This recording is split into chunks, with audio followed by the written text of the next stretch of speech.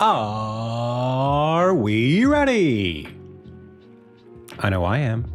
So, whether or not you are, it's time for another episode of the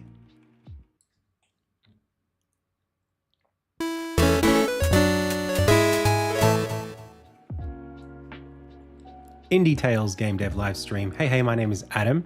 You are the Pixel Pals. I've already said the name of the show, so without further ado, it's time to go. Welcome everyone to the, what is it, Wednesday, Thursday? It's one of those days edition of the stream. It's Wednesday, my dudes.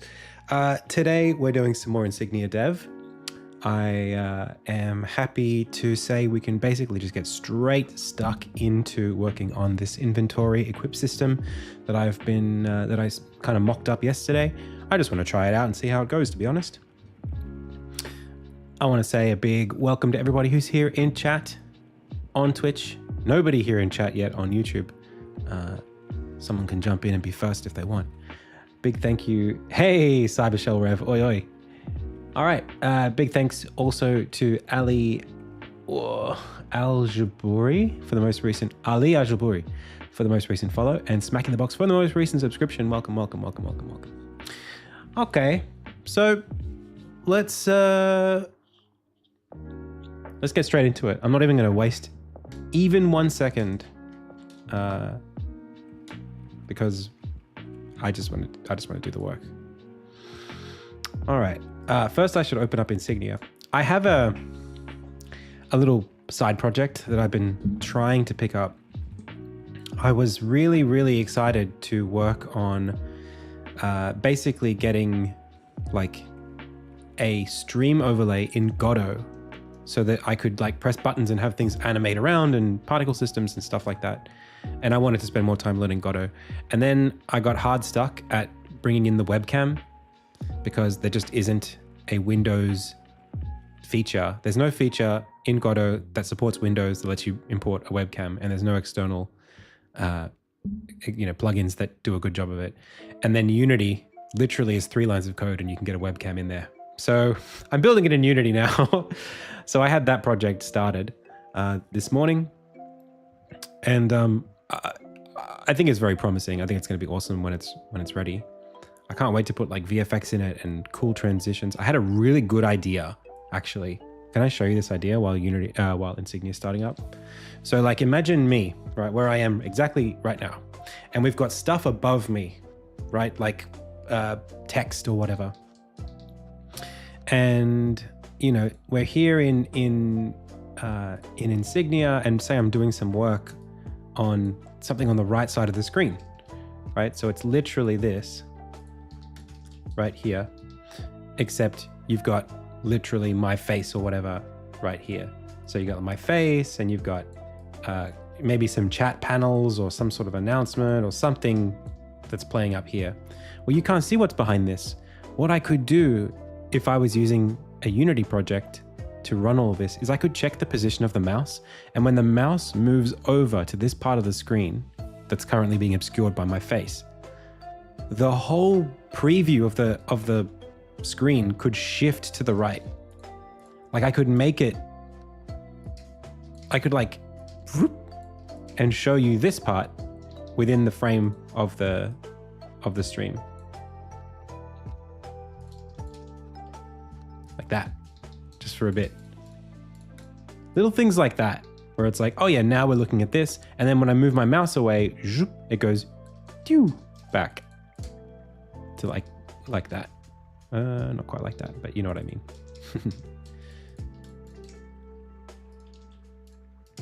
Like that. Isn't that a cool idea?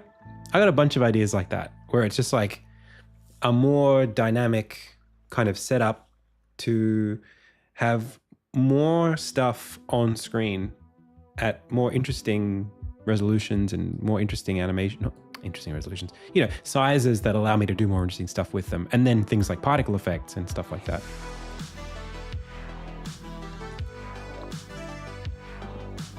Have you seen Cast and Chill? Nope. I don't know what that is. Wow, it's really loud in here. Let me turn that down. Okay, much better. So, let's go do some menu stuff. Hey, Lazy Guru, thanks for the sub. Do you recommend Game Maker?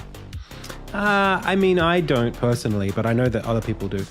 I've used it a little bit. It's not my favorite engine because I don't think it scales very well. The lessons that you learn in Game Maker don't scale very well into other engines. So if you're ever looking to make something outside of Game Maker, you've got more to learn. Coming says, I've been interested in streams like yours for a while. Decided to make my own game. Do you think you'll have time to check it out? Maybe in the future. No worries, Lazy. Water effect. Oh, that's cool. Yo, so let's go. I'm interested in experimenting with this accessory system. And I'm just going to build it as a little module, like right now. Maybe even as like a tiny game inside of Insignia. So let's open up the repo, make sure we're in the right spot. I want a quick launch Insignia. That's where we are. A lot of stuff seems to have happened since last time. What is, oh, we moved. Oh, this is recordings. I don't think I need any of these. That can just be discarded. And then I made some slight changes to bits and pieces. Yeah, sure.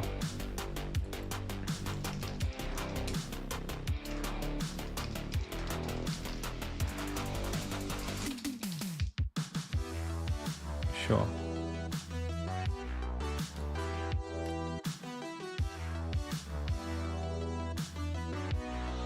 I would have a cooldown on it, DigisMonkey. I'd make it so that it only the mouse had to be there for more than like 2 seconds or something. That's the thing. I could balance it like a video game. I could put lots of little rules in there and try stuff out and change stuff if it's not working. That would be the reason why I would use Unity. Just to be able to code the thing up the way that I want it to be. Unity is probably it's probably overkill for this kind of thing, but I don't know a better framework that would let me do that kind of stuff with less. Maybe Love 2D might be able to do it. Okay, so equip menu.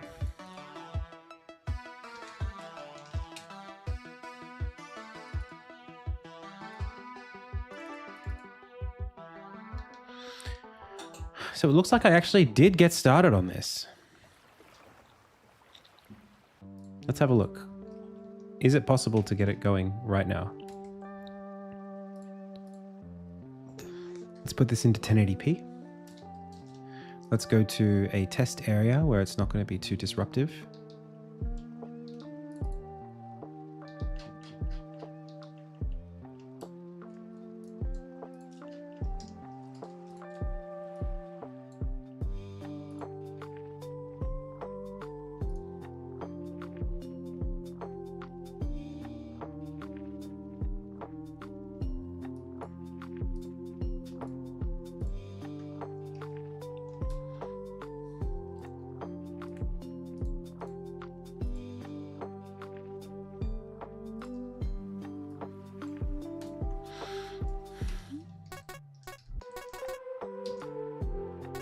So we've still got the old one showing up. OBS does have scripting support. Interesting. I don't really want to use OBS. I think it's just not a very good way of... The problem I have with OBS is that I want to be able to build all of these things modularly, and I don't want to think of them as scenes. I want to think of them as just modules. So like, if I want to dismiss chat, I want to press a button and have chat dismiss. I don't want to go to the scene where chat is dismissed. You know what I mean?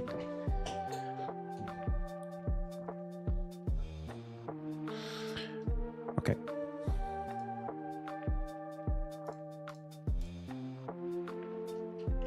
So maybe I shouldn't worry about, let's exit prefab mode. Oh, I pressed the wrong button. I pressed the button that crashes Unity. If you press play and you press this game tab while Unity is loading up, it stalls Unity out.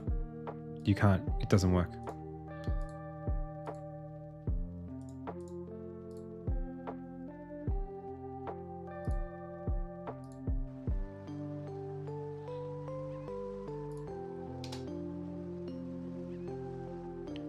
You just say goodbye to Unity.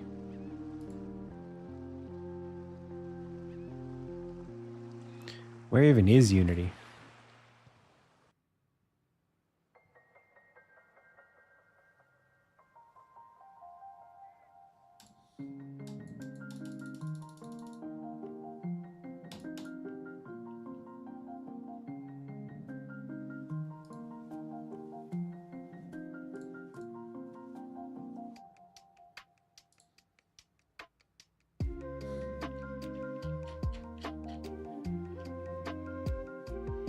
What?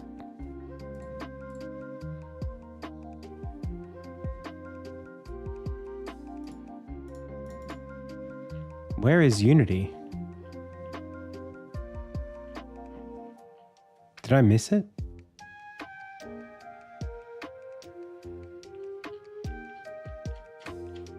QRSTUVU Unity Hub.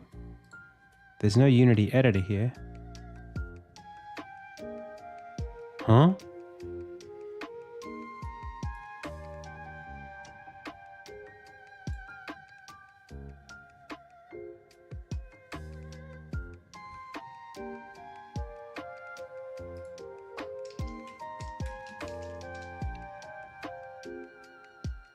Huh? Oh, it's sitting underneath Unity Hub. Is that typical? I've never seen that before.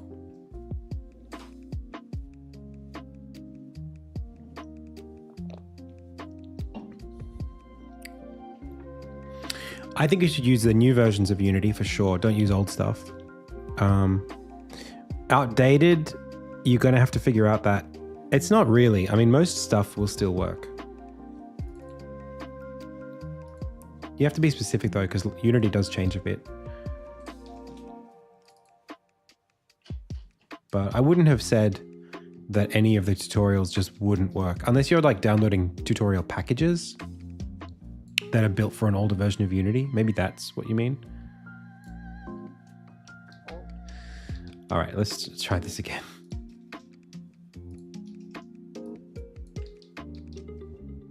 Oh, okay, so this is me designing the equip menu too. I literally did it right here. Okay. That's what I was gonna do.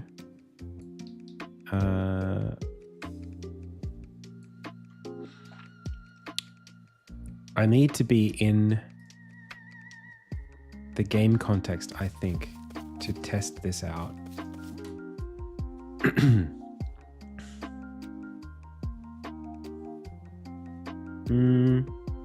No, I don't.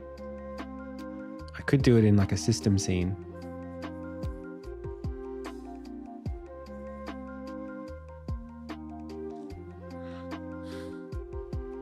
No, I think I could do this without. I think I could do this in a system scene. But I might need to load. I might need to load a save file. Do they work outside of system scenes? I don't know about that. Because I need to have an inventory. So if we go to...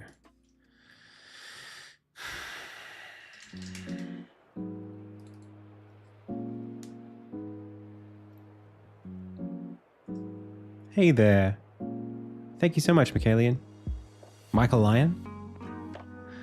Thank you so much.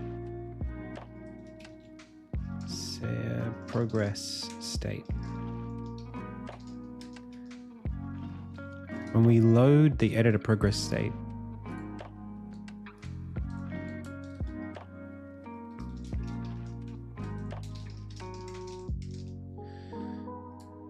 the progress state belongs to what?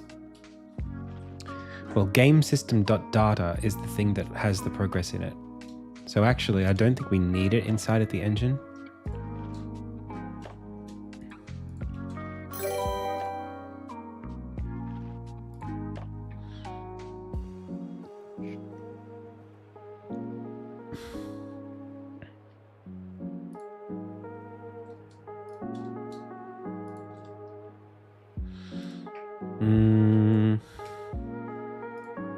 Which means hypothetically we could load in a progress state that's just got like a bunch of items and accessories and go from there as like a test bed for this thing.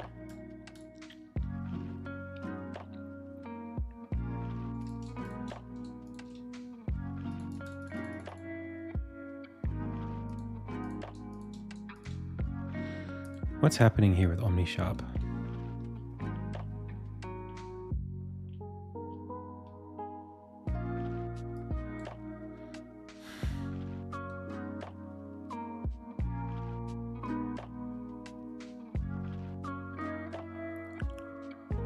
Not in workspace location. Let's try that again.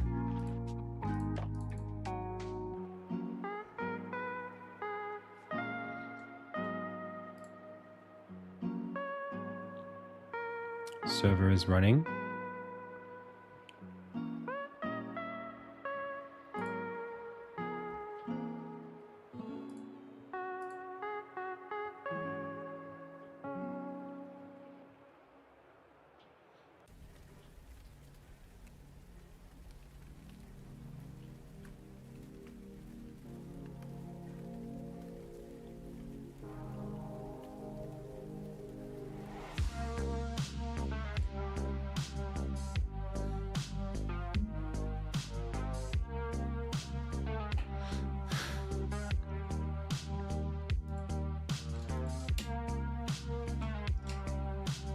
I do not know. Maybe it'll just figure itself out in a second. Sometimes it does that. It's a lot of logs.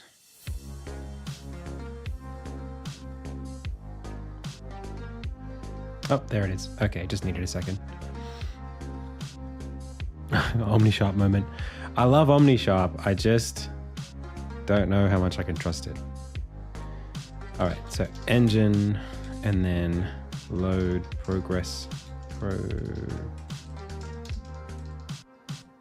state, and then for each flag in progress state, blah blah blah blah blah. This does some stuff. This does not. All of this stuff. Actually, this could really live outside of this engine class. And it's like a programming little smell. If you can see yourself referencing something over and over and over again in a function, you should probably put that function in that thing. So I'm going to do that right now.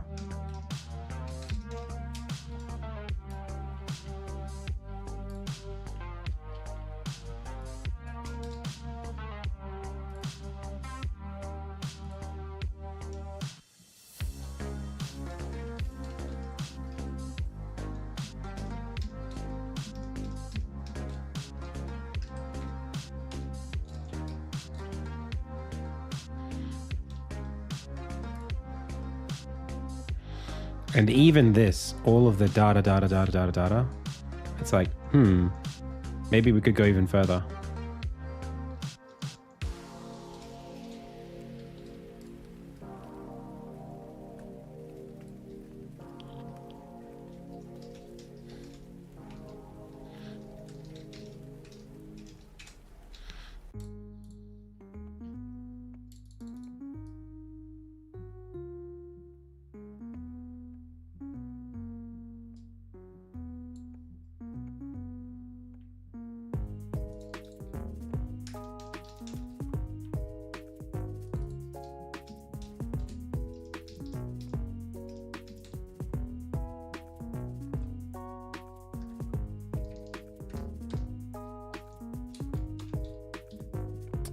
I don't know how to like accept changes.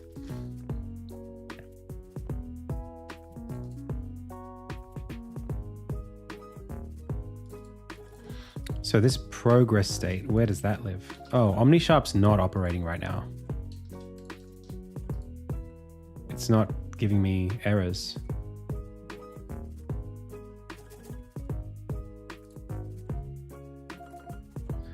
I'm like, wow, it's great. This just works, huh?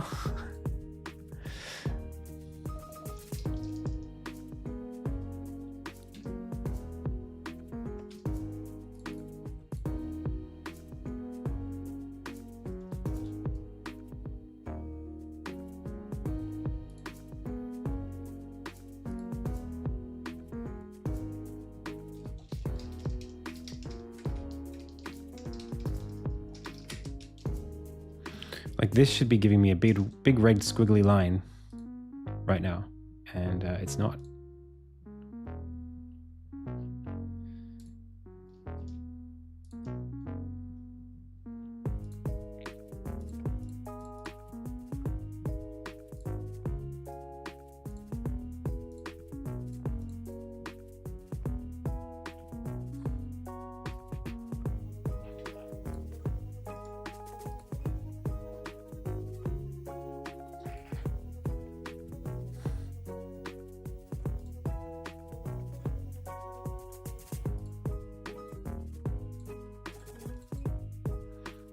Correct.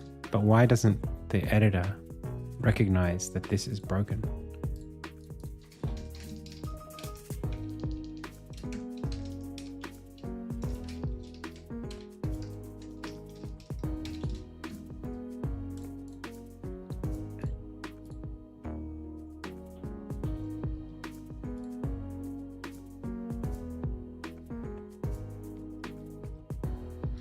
It's weird.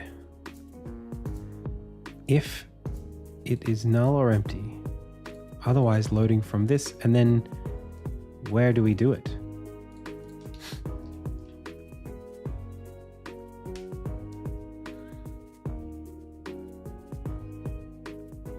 No, that's not right. Well, no, what I'm trying to do is I'm trying to build my equip menu scene, or my equip menu system, and I'm trying to test it in an environment that doesn't require the player to be present, because I'll just want to load the scene straight into it so I can iterate on it. It's got nothing to do with how the game should operate. It's more just as a development environment. I just don't want to be running around as the player in a screen that, and then, you know, pressing the pause menu, opening up the equip menu, and I don't want to integrate it into the game scene as the menu until I'm happy with how it functions independently as a module. So I'm really just looking to build and test this thing in a separate environment to like the game. That's the idea. And what I'm trying to do first is decouple loading from the game scene, because it's none of this information unit testing basically. None of this information requires the game scene to be present, but it was in a function that required it. It's really bothering me that I'm not getting errors. If I just do this. Okay, no, they're back now. Okay, well that should be fine.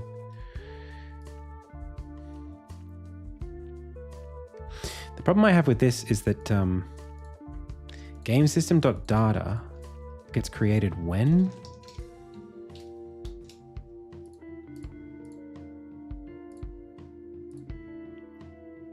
On awake, we create a new one. And then here we basically load it up, I think.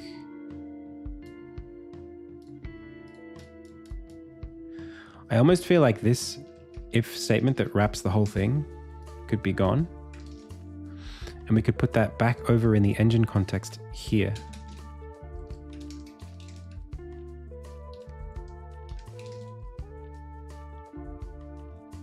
That makes sense. So that this just does the thing. We don't need this. So what does this do? This says for each of the quest flags in the progress state, set them up. For each item in the item inventory, set that up. And then give us those items. And then this might be a problem because this, I think, it has a dependency on the engine. So there's actually not a nice way to decouple that unless I do a check that the inventory is, that the engine exists.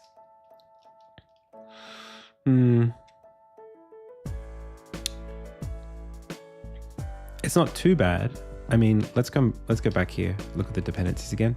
So load editor progress state.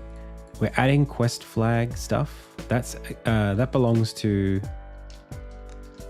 that's fine. It's really just this and this and this, these three functions. If we can decouple those from the engine scene, then we're okay. The engine is what I call the game manager. for Insignia. It's basically a big singleton that handles like running the game. So Insignia has like system scenes and game scenes. Game scenes are any scenes that involve the player character, Armin, running around. So this is a game scene because basically you see the HUD, you see the player, the camera exists. All of that stuff is like the game levels. But like when you go to the title screen, you don't expect there to be a player character there. The camera doesn't follow the player character. It doesn't even exist. You've just got like a system camera.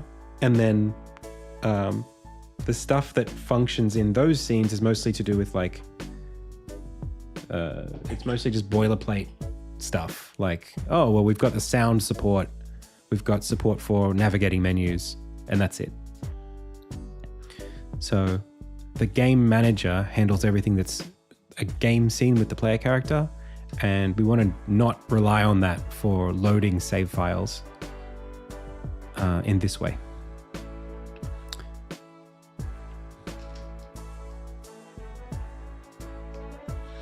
Load editor progress state. So it's add inventory silent. We can just do a little. Wow, there's a lot of. The problem is there's a lot of function calls here, and I don't know what they depend on. So yeah, straight away, engine setup sequence, engine setup item sequence. Yeah, this is not going to happen. I don't think this is going to get decoupled. Not easily. Unfortunately. So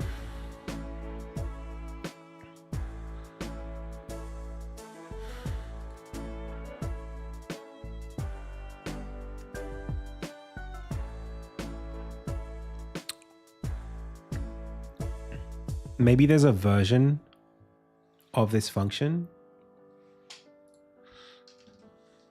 where we say, or we can even just check.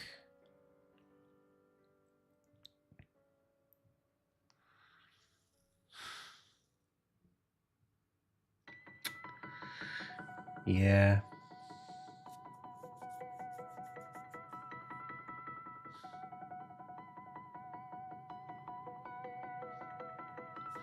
So either we do dependency injection, we just like pass the engine in, and if we don't get an engine, then we just do a version of this that doesn't have it.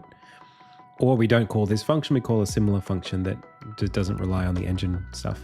I think I would prefer to keep this in one function, so let's pass the engine in.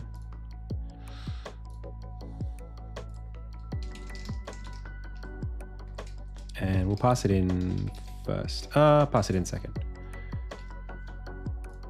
And then we'll say equals null.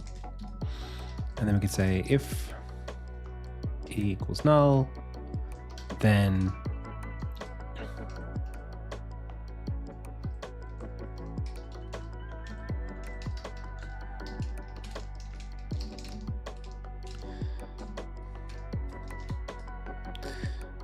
all we have to do here is just go to this and say like if Copilot, please stop. Get out of my face.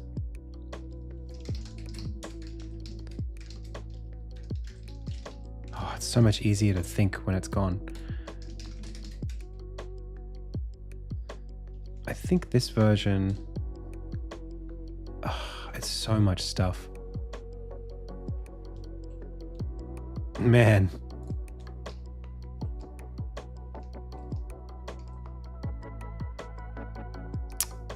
I don't think it's worth even trying to decouple it.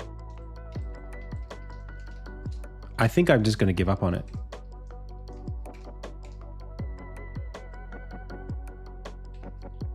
Yeah, I'm going to have to inject all the way down unless I actively pull this stuff out, which I could do. It could be that we have an event that we invoke where we just say, hey, item added, and then the engine listens for that. And if there's no engine, then it's fine.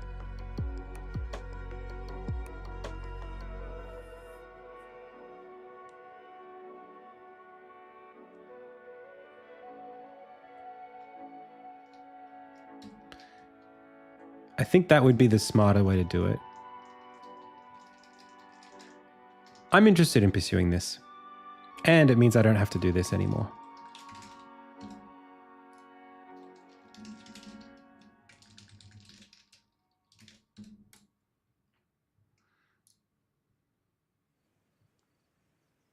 The only problem there is that we need to then make sure that we're listening to the right things. Because the game data file, if that's the thing that's driving this stuff, that's not a singleton. That might, I mean, it is, but it might change if you load a different file. So handling the event registration might be interesting. Otherwise, we could call something on a singleton that is permanent, which is the game system. So over here, rather than saying do this, we would say game system dot item added event dot invoke. And that would call these two things. So let's go do that. I know that's kind of it's creating a different kind of coupling, but it's more secure. More secure in this instance. I, in the past, use Unity actions a lot, but I don't like them because you have to unsubscribe from them. I prefer Unity events.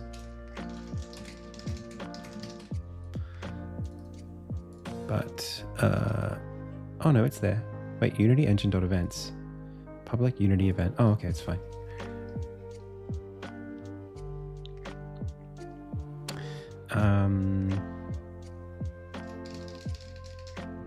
Public Unity event. Item added.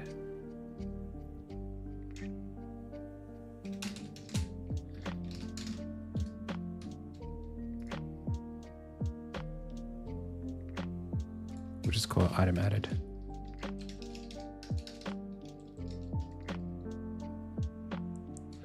And then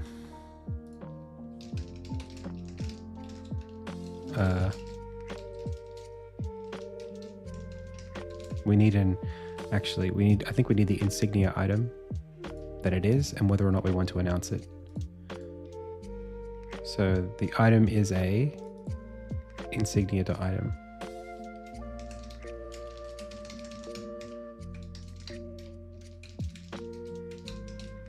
And we need a Boolean for whether or not we want it to be announced. And then over here we say, I think for silent, then it's false.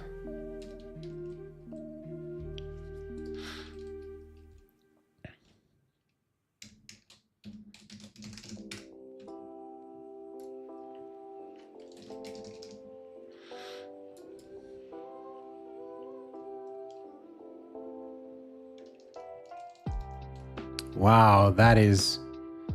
Okay, sure.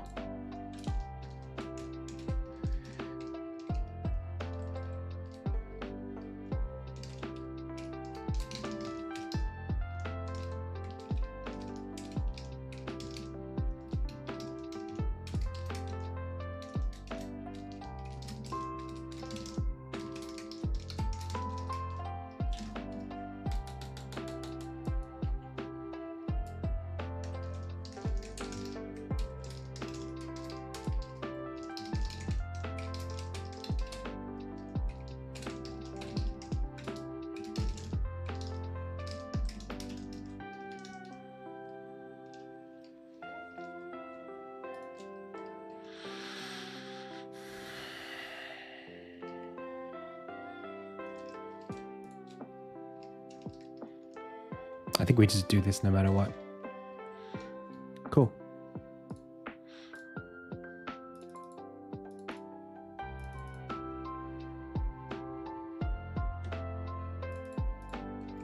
And I wonder if this should actually be further down, if it should be here.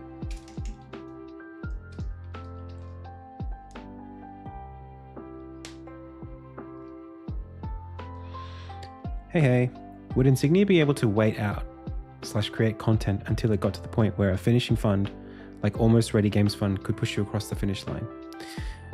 We would need to do crowdfunding in the meantime. If I wanted to do that, I would have to do it solo. I wouldn't be able to use my team. My team's too expensive for me to, like, without an external funding source like crowdfunding, I can't afford to pay my team. Or I would need like an angel investor to step in, which is possible. Like, I have that option.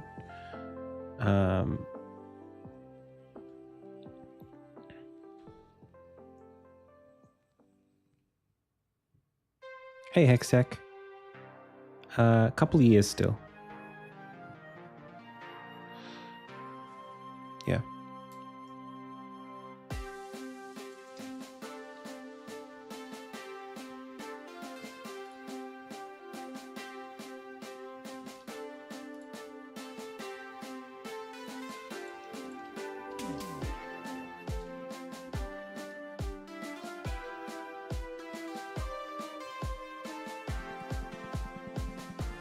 What is this function, man? I don't know.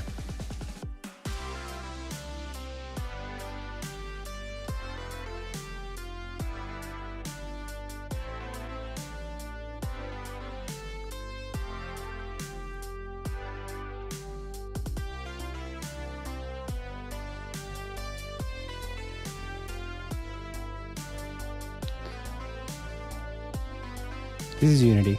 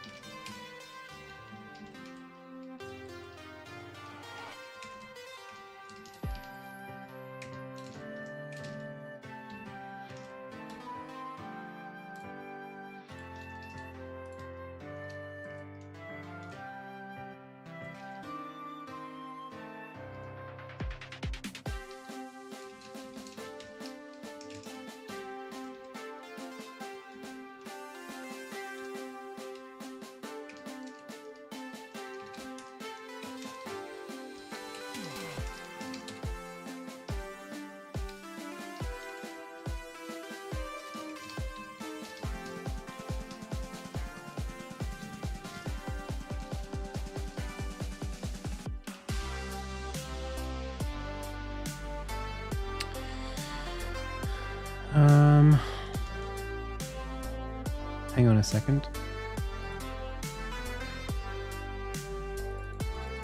Item.getID.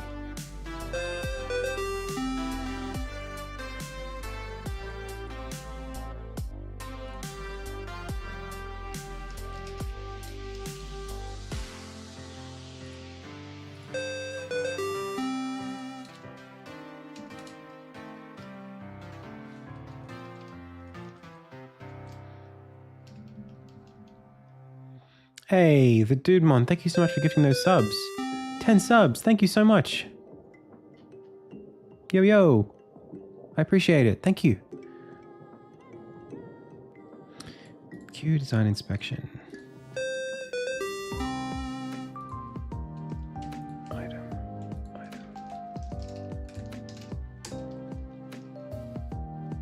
An item can be a design. Why do we need to do this though? What does this like to do?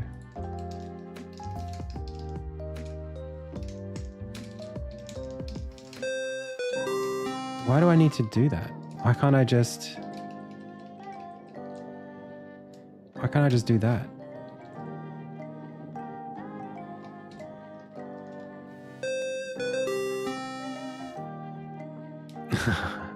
Ah, thank you so much. Thank you, thank you. I probably shouldn't be changing all of this stuff without checking it works. Whoops.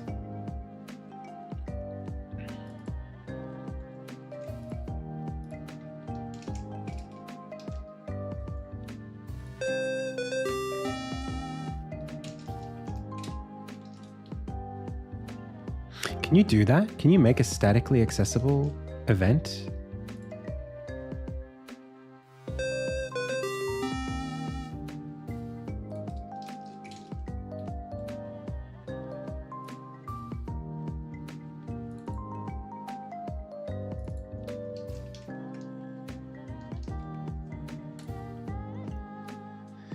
thank you so much. I'm going to be doing some more work for them, actually.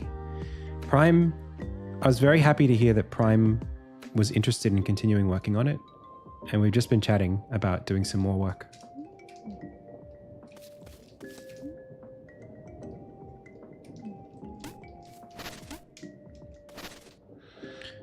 So, we need to go and get a design to see if this works.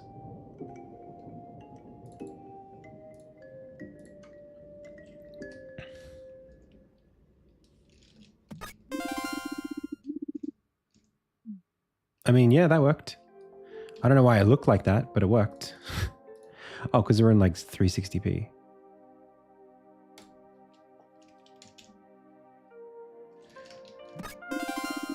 It's crazy how like you look at code that's so redundant. I just cast an item to itself by first looking up the item's ID as an item and then casting it to a design.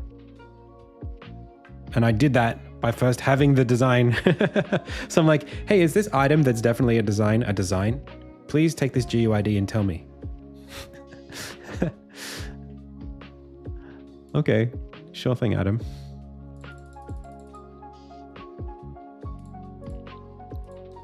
That's much cleaner. All right, let's keep going. What else can we take away? So add to inventory silent. Accessories. So again, it's literally just game system dot item added dot invoke.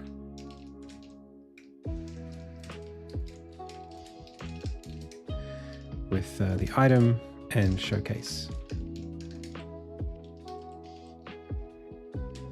And if showcase, then do that. And that's actually pretty easy because we can pretty much confirm that we're already doing that. Set up item sequence, item.getID.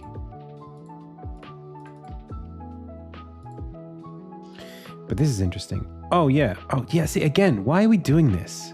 We have the item. Why are we getting the items by GUID based on the ID? That I don't understand that. Maybe I was just copying and pasting.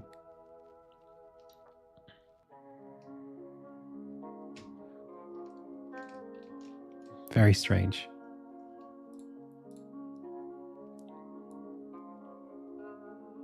Maybe before this used the GUIDs first. Okay, keep going.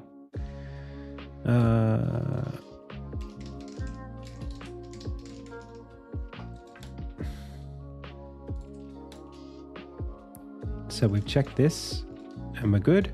We've checked this and we're good. We check this and we are good. No mention. Oh, there's engine there. Add to upgrade inventory. Item log UI manager, add item, upgrade inventory, quantity. I do not know what that is. Why do I need to do this?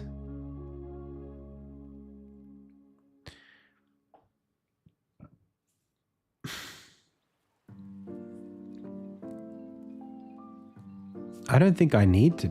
I don't know why I would need to do this.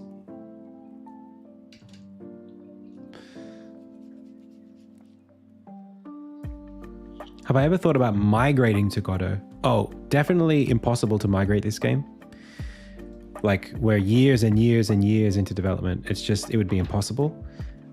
Also, I don't think Godot is really ready for this kind of game. I don't think it can handle it. But next game, like the game I made over the weekend, the Jam game, I could have made that in Godot if I knew what I was doing. I just haven't had, what I need an excuse to use Godot for an extended period of time. So that I can get familiar with how to do everything in it as well as I can in Unity. And then once I'm confident I can do, animation and shaders and blah, blah, blah, then I might consider making my Jam games in it. Well, Unity's just so good at this stuff already. It's really just, you know, Unity it's a bitch to get started with. It's annoying to learn because it's got so many moving parts that are at different levels of polish. That's the first thing. And the license is really annoying. Just the fact that there is one and it's a private company and blah, blah, blah. But like, unfortunately, for people who don't want to use Unity, the software's good. Like, there's enough stuff in there that's useful that if you know what you want to touch, it's like Photoshop. It's like, it's good. It's a good tool. Like, it does all the things. I don't want to have to use it, but like just today I was like, oh, I want to do a stream overlay using Godot. Okay, but like Godot only supports webcam on iOS and Android. So, and Mac and Linux, but not on Windows. Like, they just don't have the feature yet.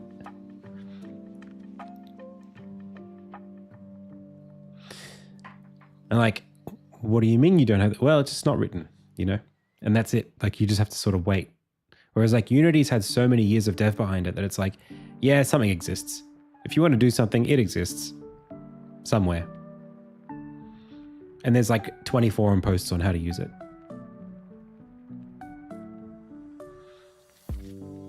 Oh yeah, Kira Kami Max. I mean, like, if you like doing stuff yourself, and like, I actually think I probably would have more fun. Like, not more fun, but I think it would be viable for me as a person if I had infinite time. I'd love to build a little engine with like build a little GUI for like a scene editor and an animator off the back of Love 2D. I could do that. I'd love to do that. I love like the idea of building tools to help me turn my thing into a game engine. That's great. It's just really impractical for me with the games that I make. It takes too much investment. But it's if you like to do that stuff, it's great. Hey, the Dudemon, thank you so much for 10 more subs. Thank you. Unreal Engine, I mean, for a certain kind of game. Yeah, if you're making a 3D game, go for it.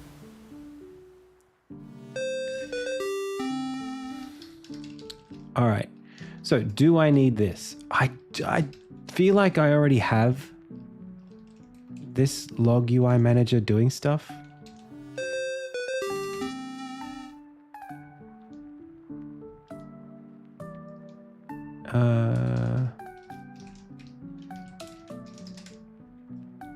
In fact, how does this know when we get a new item?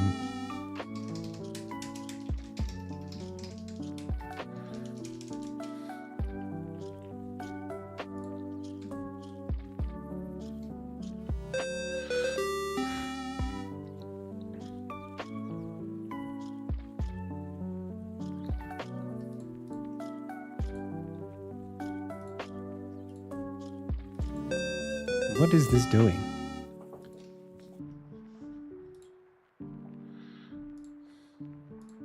What is calling this function? Oh, okay, it's here. Oh, okay. All right. Well, we could certainly get rid of that. That's the general add to inventory. So this is literally just the same thing that we were just looking at.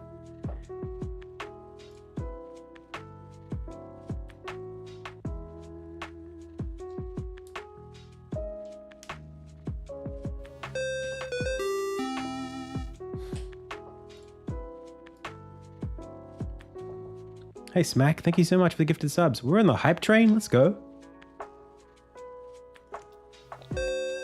Hey Richard.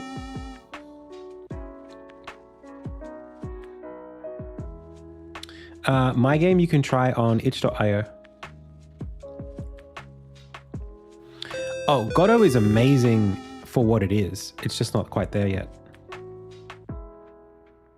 Oh, nice. Yeah. They're pretty good. I need a new one, actually. Mine's like 10 years old now. I need a new one. More like 6 years old. 7? 6. Okay. Not that it performs any worse. It's just falling apart physically. All right. I'm going to focus for a bit. I got to think about what I want to do here. So this is if we have an existing item in the inventory, then we go to the log UI manager and we add the item there. But why do we want to do that this way? And if it hasn't been found, then we do it anyway.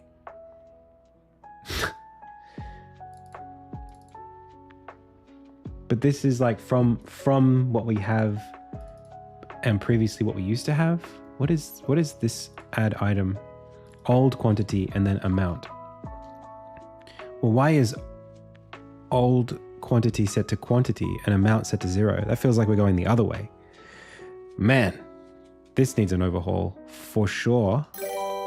Oh my goodness. What a mess. What a mess this function is. Mono game I wouldn't touch, but Love 2D I probably would. Mokaskita, thank you so much for the sub. Welcome.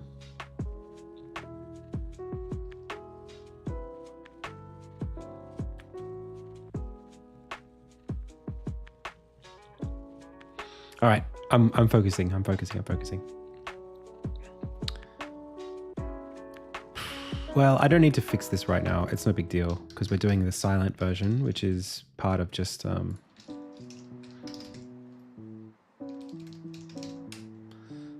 part of this.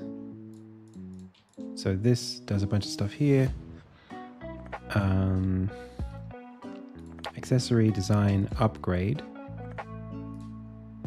I really don't want to do this. So I'm going to take it away.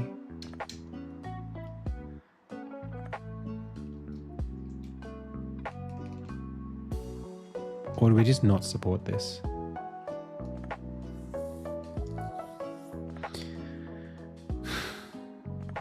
Engine, item, engine, yeah.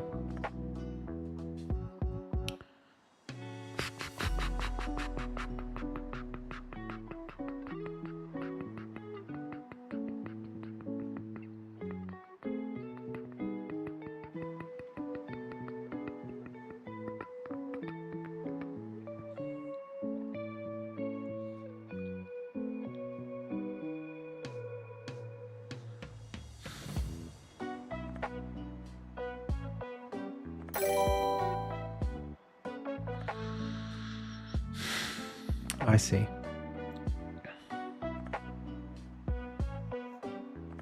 I see what I'm doing.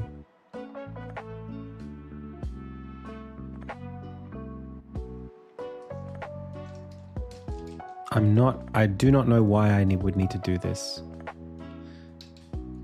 I'm gonna take it away.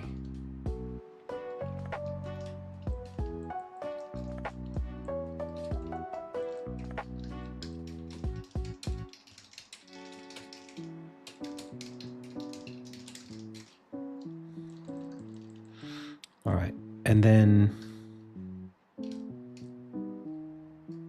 this one is really hard.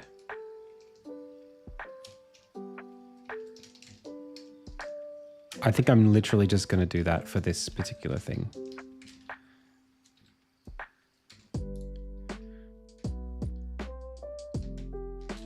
Okay, now what else? We're good there. We're good there. Any other mentions of the engine? Nope. Great. Okay. And then weapon inventory.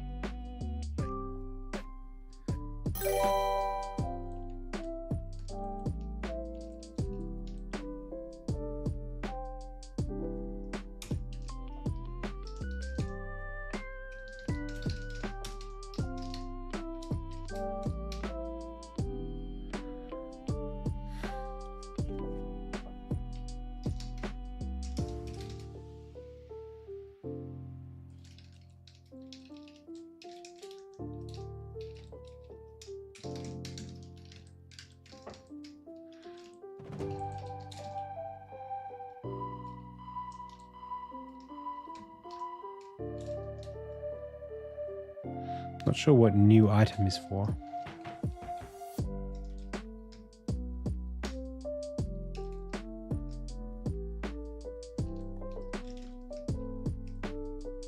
Hey, Smack. Thank you so much for the 3 gifted subs. Thank you, thank you.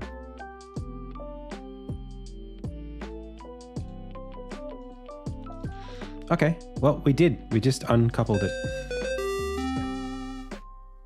Cool.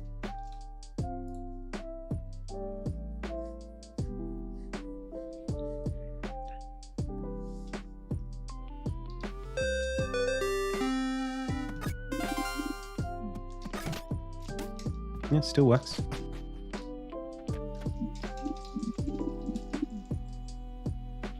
Great.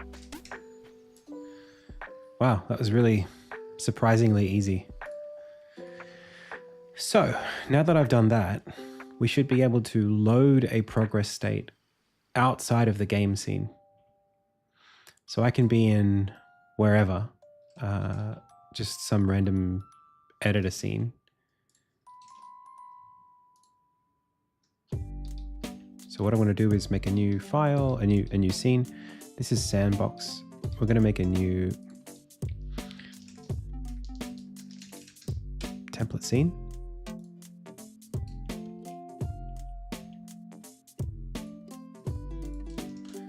And this one's going to be called System Test Scene Scratch Pad.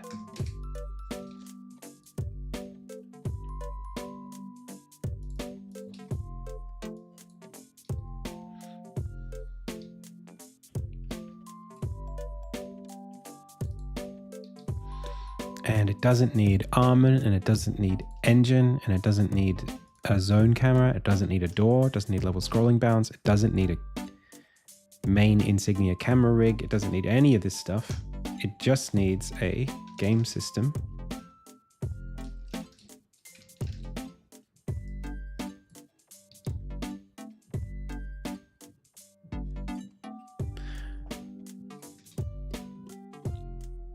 There is TTS.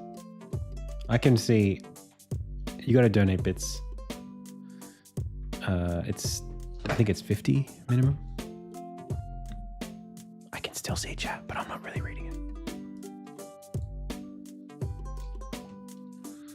it. Right now, there's only one of them. It's Olivia. She just is. She's all of the TTS right now.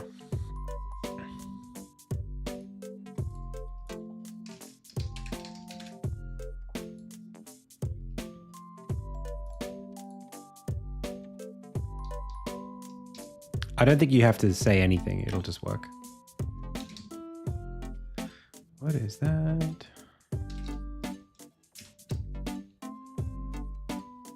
Okay, no breaky, no breaky. Good.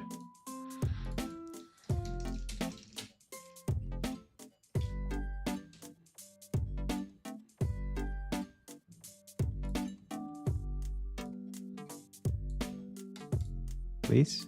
Hey, okay.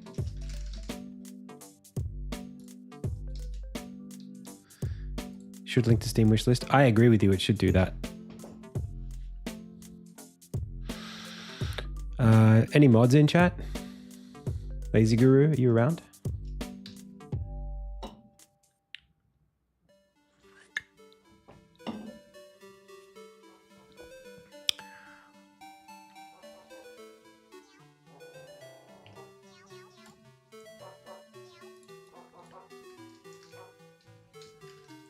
Speaking of which, I gotta do it.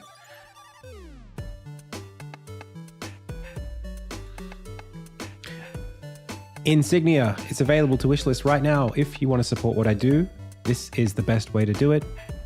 It's taken me a long time to get us here. Oh yeah, Spectra just made a good suggestion. I was wondering if we could do that. Yeah, Insignia is ready for wishlisting. This is like my whole thing. Obviously, you're watching me build it right now. If you want to support people making games while live, if you want to support games that are, made with collaboration from chat even, and just, if you just like me and you want to see me succeed in life, or the best reason, if you're actually interested in playing the game, you should wishlist it. Thank you so much.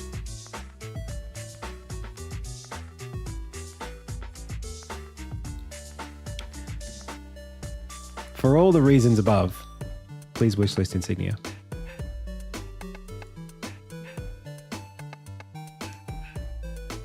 Oh, thank you. It's going to get better. I've got so much to do on it. So, let's call this equip menu tester.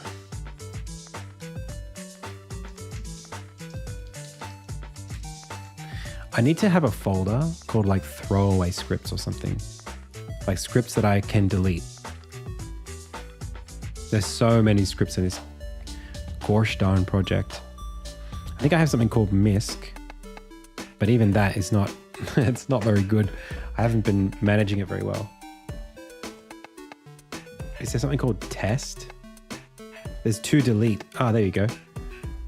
Okay, cool. That's great. Go me. Equip menu tester.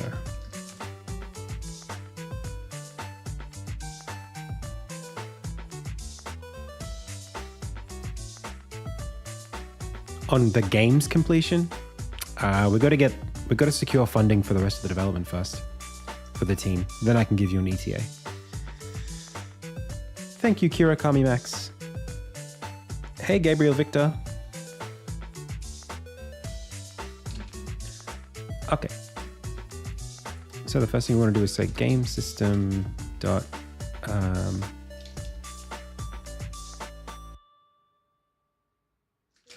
well, we've got a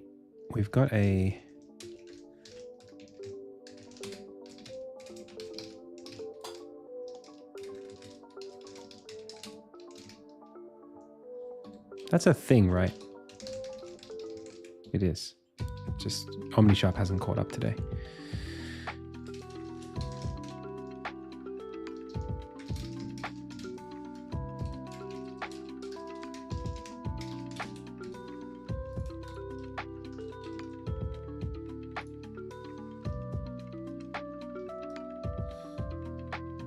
Two years max best you can do.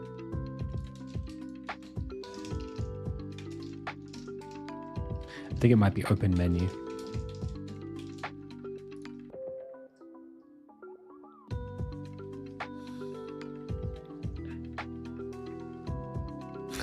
It won't be out before Silksong. That's coming out next year. I wish.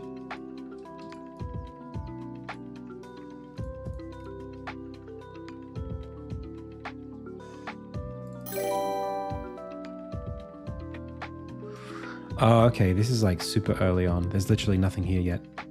Whoops. Okay. Well, at least now I know what I'm doing. So let's start building some stuff, shall we? I don't think there's a menu controller here yet. No. Okay. But we've got focuses, left side, right side, left side, title, content, listable, title, background. Why does the listable not have a... Why is it not focusable? There's no way. Ain't no way. All right.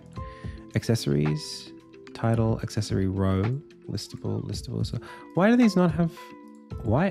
What are these? Did I make these as stubs? They don't even have scripts on them.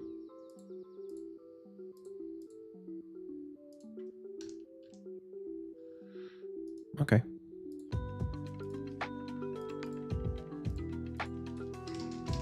I must have just started this and then gone, GDC's coming up. I don't have enough time. Let's just drop it. Because like item listable has it. Okay. So I just haven't put a bunch of effort into this just yet. Was I vibing or have I? Me? You should post shorts on TikTok. I should do that. I'm just extremely busy at the moment. Shorts are really time consuming for me and set up quite a lot. I mean, they take a lot of time to set up. So at the moment, I'm just trying to prioritize. Once, maybe like a month from now, month and a half, I'll be able to put a lot of focus on the stream, YouTube, content creation, do like a fresh coat of paint on everything, do a really good content setup so that like I can easily churn out shorts.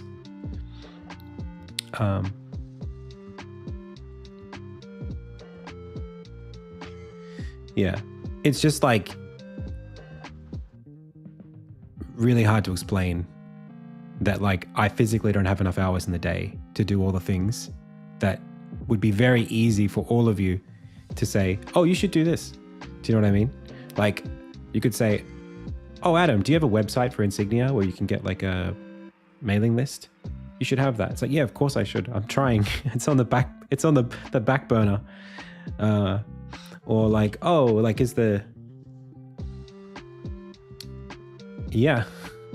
Like what about the trailer? Shouldn't there be a trailer now that you got a wish list page up? It's like, yeah, I'm working on it.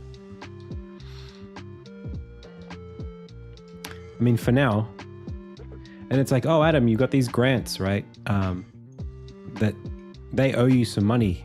So like you should chase them down and supply, not chase them down, but like supply the invoices that you paid so that you can get the money back. Wouldn't that be good? It's like, yeah, of course I should. I'm trying. Yeah. I do have a team, but the team isn't currently working on the game because they're a contracted team. So I can't, because they're not like if we were doing like revenue split, then I could have them doing these kinds of tasks with me. And we may need that at some point. But right now I'm like sole owner, sole business person, sole developer, sole social media guy, sole everything. Yeah, it's crazy. It's crazy how much stuff I have on my plate right now. Yeah. I shouldn't be doing this. My goal, actually, one of my goals is to literally start learning to offload some of this stuff to somebody else. Like specifically the content creation, like editing or like scheduling content or like securing sponsorships. I'd love to get to the point where there was like someone else who was that person for me. But we're in this really awkward stage where like the opportunities are coming in, but I don't have the time to take them. But if I did have the time and the resources to take them, then the revenue from all the opportunities might allow me to pay for having someone to do that stuff. Do you know what I mean? It's like we could definitely grow everything if I had 3 of me doing it right now. But in the meantime, I'm sort of just having to go at the pace that the engine wants to turn over at. Like I can't afford an editor right now, but maybe if I could afford one, then they would pay for themselves, you know? So, let's keep working. Left side, title, content, weapon listable. So this needs a focus.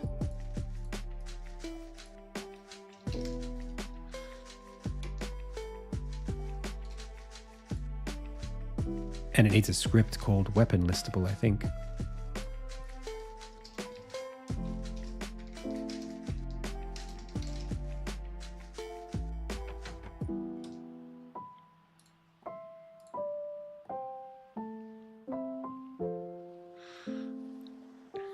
Listables are what I call game objects, like prefabs, whose job it is to display something. And then I've got my accessories. Now this is a lot harder because this is actually the system that I was trying to build. So I don't think I should be using this setup right now. Maybe what I'll do is clone this prefab because I don't mind. I might come back to this and use it as is. So equipment, menu 2.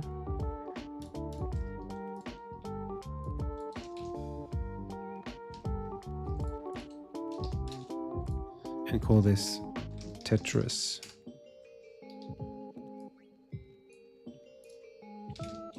Okay. Let's prototype it. So first things first, this is fine. We've got the row here. Let's get rid of this.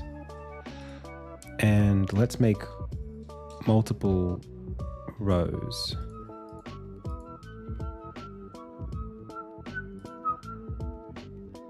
So accessories is a horizontal layer group. Accessory, horizontal. There's a title. There's this. And there's this and this and this. Did I just drag these down? I must have.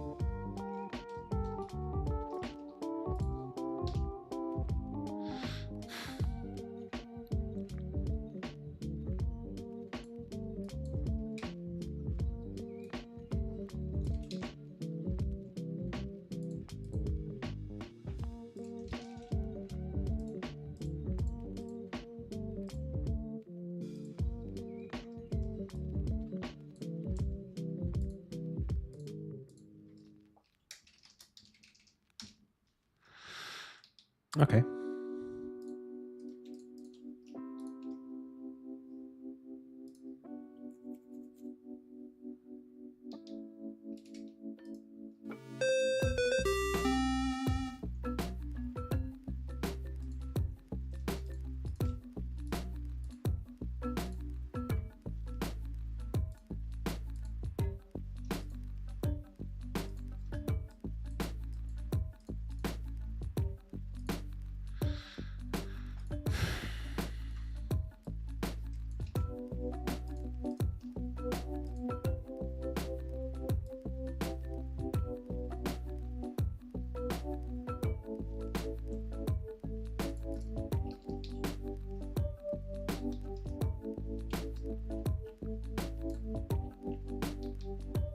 I'm still a little cautious of this whole system.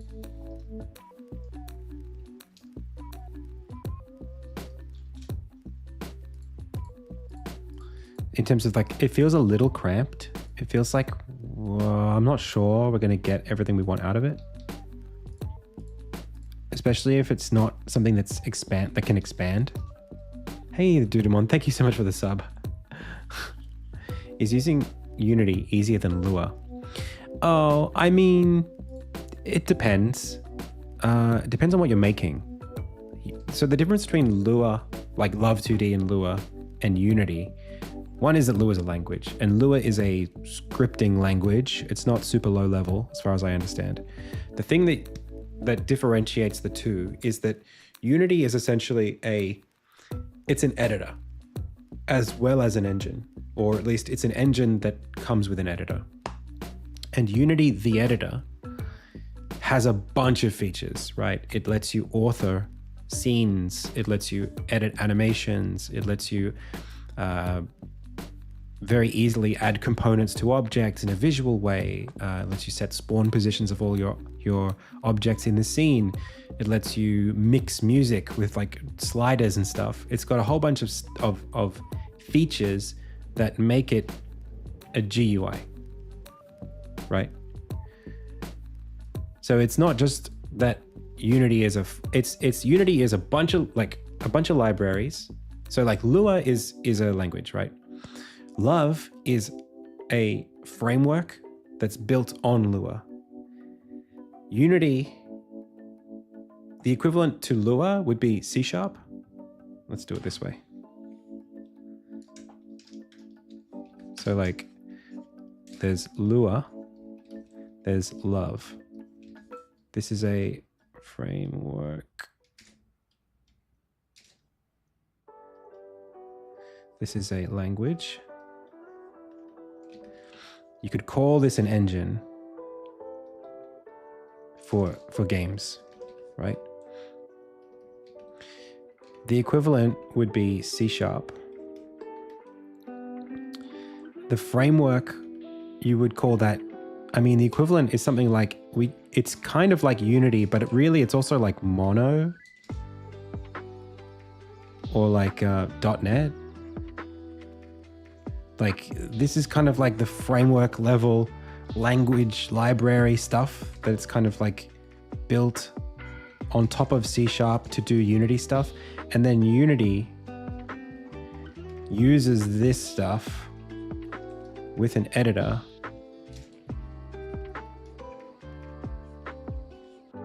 and also it's everything else, right? It's all the services, it's the additional like subscriptions and blah blah blah that you can add on top, all the licensing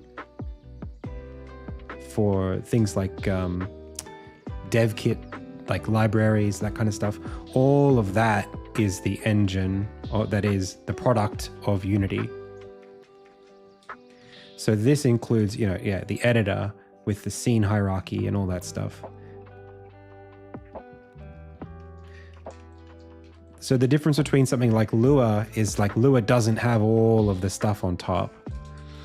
Love 2D gives you the graphics stuff.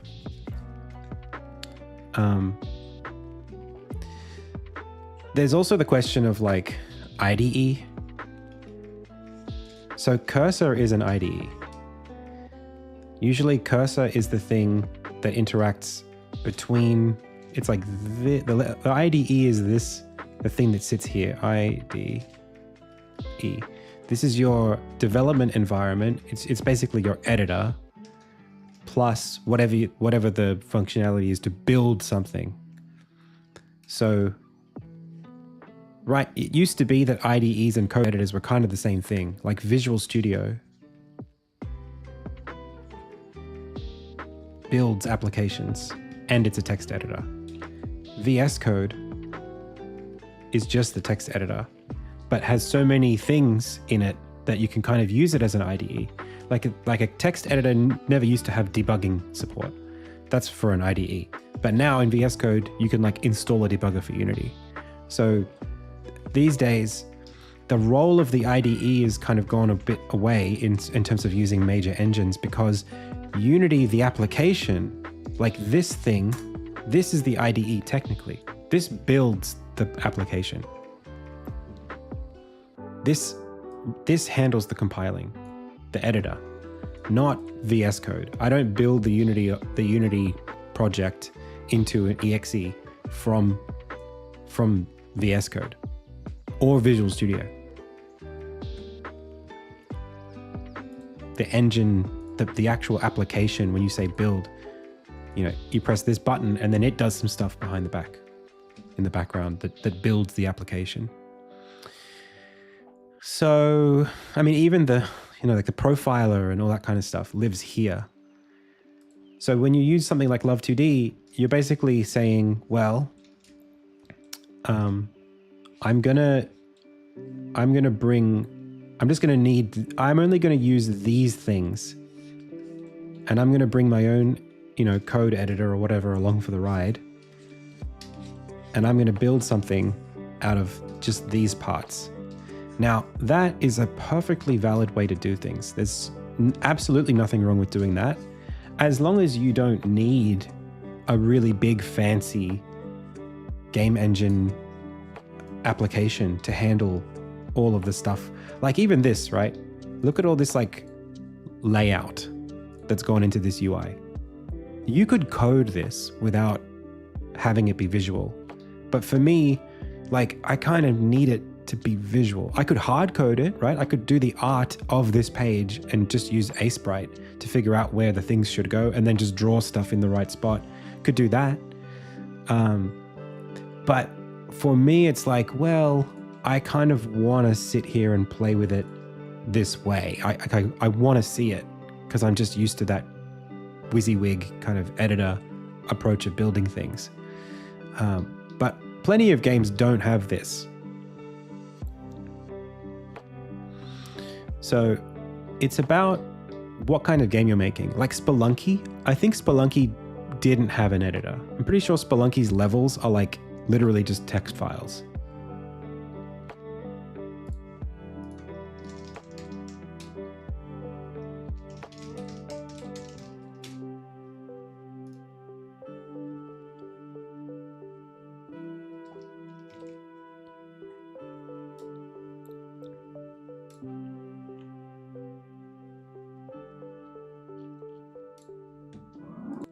But I want to see the text editor. There's a rated on a grid. But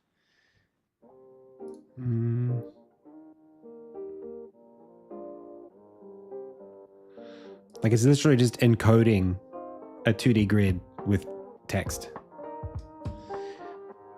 Mark Brown jump scare.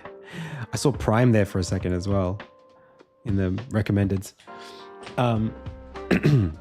So like you don't need to do anything. You know what I mean? Like I'm pretty sure even like Minecraft doesn't have an IDE, like not an IDE. It doesn't have an editor, right? Because it's procedural.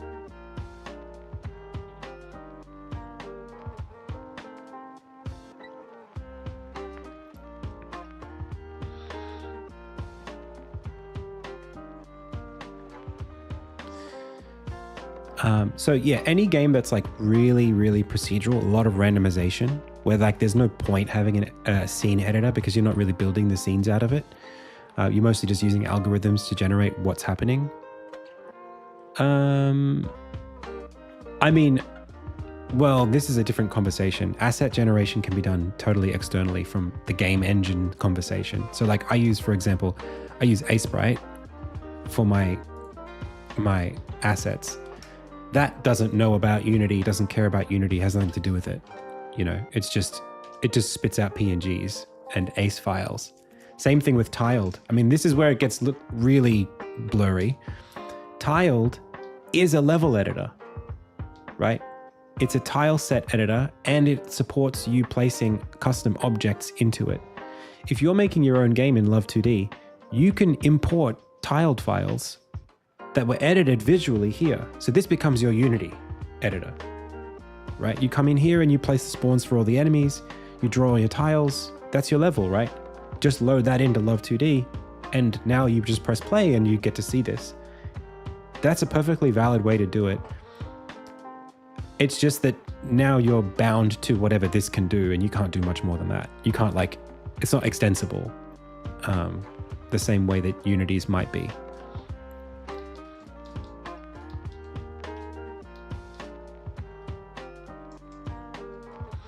So there are lots of ways you can edit levels for games in level editor suite, like software that doesn't need to be built in an integrated way with the engine that you're using. That's the old school way of doing it.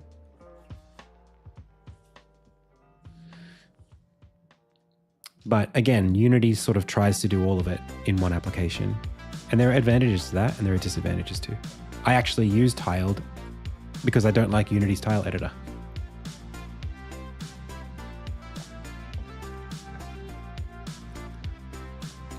Yeah, I mean, there's so much stuff like this idea of prefabs in Unity. I find so the idea of hierarchy like this, creating a thing compositionally out of other things, really, really important.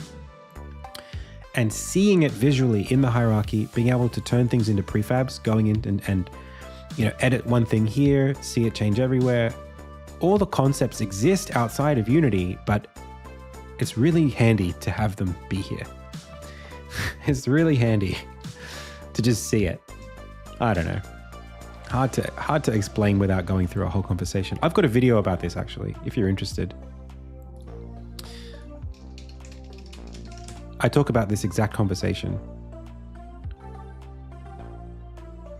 It's this video right here.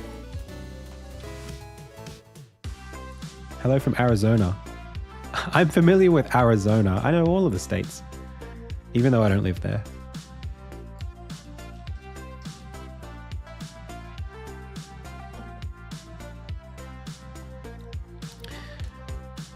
New Mexico, right?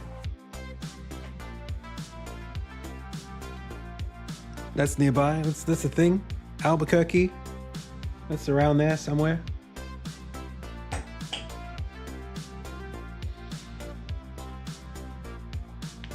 Not so far from Texas.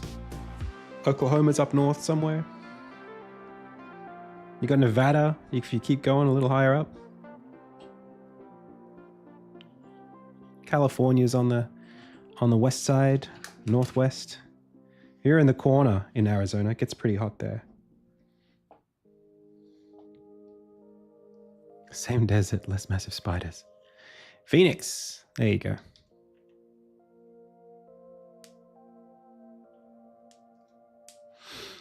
All right. So let's keep going. I have these things here. I mean, maybe it's a grid layout group is really what I want here. If I take all of these, if I remove this and just go make it 12 listables. Remove this, call it a grid layout group, make the cell size 32 by 32, make the spacing 2 and 2. Start corner, sure, upper left. That's pretty good right there. Then the question is, how do I set this up so that the width is good? Vertical layout group. Oh, I just removed this altogether. This now can just sit here. Call this accessory grid.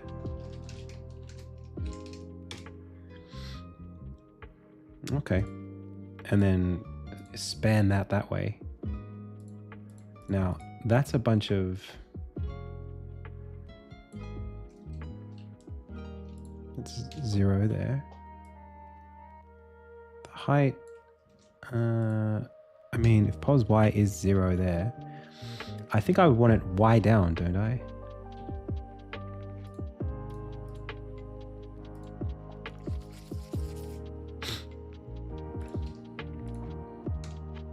Yeah, and then we subtract that much from it.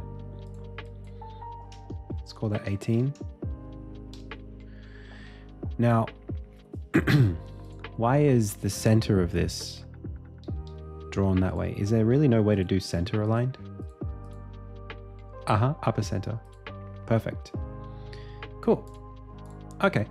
So now the idea is I can make this look like whatever I want. We've got one grid. The grid has all of the listables in it. Do you have the link to your previously mentioned explanation? I just pasted the link in chat, didn't I?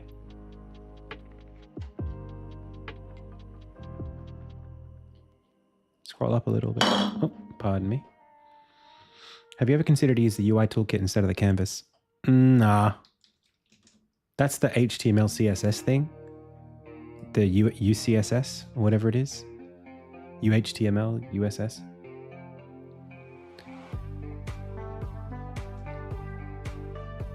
Is that statue in the tile map too? Yeah, this statue is in the tile map. So I basically have just like a big mesh of tiles here. And all of these sort of all get chunked together when I want to stamp. I use it as like a big stamp. I just go plonk, you know? But it goes in a specific orientation. So I did draw that, yeah. So this tile set, this is actually auto-tiled, which means I don't draw this, I don't place the tiles one by one. I sort of create the geometry and then it automatically, based on a rule set that I created, figures out what tiles to place there.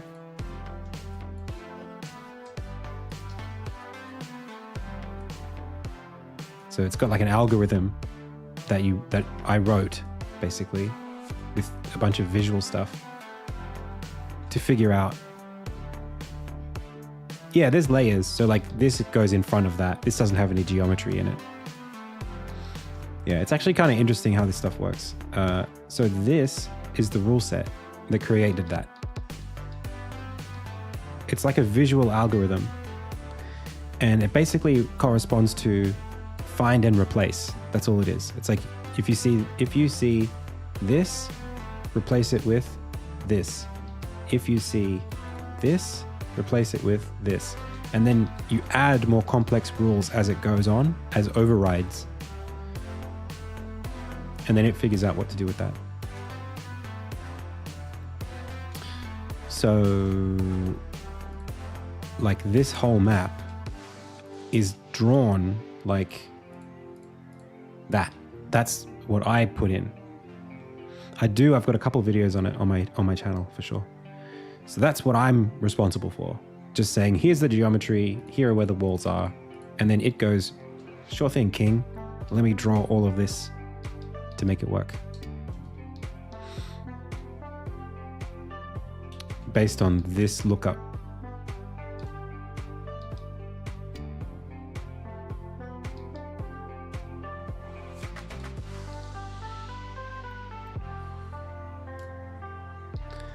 Now, I really got to focus on this.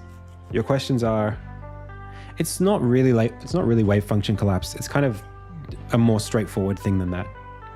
It's not resolving rules based on what's there. It's just doing top left to bottom right, search and replace, like find and replace. It's not trying to like turn a bunch of stuff into something that can only be one thing based on like replacements. It's sort of, I mean, like sort of, it's just that it's more hand rolled, I guess. It's not as like emergent. It's very like specific how it works. All right, I really got to make this go. I was supposed to spend like a couple hours doing this, and now it's been a couple hours already. So let's go.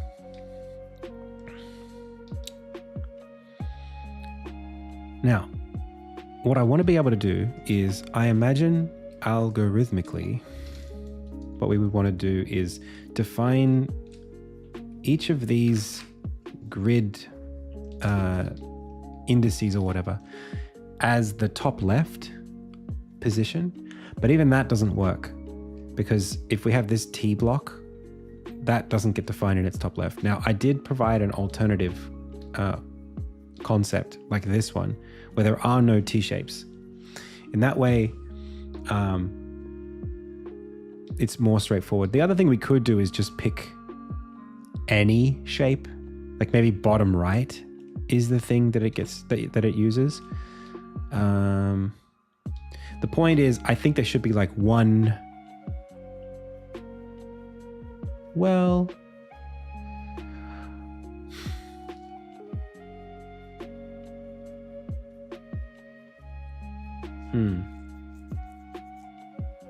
I guess not. I guess you just have to have a list of things. You just say list of objects in the equip page. And that list contains, each entry in the list contains a list of grid spaces belonging to that object. And when we try to add, we just check a hash that for whether or not the objects are spoken for, or the grid spaces are spoken for.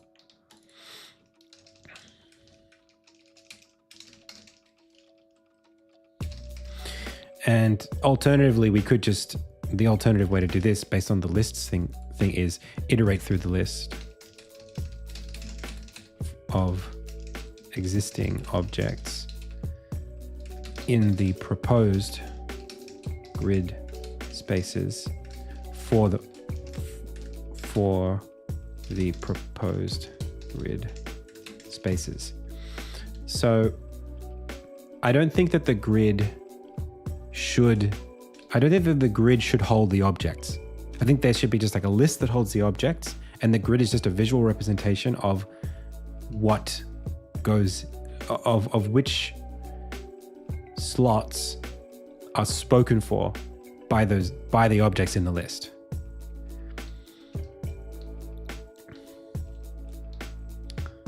I think that's the best way to do it, because otherwise you say, okay, well, I want to add something here. Like, let's just say we want to add some, like, if it was the other way around, then you could say, oh, this long piece, this is like A, and A is here, and it happens to extend down to here, but it's based here. If we have a grid space as the root, then you say, oh, okay, I want to add something here. This is B. How does B check to see if this is already spoken for?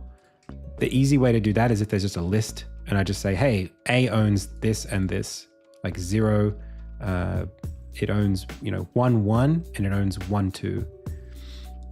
That is easier than me saying, hey, is there anything in this grid space? Is there anything in this grid space? Because then if it's the other way around and the grid blocks own the items, if I want to remove this, this doesn't also know, 1, 2 doesn't know that 1, 1 is this object. Unless we iterate through all of the grid spaces whenever we remove one and say, does anybody else represent the item that I'm removing right now? Also remove yourselves. I suppose that's the other way to do it. But this way, if it's like there is a blackboard that contains all of the spoken for grid spaces, it takes longer to check, but it'll be easier to add and remove items. So let's do that.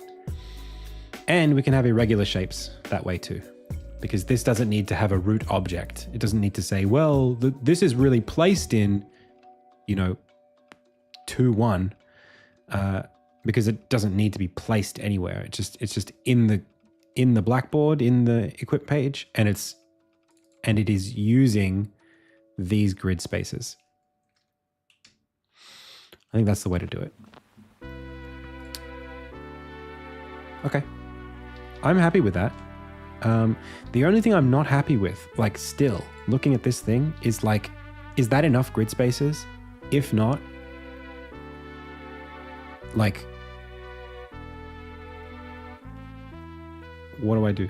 Why not a 2D matrix of placeable objects? For the reason I just described. I wouldn't index them by their position because they don't have positions. That's the problem. Like, where in the grid is this object? Is it here? Is it here? Is it here? Or is it here? It can't be, you can't index it by 4 objects. So better to index it in a separate list and then just say that it owns these objects.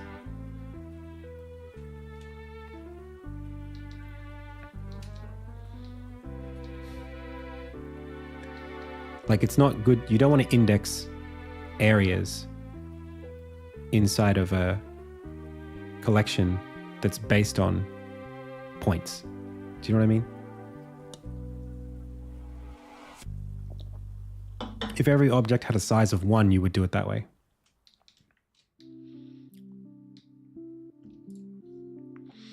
Yeah, I just want to see, like, does it make sense for me to do this? Like, could I do 24 by 24? Like, maybe long term, that's the better way to approach it. Then we've got, like, a lot more to play with.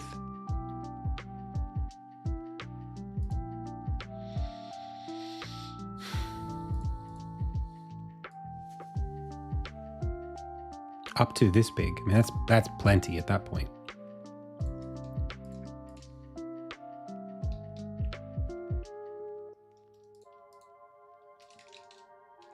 That's 6 by 4. That's 24. That feels like you could do whatever you want at that point. But the thing is, what I'm cautious about here is that I haven't designed this for any kind of balance. So I don't know, like, how many I'll need, but the solution is very dependent on what it looks like. Do you know what I mean? Like, I got to start drawing sprites for these things. They can't be bigger than what the slot size is.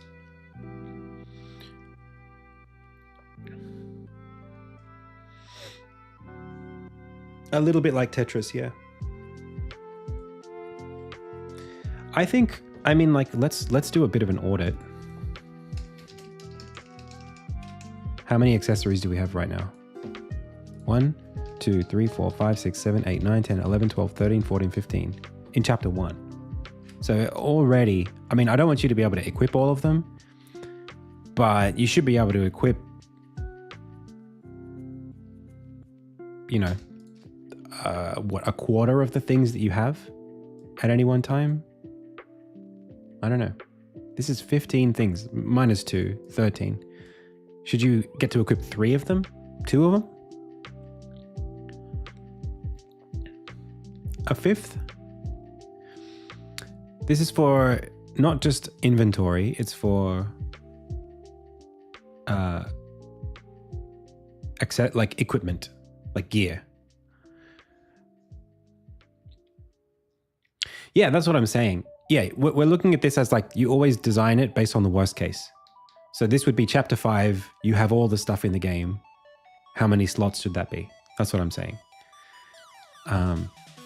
This seems like plenty. I don't think I would need more than this.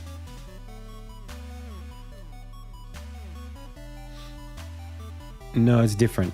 There's like an inventory that's a traditional list of every single thing that you have, including food items and whatever. And then there is the equip menu. I mean, every game does this. It's a very common thing. Like Breath of the Wild has like an inventory. That's your inventory. But separate to this, there is your like what you're carrying right now, which has got a different set of... This is not a free list. This is a limited list based on your bag size. Whereas the inventory, the food inventory is like, it'll just grow indefinitely. So one being built around constraints while the other just being a collection of things you picked up in the game. Different. They're different. I've got both. Yeah. So I still think this is probably right. And it also means that I get to design things that are even taller. I get to design things that are like 3x3 if I want with this system.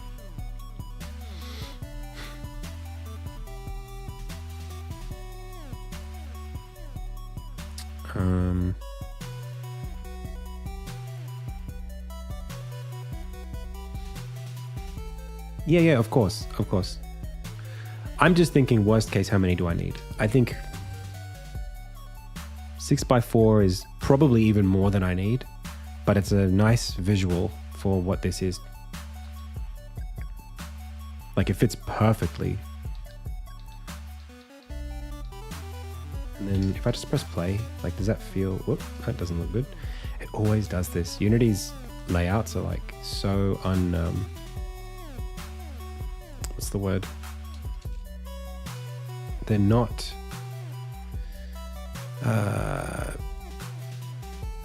they treat positions as overrides.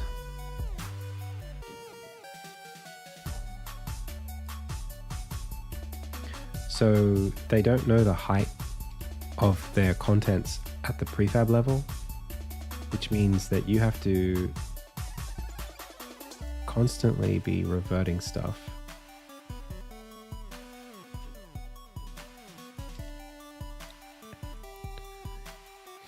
I don't understand why. Yeah, this is it here. You've got to revert these changes. And then it'll work. Cool. So do I like that? I mean, this isn't even the right size, to be honest, because the camera's got to be bigger than this. It's 1.8 typically. So is that enough space, or have we kind of cramped it? I have this like ongoing issue with the game where I designed this menu for 480 by 270. So I designed it for a camera that was this big. And in this context, it's not too bad. But because the camera is now bigger and the UI is smaller on camera, are we trying to squeeze too much stuff into this space? I don't think so, but you got to take into account as well that these rings aren't designed for that size. These rings are actually a lot bigger.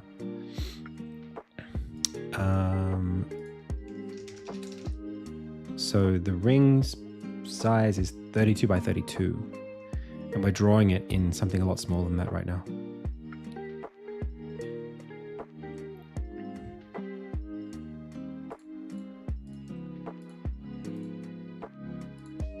Like that's the real size of those sprites.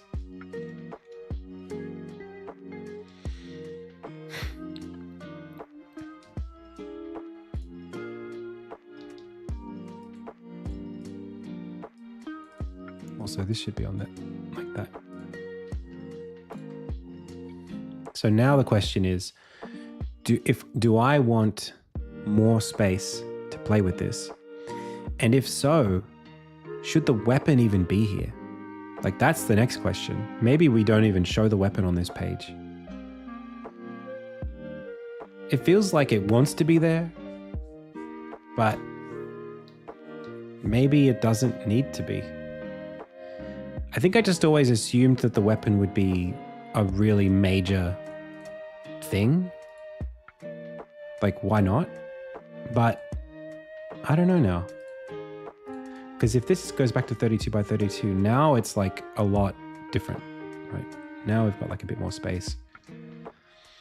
And instead we can have fewer of them, maybe 2 sets fewer. You know, take away the accessories title. Bring this up. You know, that feels to me a lot better.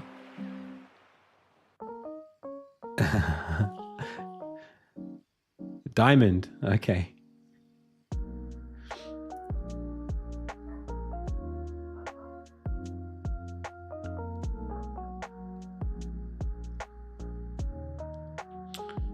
Yeah, I think I prefer this as its own page. The question is like, if I'm playing the game,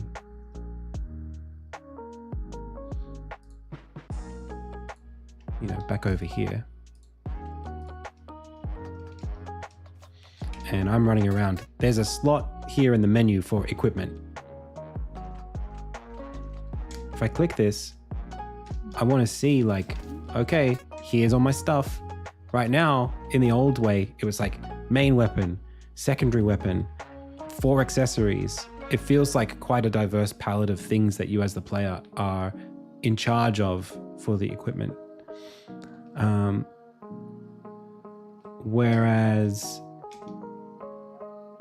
now it's like gear, and then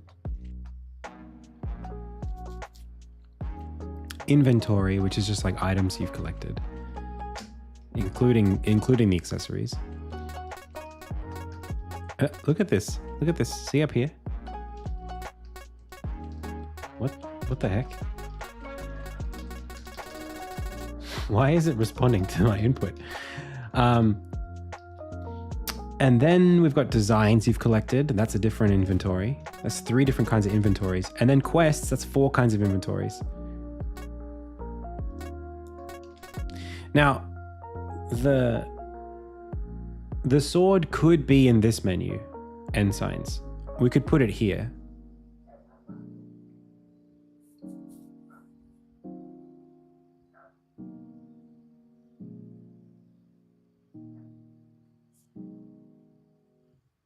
That's the other way to do it. I just call this the mastery menu, and the sword lives there. Right now, you cannot...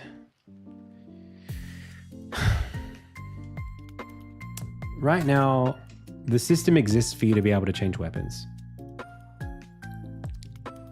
And you can change weapons anywhere. But content-wise, in chapter 1, it doesn't exist. There's no there you cannot get a second weapon in chapter 1 right now.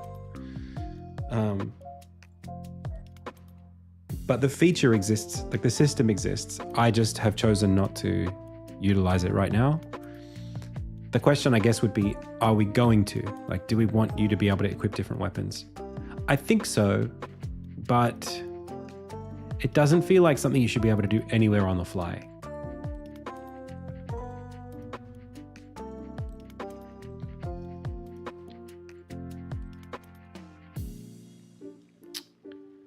Like this whole thing with the range, power, speed, that's gone. That's pretty much going.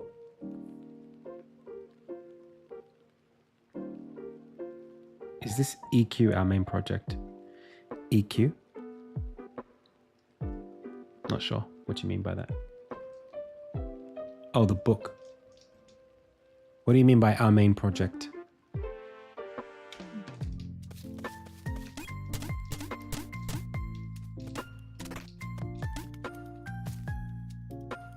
Isn't the weapon part of the magic that allows you to control the ensigns? Well, it is, but it's also a thing that in the story, my expectation is that you will kind of feel like you are upgrading. Hey, Stark. Thank you so much. So the question is really like, do I want you to think of the weapon as like part of your gear? In the Dark Souls kind of method, the answer is yes. But in Dark Souls, you can swap a lot of different weapons all the time.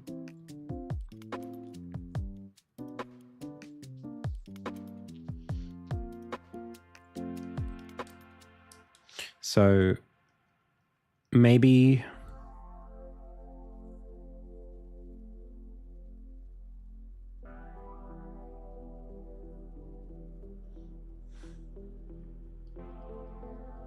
does it make sense to have the weapon swap? Oh yeah, Diomon. I mean, that's the question.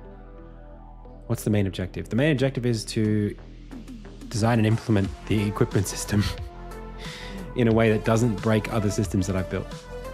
That's our objective, yes. It's the left side of this page right now. That's the objective. That's okay. So,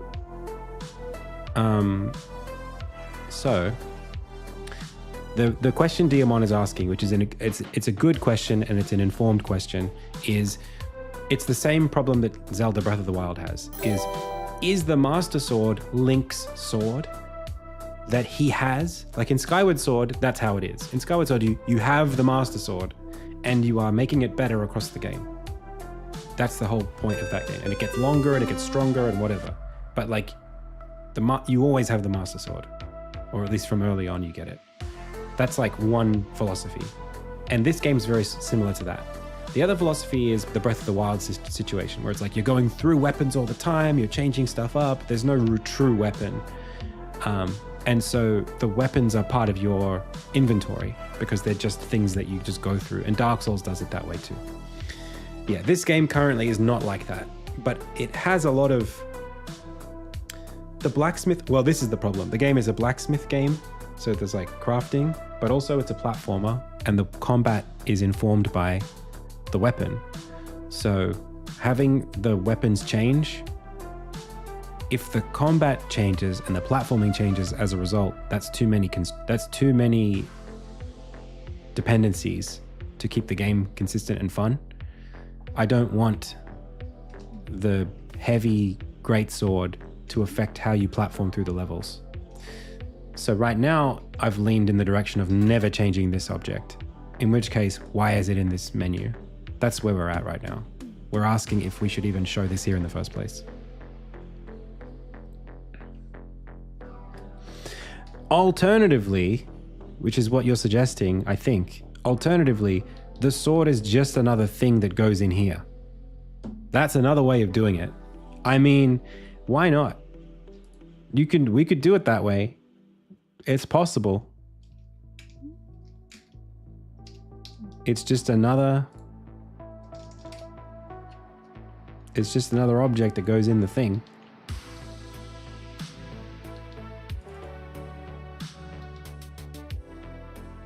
I mean, you start without a sword in the game, and at some point you get one. So we could have the sword be three horizontal slots. We're kind of already there, you know, in the existing menu. We kind of already do think about it that way. Look at this. Like, see how it's like 1, 2, 3?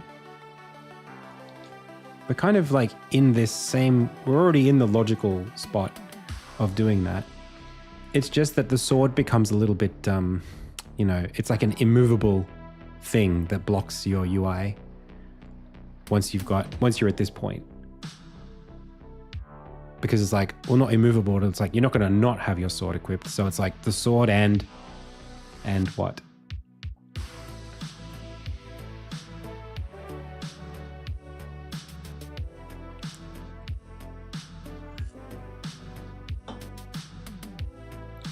Yeah, Robbie, I agree.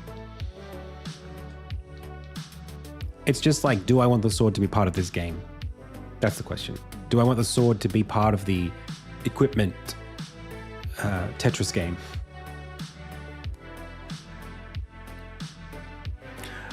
I kind of agree with you, Cybershell.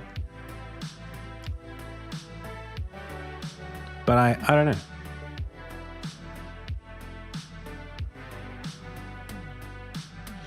The only thing about the sword that I'm struggling with a little bit is right now it's sort of like you're not really. It doesn't have modifiers that you can change. Right, at least right now, there's nothing about the sword that. I mean, again, the system exists for you to have like a poison sword or whatever.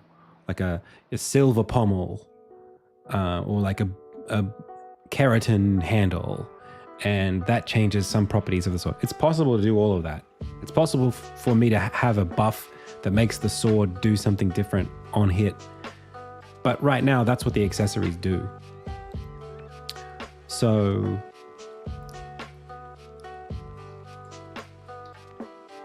maybe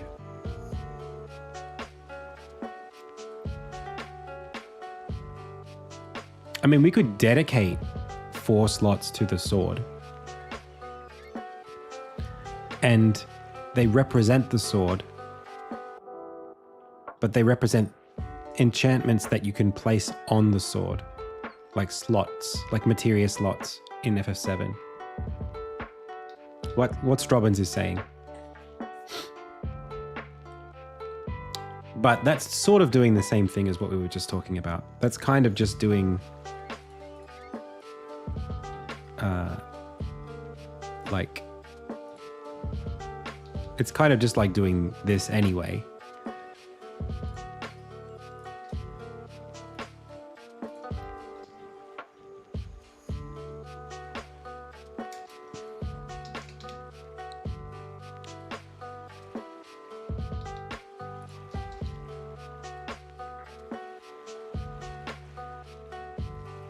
So what was the problem with this? Can we get enough for 5?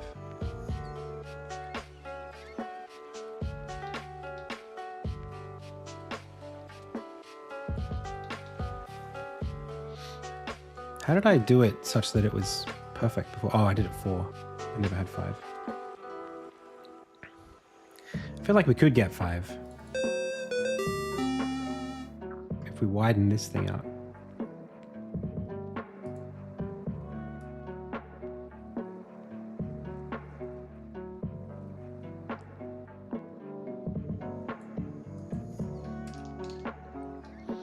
And then, you know, shrink the... what is this? This whole left side gets wider to there.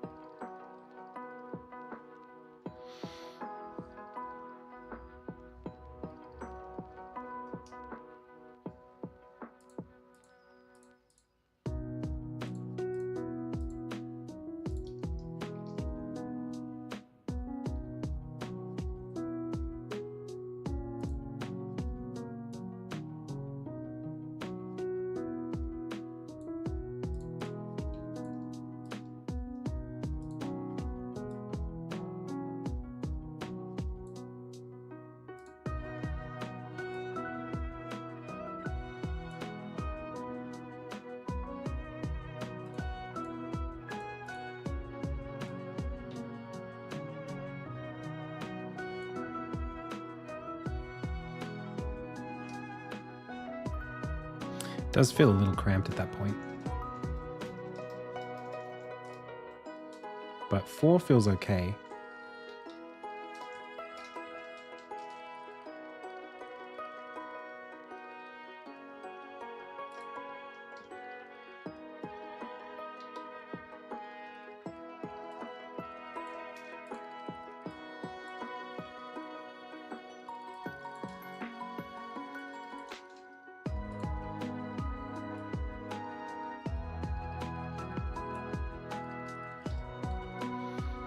That feels good. Heyo. You could have the sword be constructed in this Tetris.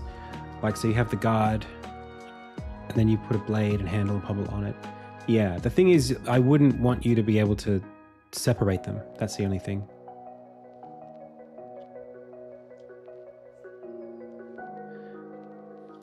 It just looks weird portrait?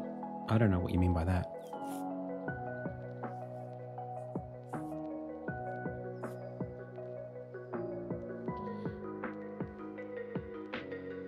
Yeah, I think I'm just going to go with this. Portrait shades? Shades versus landscape? What do you mean by shades? Portrait shades.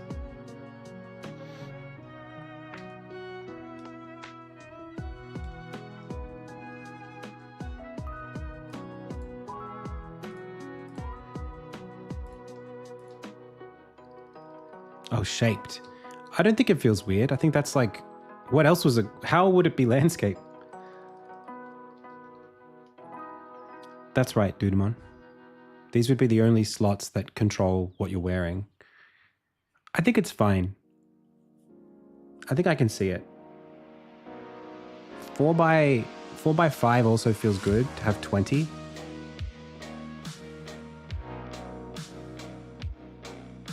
It was landscape before when you had a 6x4 grid. Oh, when it was like the 24 ones. I think portrait landscape's not a question of. I don't think it's a question of aesthetics. This is a question of like function. And all of the examples that I had looked at were portrait anyway. So I don't feel like that's a consideration I need to even entertain.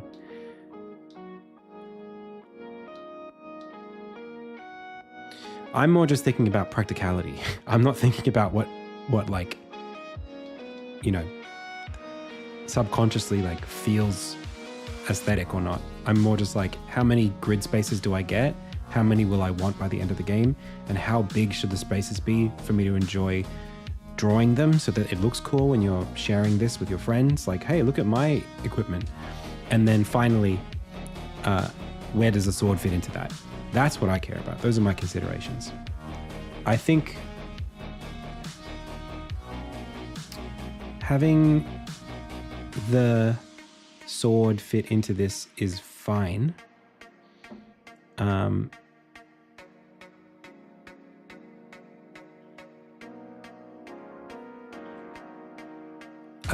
wouldn't have rotations.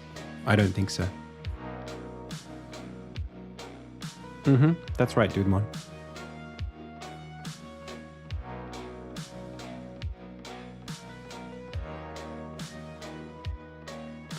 Yeah, equipment. Yeah, like inventory. Similar.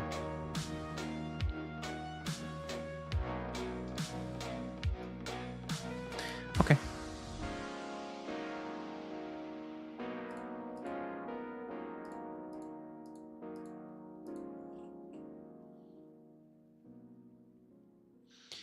Because of the portrait shape of this, your non-square, non-line ones would need to be rotated to fit similarly for how they were in the other shape. But I don't think that's the case, is what I'm saying. I don't think that's necessarily true. Because you could just take this as it is. Why would you rotate?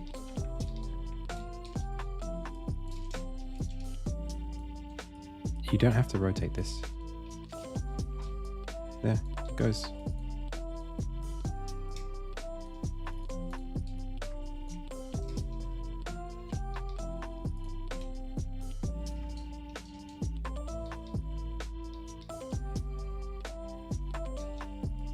the point is that you're not supposed to be able to fit everything.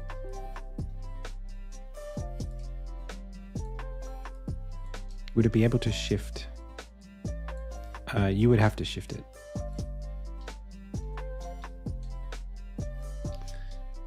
Like the whole point of this is that like some stuff is more potent than others. So the good stuff requires more slots in general. So your job is to see how you can pack it all in.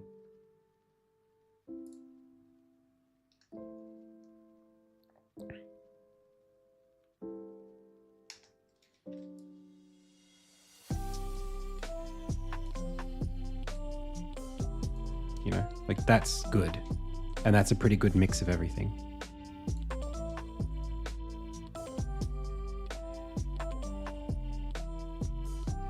And if you try to do it like this, well, you get that, but now you can't fit this. So it requires a bit of fiddling.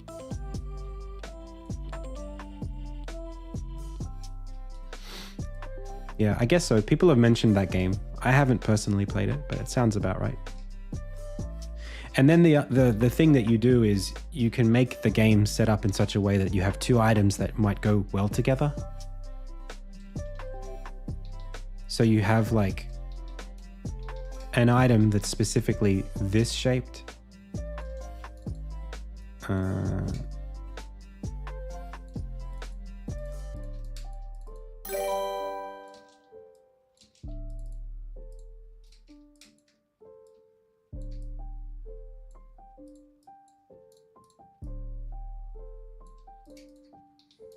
then it's like, I take this and I take this and these go great together.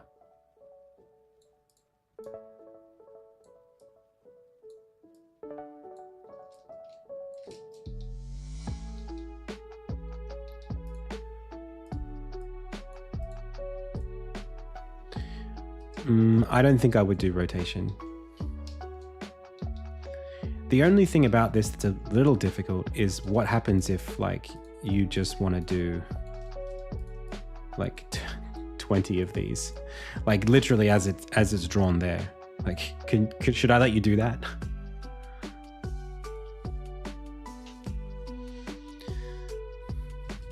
Yeah, we could talk about adjacency bonuses another time.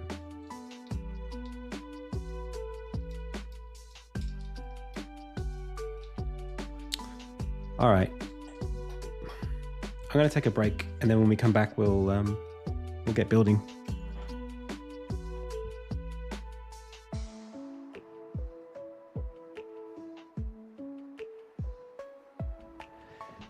That's right, Engine.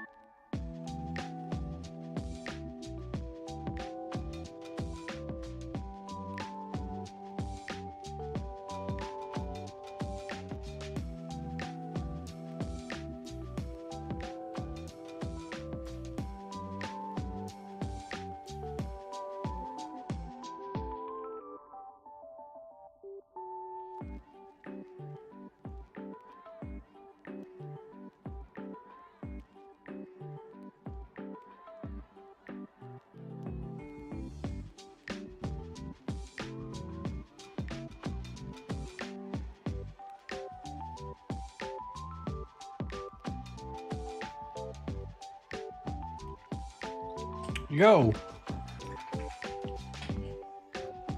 Yo, yo, yo. I missed a raid.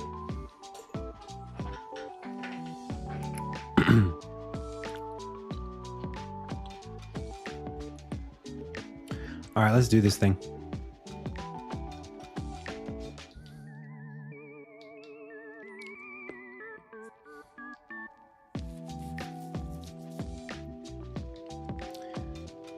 So, I think we're just going to go for it.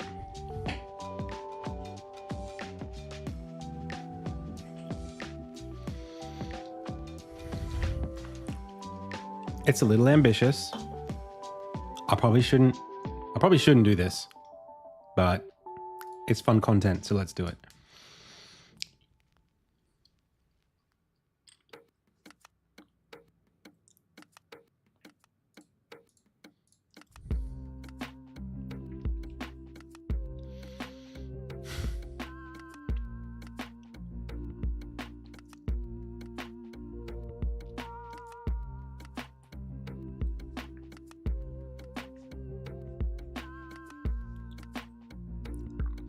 I wonder if the smaller amount of space would be frustrating too early in the game. No, because you won't have...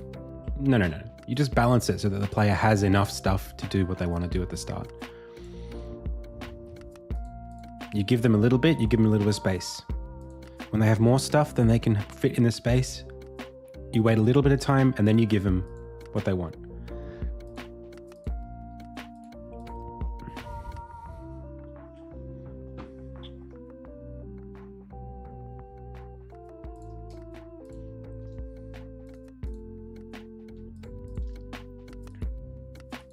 So you start off with something like this.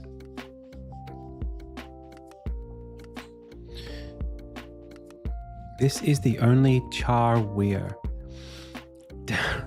Don't worry, just watch. I'll build it and then it'll be fine. Just enjoy. This is only for what you wear. This is not for the inventory. The inventory is an infinite list that grows indefinitely. It's not a problem. You can't be over encumbered in this game. Okay? So you don't have to fit individual items that you pick up in the game here. This is purely for gear that you want to equip.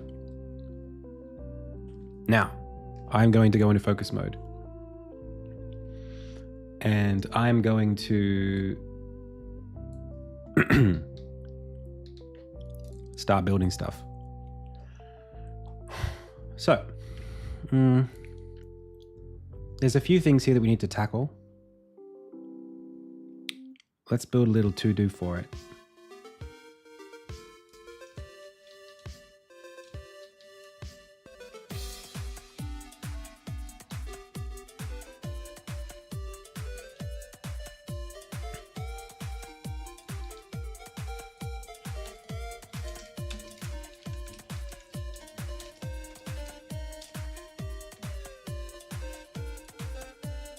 Just trust the process, chat. It's going to be great. Okay.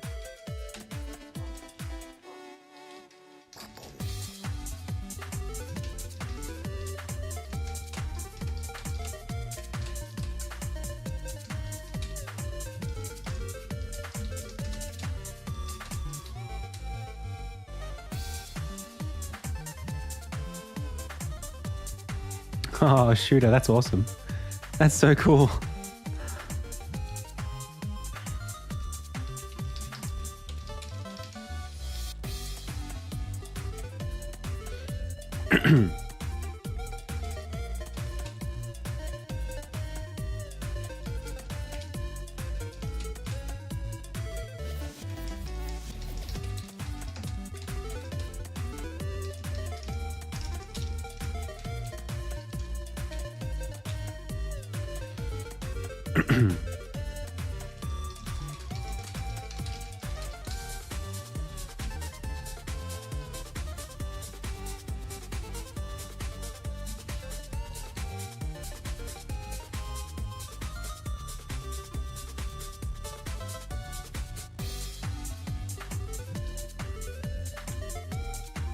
The king.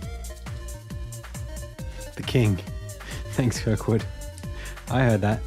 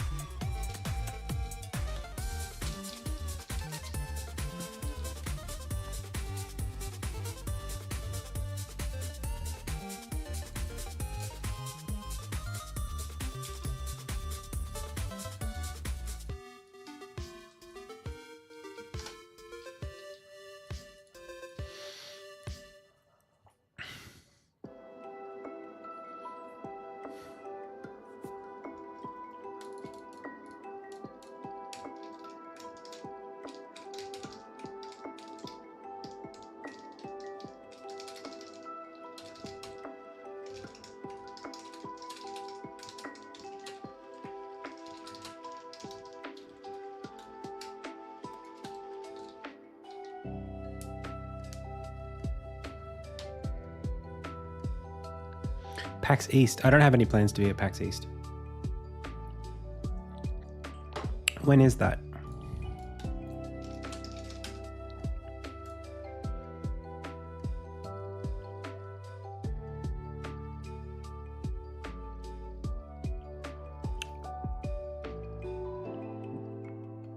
May 8th. Wow, that's really soon. I don't think I could do it. I'd love to. I'll be at PAX Oz, but that's a little too soon for me.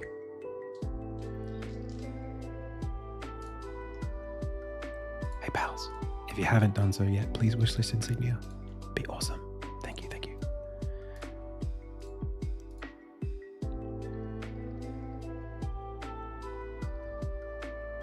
I will go to more PAXs if the support is there. I am starting to think about it a lot more though. Just independently of all that stuff. It actually is something that I've got my eye on. My wife and I were talking about it like last night, literally. It was like, Adam, I think you should do more of this. You should go out and mingle more with the world, you know?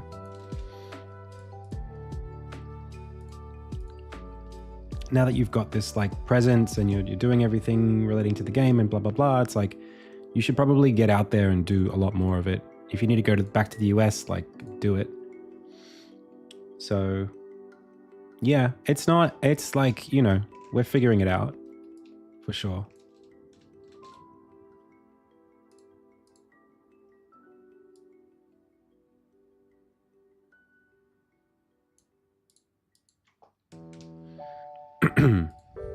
It's just like, I'm not upper center. There we go.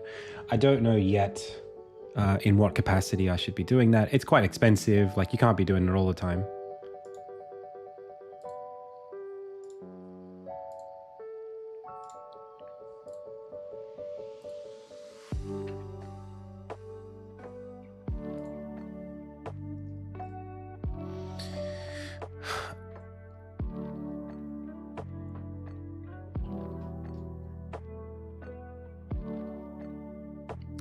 Yeah, go touch some grass. Yeah, it's just like it's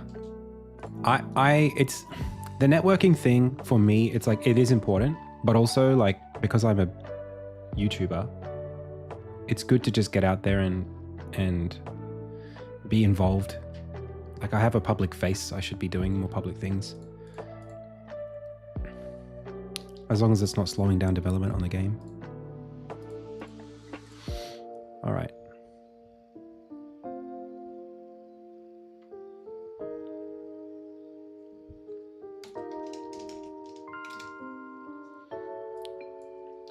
So now weapons and accessories are all equipables. That's a thing. An accessory on its own doesn't have any kind of additional thing. But a hair deal, that'd be nice. Weapons.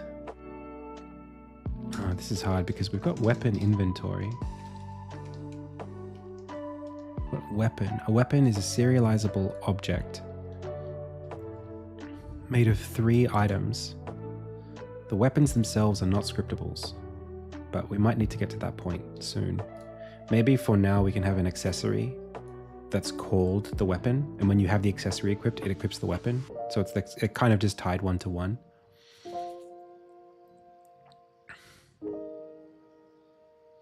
It's been an issue for me for a while, actually, because there's a quest in the game where you get a weapon. You craft a weapon for a guy, and you can equip it technically.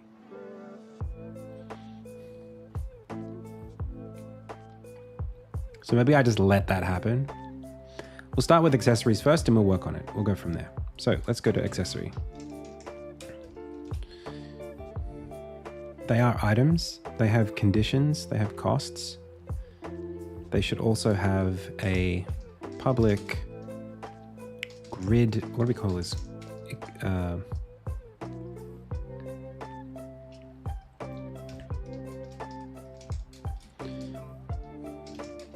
Grid shape?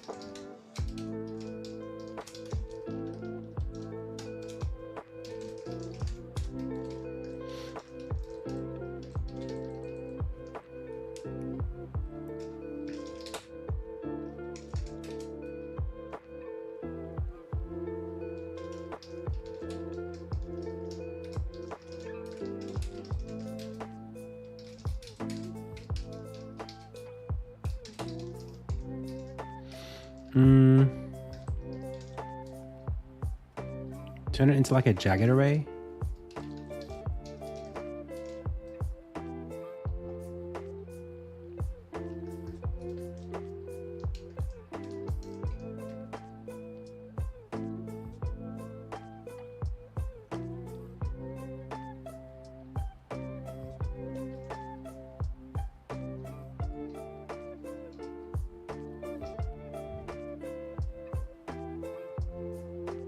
Can you do a 2D list?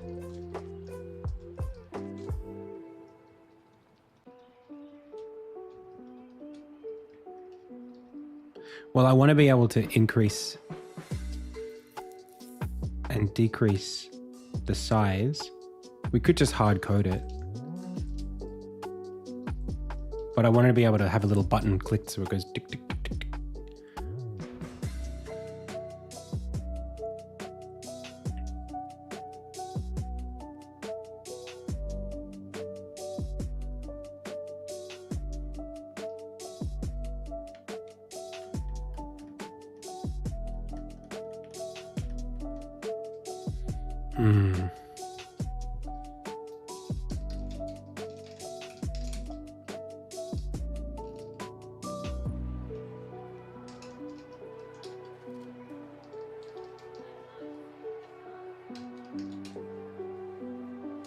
Or is it this?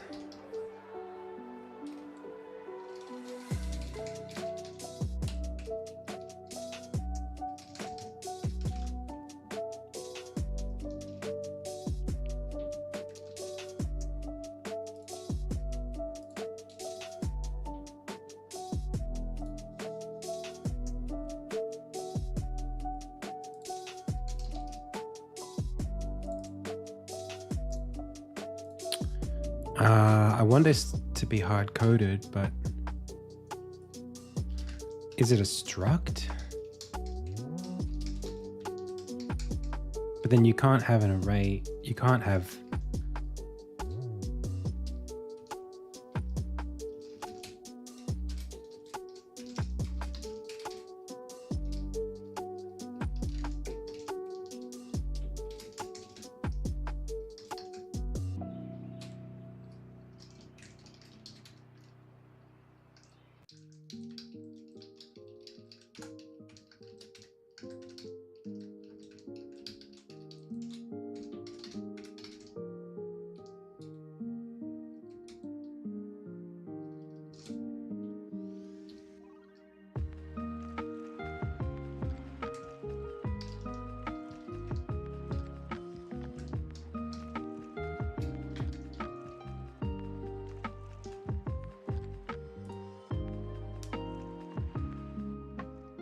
Hey Warner, working on an equipment system.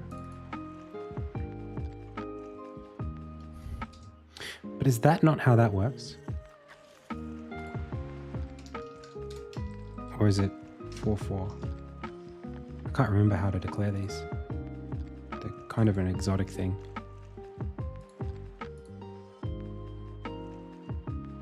Or do I have to declare each array inside?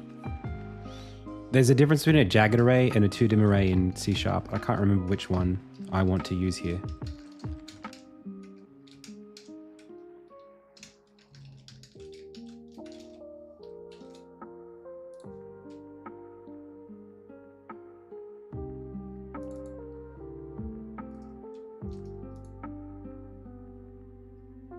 Hang on, let's just let Copilot do this. And I actually want to try it this way. No, that's an array of arrays, I think. That's a 2-dim array.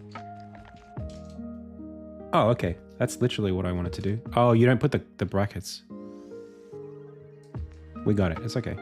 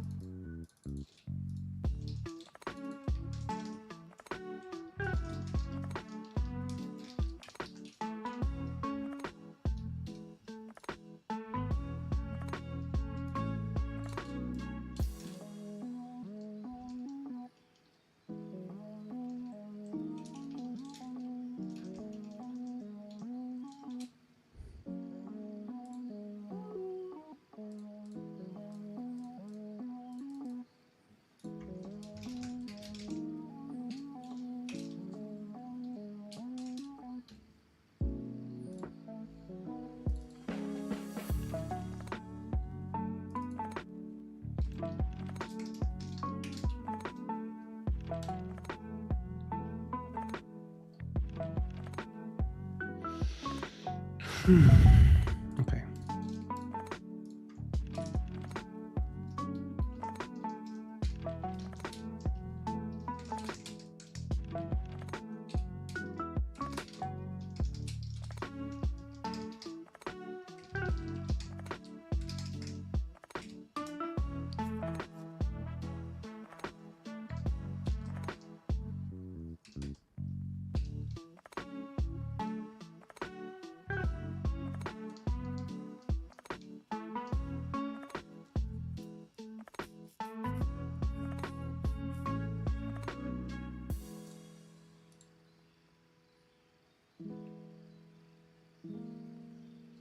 Let's have a read.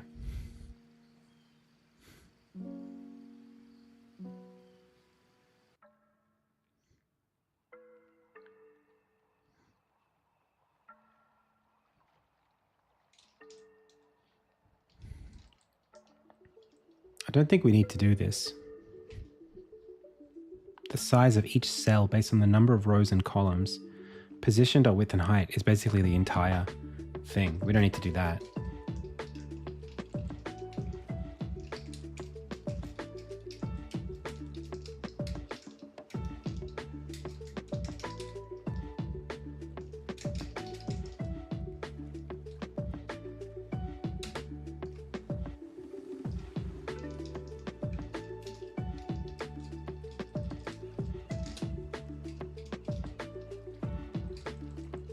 Let's try this.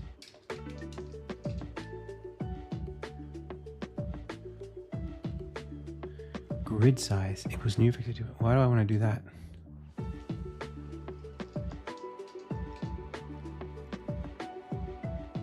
Also, what is height? Doesn't know what grid shape is here.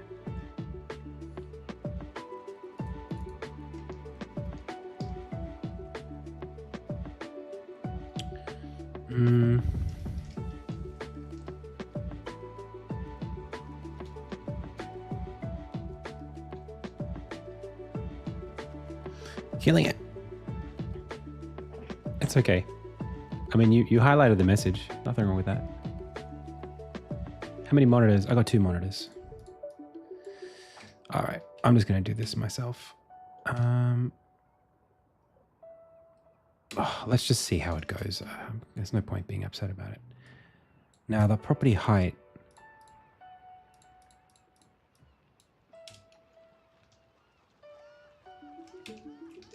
We'll try that. Now, this is probably going to get really upset at me and go, what are you talking about? Yeah. So actually, another way to do this would be, you could do it inline and wrap it in one big editor thing. So I could just take all of this, take this, delete the, go to grid shape, and then say if Unity editor and if, just pop that in there. Another one here. Yep, just like that. And then it should be much smarter now about how to draw things because it's got the definition in the same thing.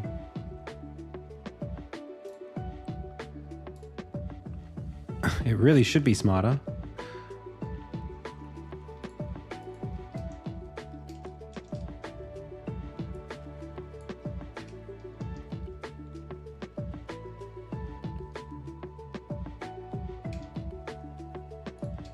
That's better.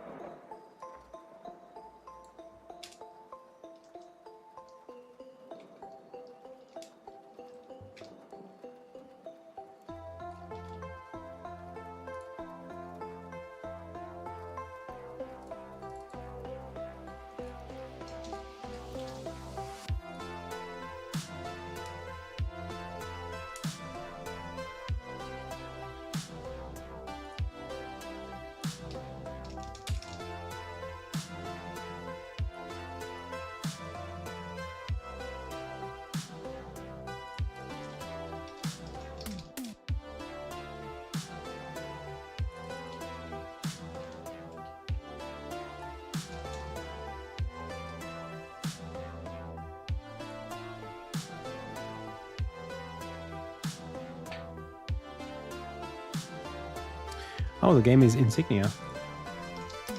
There you go. Thank you so much.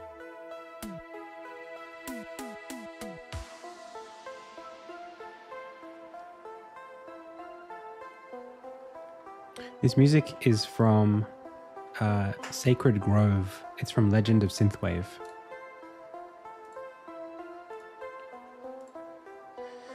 And this it hasn't been created yet.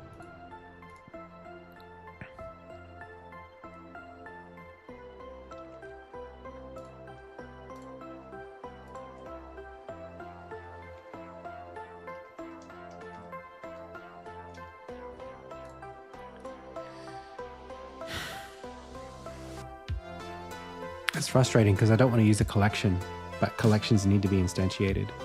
If I made it a list of lists, I think you wouldn't need to.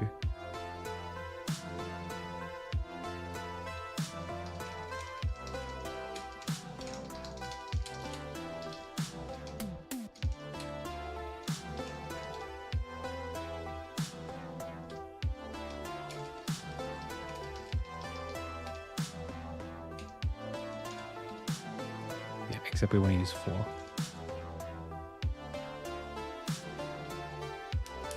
Well, it's good. I think it's trying to do it. It's trying to render it.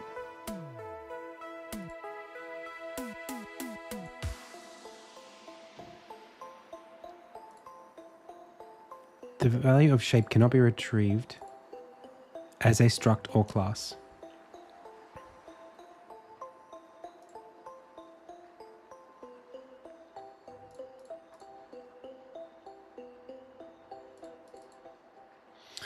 This is hard because it's a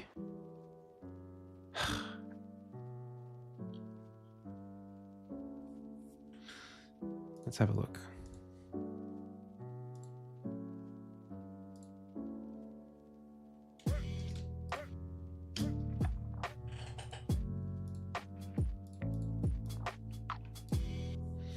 The value of shape cannot be retrieved in get property height.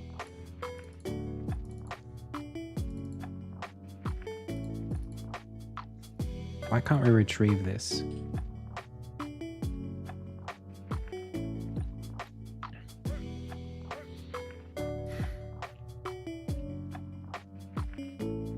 Am I too ambitious with my jagged array? Let's make it a list of lists. It's just easier.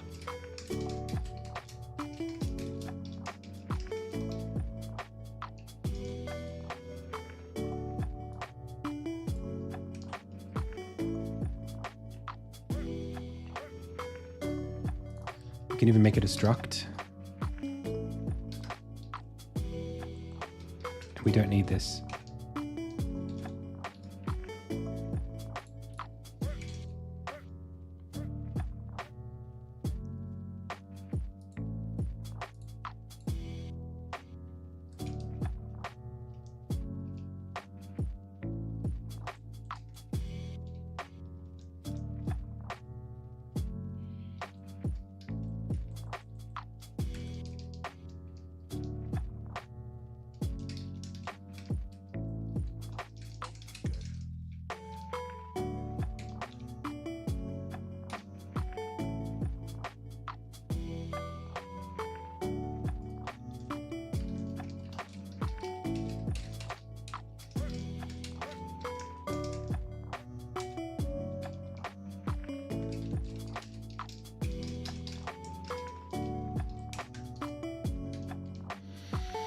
I'm vibing it a little bit.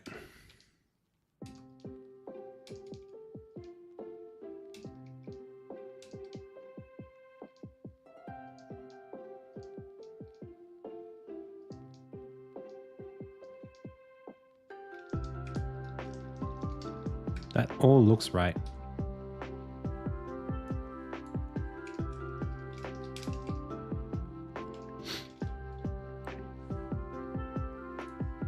See if this is better. Wait, what?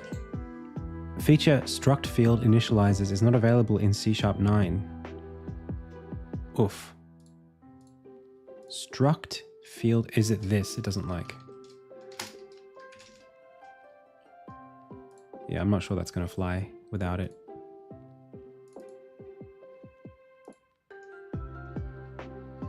Yeah, well, this doesn't need a null check anymore because it's not going to be, because it's a struct, so it can't be null.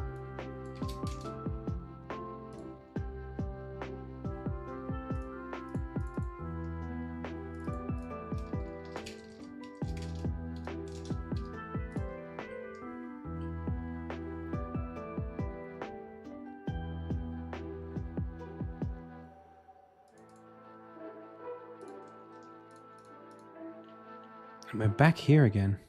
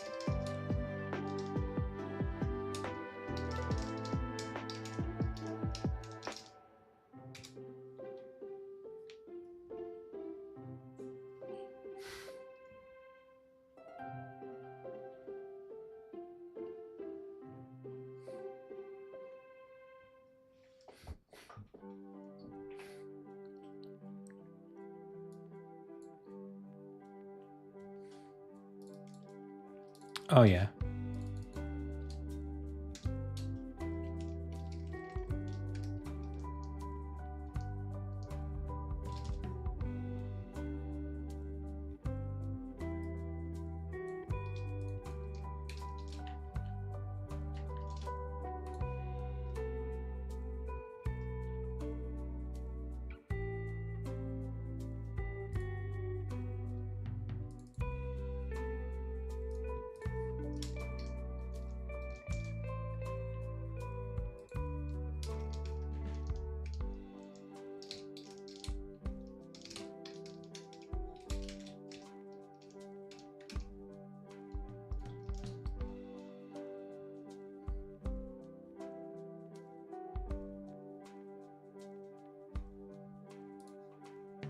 But that check isn't going to work, right? Did they treat me well at Mordoria? They did treat me well.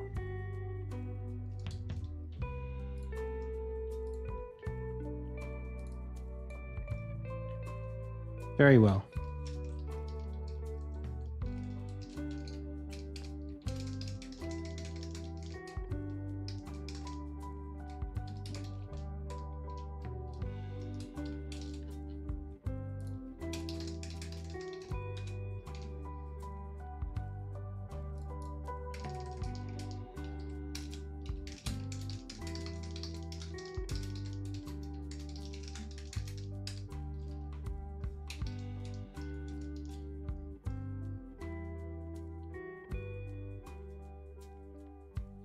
What the heck is this?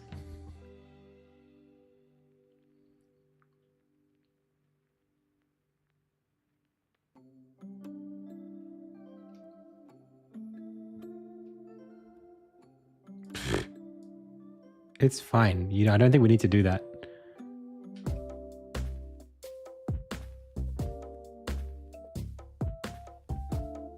What the hell?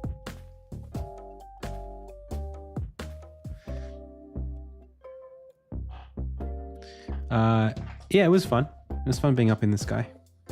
I mean, we weren't that high. It was a few floors. 5 or 6.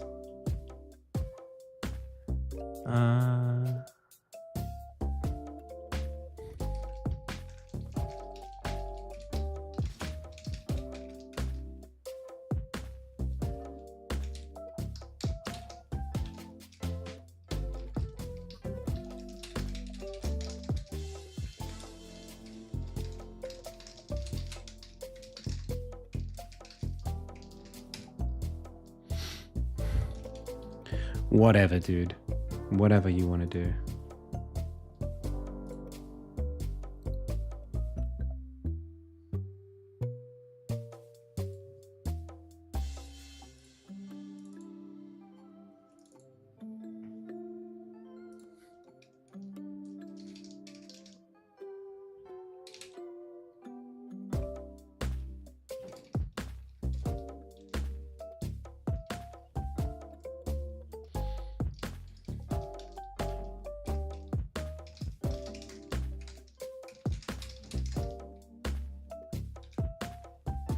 Does clear array really do that?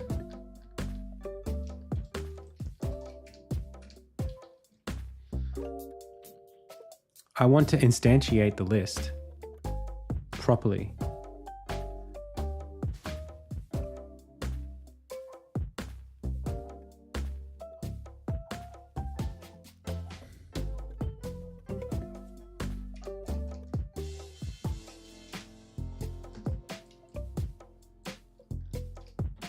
Like, the list needs to be instantiated at some point in its life cycle. I don't know when to do that. So I'm trying to do it here. Stop this. Check to see if the lists are null and instantiate them as empty 4x4 lists if they are.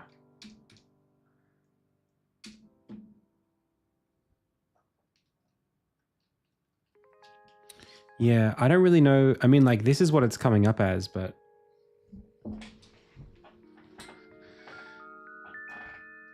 it's not right. Because it's saying that, like, hey, like, bro, this is, you can't clear something that's null. We need to give it chaos orbs. I know. It's just not very smart. But the thing is, serialized properties,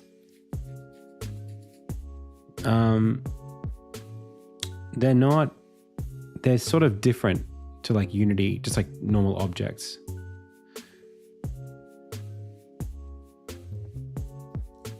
So it's kind of hard. You have to talk about them in this very abstract way.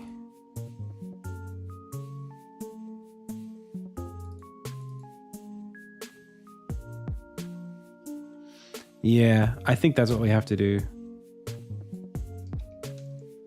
Cast to the original grid shape before instantiating, so we can instantiate the list if needed.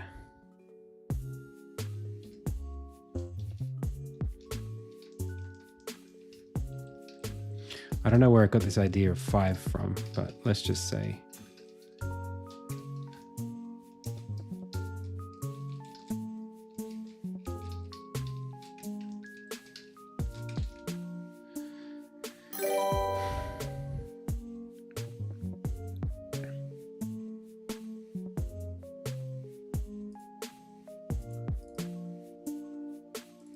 But then the boxed value is just not, you can't get it because it's null.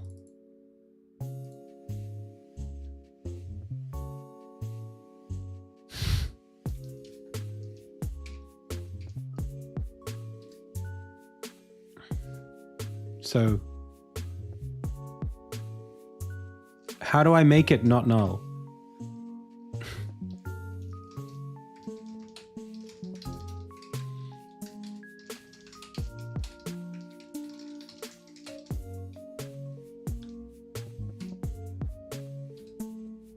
Oh, you can literally assign like that?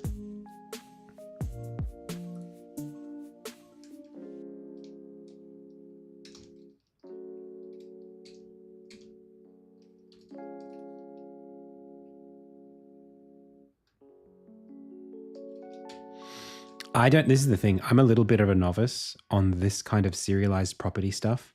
So I don't actually really know what the best practice is between reference value and boxed value.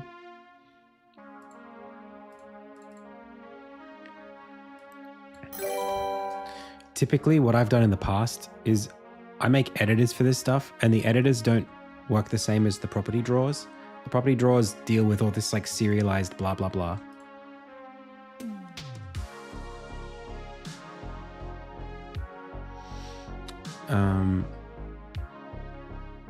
What do you need to know? The difference between serialized property, boxed value and reference value would be a good one, but I don't actually know what I don't know. That's the problem. So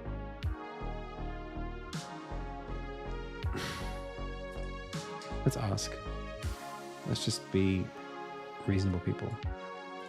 What do I need to do to initialize the shape list.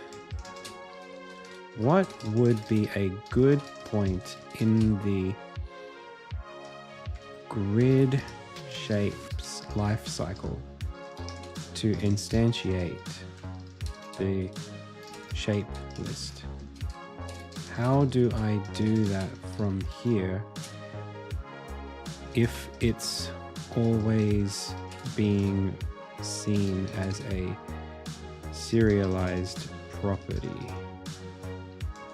How do I access that property to assign it as not null if it's null?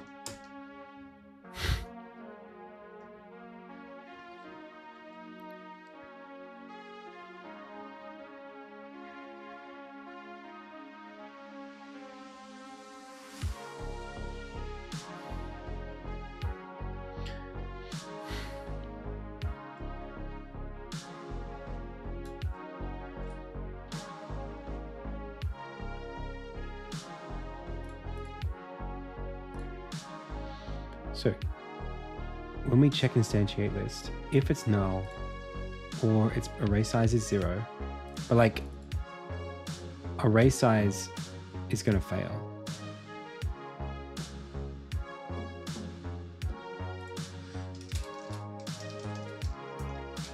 Wait, that means if it's not null, if they already check if it's null first. If it's null or it exists but its array size is 0.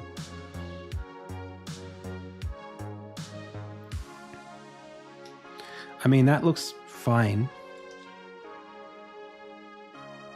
But again, no idea if that's what I want.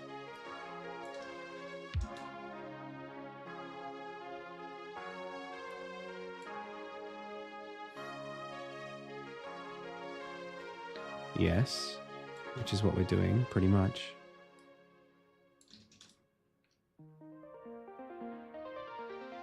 Oh, that's a good way to do it. Put a little constructor in there called initialize, even though it's a struct. Okay.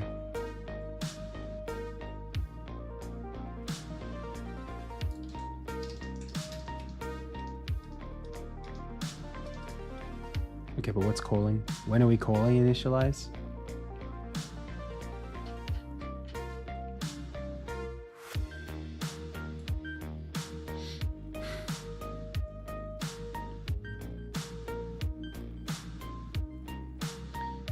Add it to the grid shape for runtime initialization. Add it to grid shape.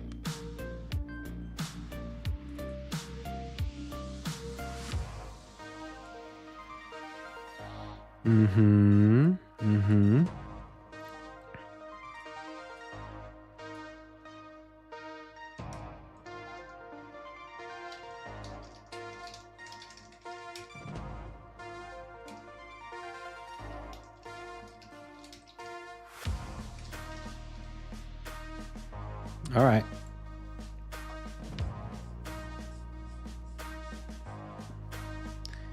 Thank you so much for giving that sub, Dude Mon.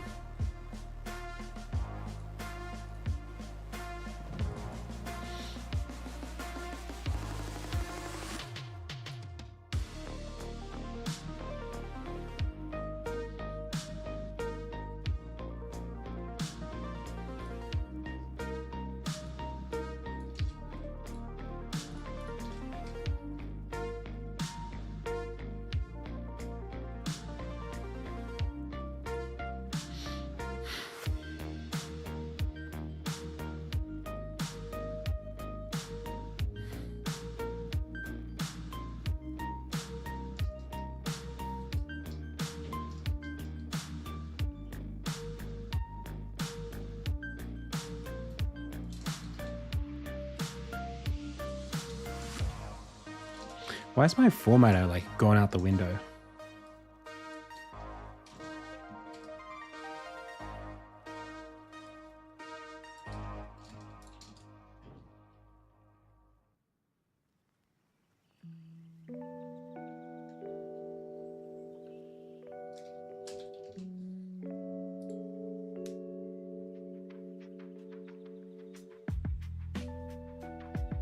I'm trying to, I'm struggling a little bit to just do something very simple.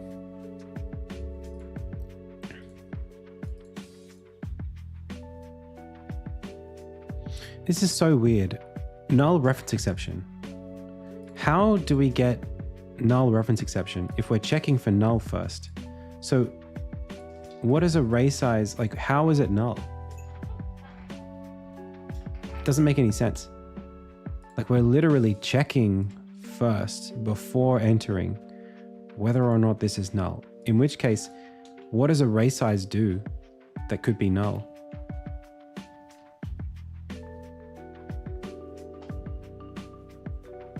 Read the if again. If it's null, or if its size is 0, this isn't going to cast, this isn't going to get run unless it's not null. Oh, okay. Well, that doesn't make any friggin' sense.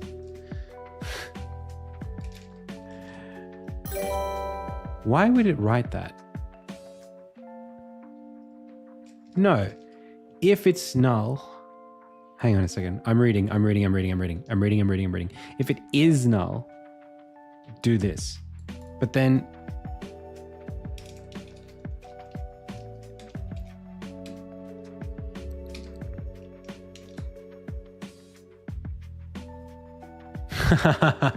how do I but I want to do it. How do I make it not null? Stop telling me to return. Make it not null, please. That's what I want to do.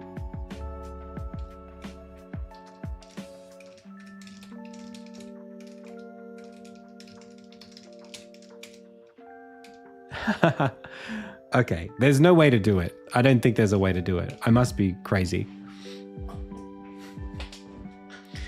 All right. I'm gonna do something else. I'm gonna just approach this whole thing from using my own brain, because I feel like Copilot is just tripping me up so badly. The thing is, these are all really weird because they're not, I don't know how to explain it, but Unity's system is kind of weird and abstract. It doesn't let you modify the objects.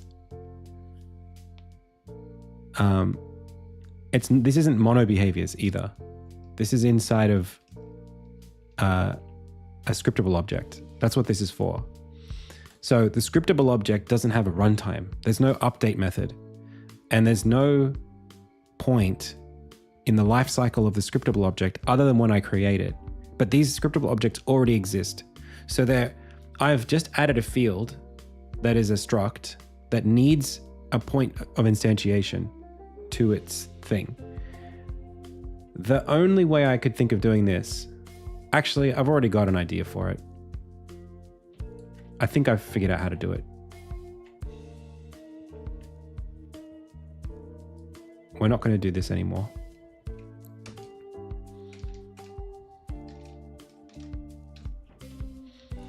Or this. Or this. Instead, we're going to do it inside of the accessory. This doesn't have an editor though. You don't have a custom editor for this. So actually, again, there's still no point. There's still no life cycle where we have the luxury of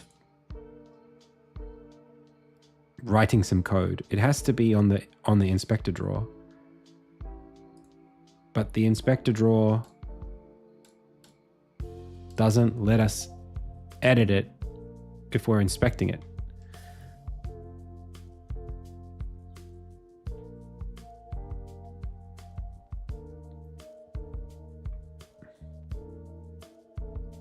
But where do I invoke it from, Strophium?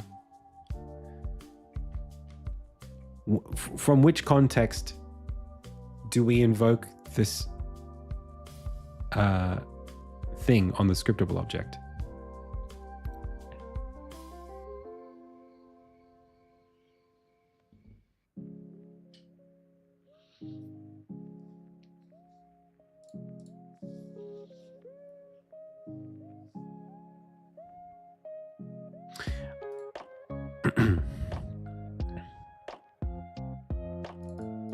Config.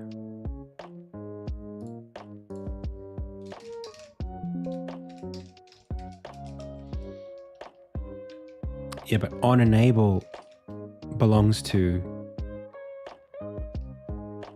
You're inside of an editor here. I'm not inside of an editor.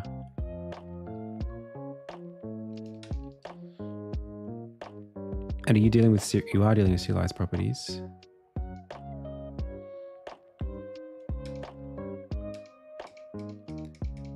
Do property drawers have on enables? No. So you have the window lifecycle here because you have, well, it's not even just that. It's that the property drawer, hey, Elzak, you might be able to help us out here. The thing is, property drawers work a little bit differently because you don't have the context of the original object. So like back over at grid shape, I don't have, when I load into this, I don't think it's possible to just assign. All right. Yo, Elzak, tell me, just follow along with this for a second, okay? I have this system, right? We're doing this like Tetris style thing where we have, for different inventory options, you'll have different sizes of things that you can plug in here. For each accessory, I'm doing, to set up their sizes, I'm creating a thing called a grid shape. And a grid shape is a grid of like 16 booleans.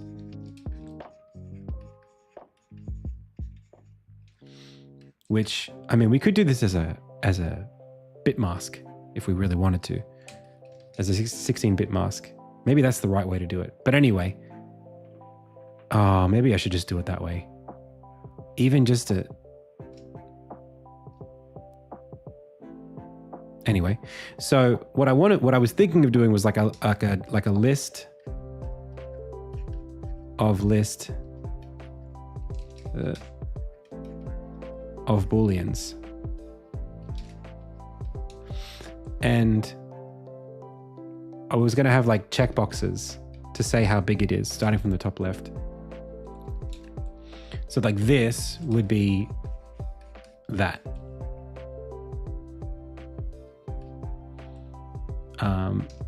And it would never be wider than 4 and never be taller than 4. And so I would just look at the top left and I would fill it. That's what she said. But the problem I was having was that having it be a list of lists means I need to instantiate it. And the serialized object that I was using, the property drawer for this serialized little class that contains this to render these things, at some point I need to instantiate this list in the life cycle of the scriptable object, but the scriptable objects for the accessories already exist. So adding this, there was no obvious point where I like where I can create this list. And I didn't seem to be able to assign to the list as a sub property of the thing. But yeah, well, that would be the other smart way of doing it. Yeah. Yeah. I mean, now that we're talking about it, all of this looks dumb. Yeah, I mean, sure. You come in here and you...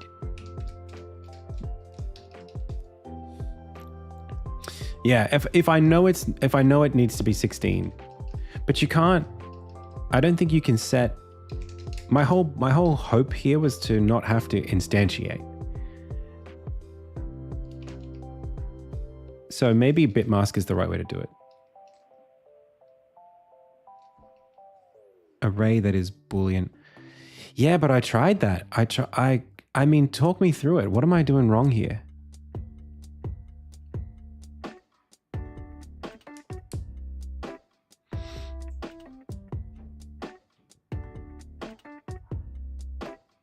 Let me just clear all this stuff out, just because it's too complicated right now. And we'll tell Copilot to shove off because it doesn't know what it's doing.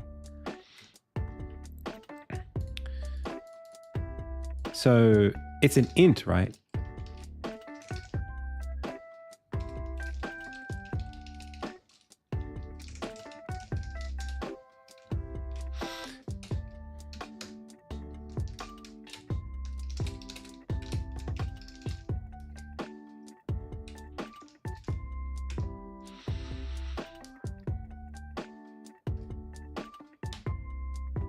And then I need to learn about bitwise operations because I'm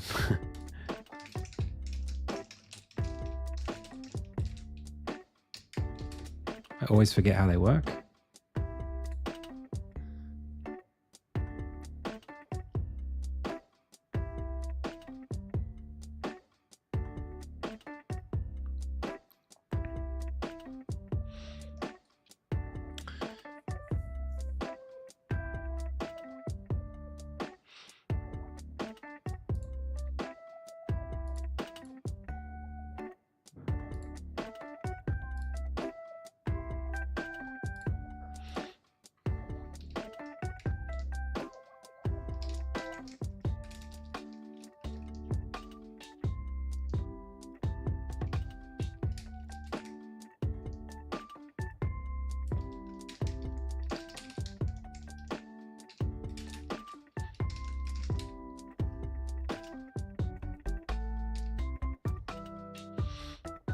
Well, maybe we just do it this way. Imagine if it works now.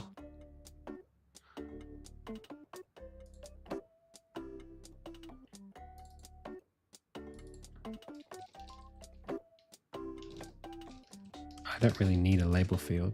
Thank you very much.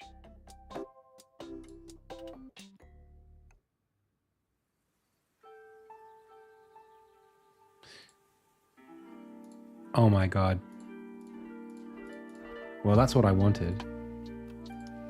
But I want to be able to check the boxes. That was great. Okay. But we need to do the final stuff, which is to update it.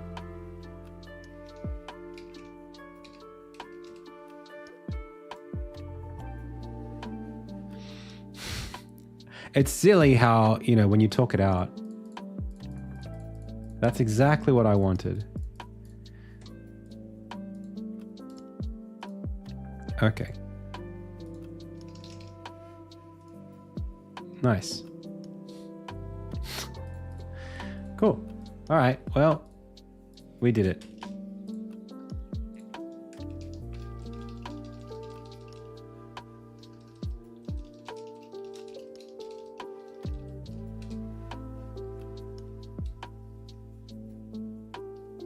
What is label.txt? What is that?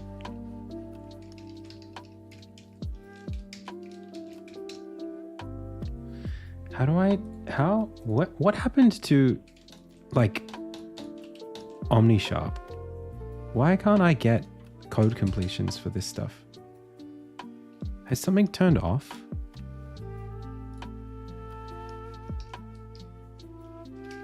Is it the Unity extension? What am I missing?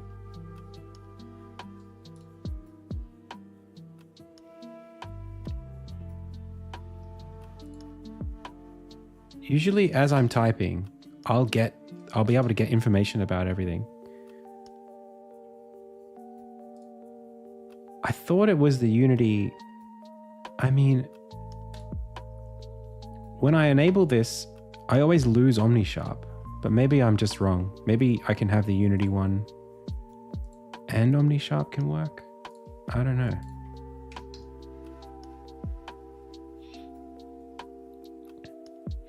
Am I using the VS Code Unity package? You're talking about... oh, support for this was dropped.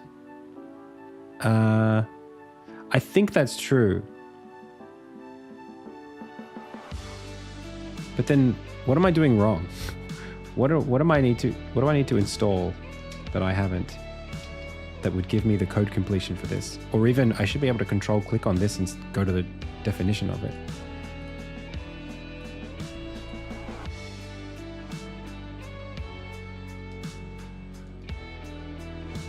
Oh yeah, I'm also on Unity 2022. That's true.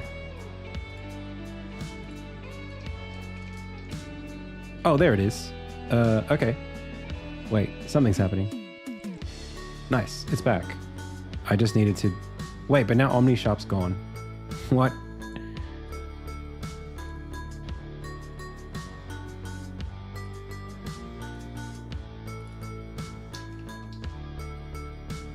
probably because the C# dev kit got enabled.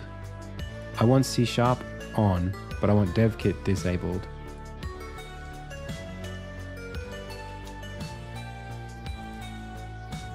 Okay, now I get OmniSharp back. But do I get my code completions?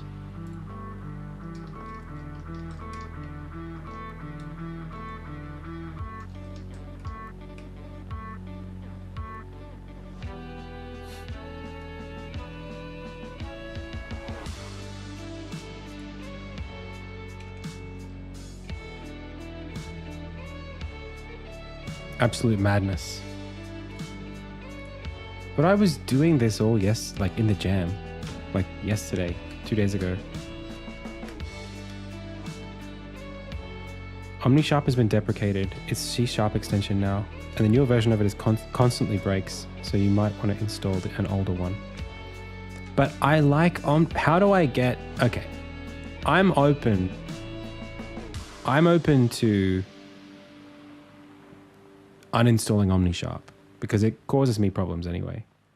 But I still want these little references, and the only time I've seen that is when OmniSharp is installed. Because the C# extension doesn't give me this. So how do I get that? I know, but I hate Rider. You have those and you don't have OmniSharp. Okay. Well, my new PC might be okay for Rider. I just don't like Rider.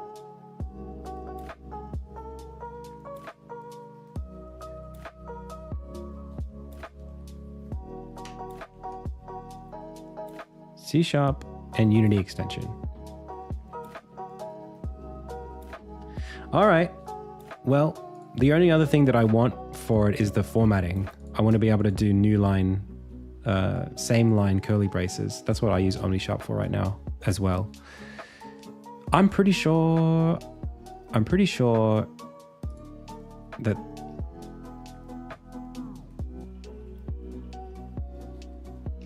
if I put the Unity extension back on,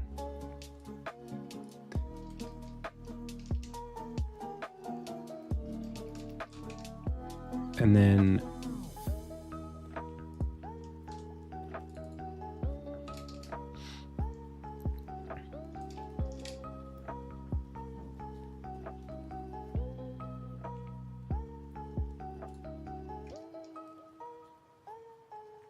oh, what the heck? Huh. Wait, so I get the references and this is crazy to me.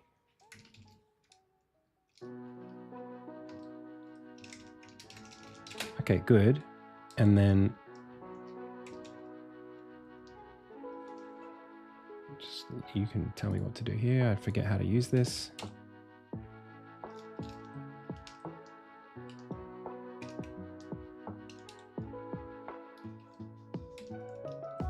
Whatever.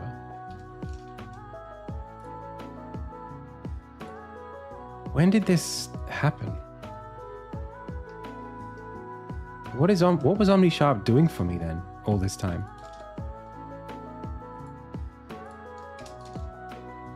Wait, and it's preserving my formatting settings?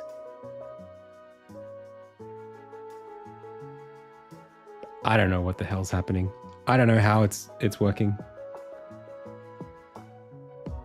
Doesn't make any sense to me. Hey, pals, can I just ask you the question? Is the stream running okay?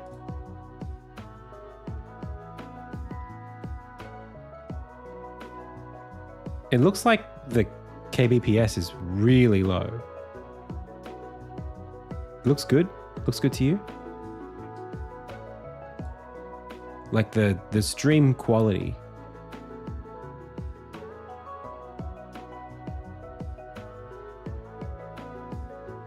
Okay. Quality good. Okay. I don't know how that's happening. Sick. Okay. Well, no complaints there then.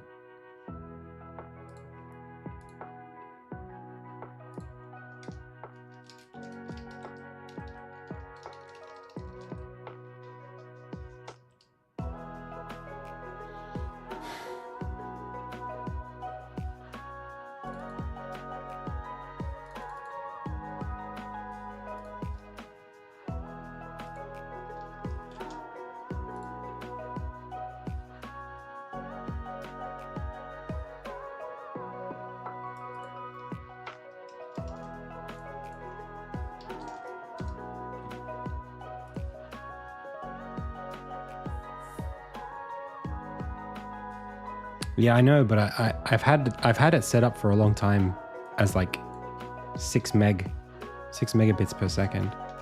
Now it's like 2.5 and it seems fine, weirdly. Okay. So let's keep going. Dude, something happened to my clock and it went to like 24-hour time and my brain cannot handle it. What have you done? What have you done?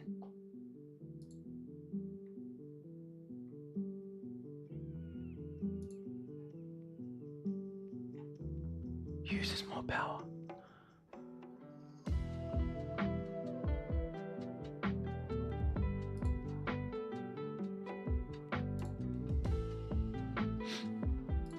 Bro, let me do it.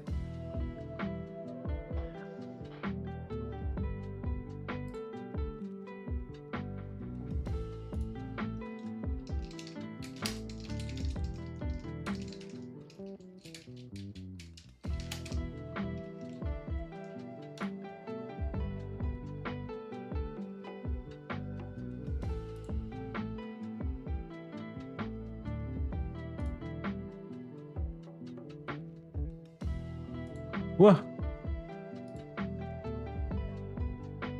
Okay, it's back.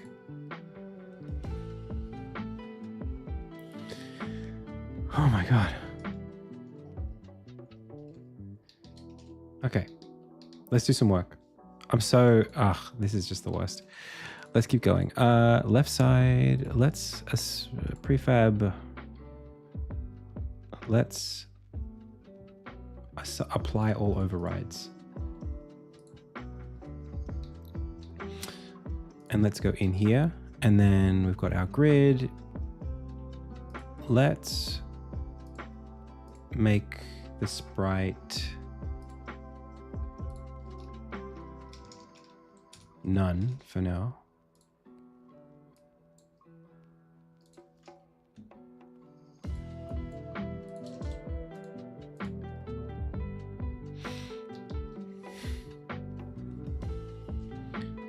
Hey, Billalinchi. I can. It just might require like me to set up a whole new Unity project. It does feel a little bit I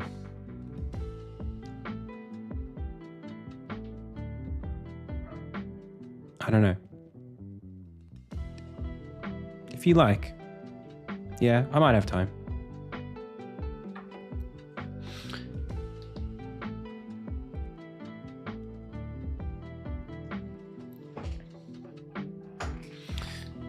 Okay, so, all right. Well, then I guess we got to do sprites now. Like,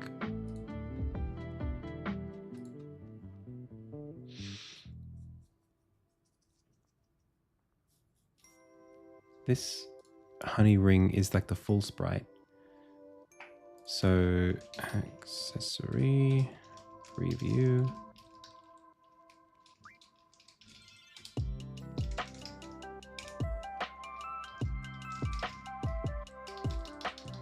Let's call this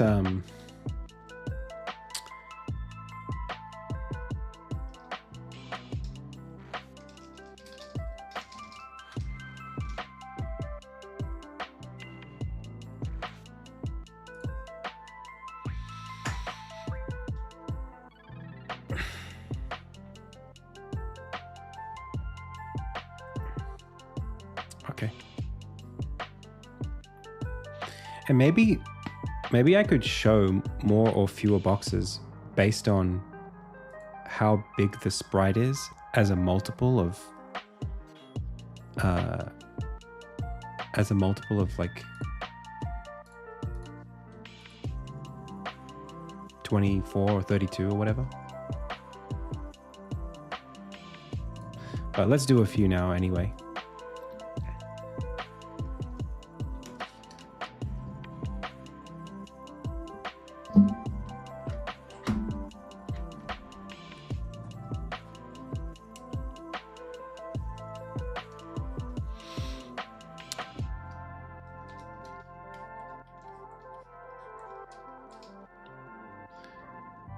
So like hypothetically,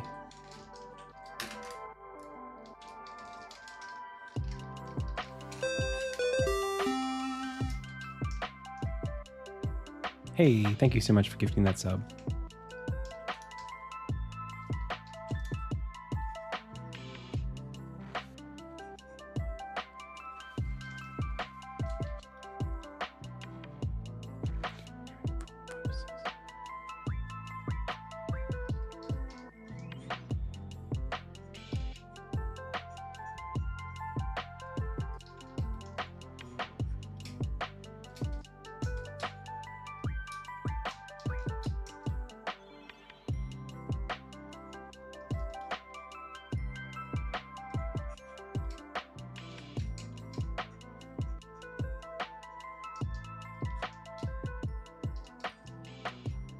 And the thing is, this also has like padding that it needs to consider.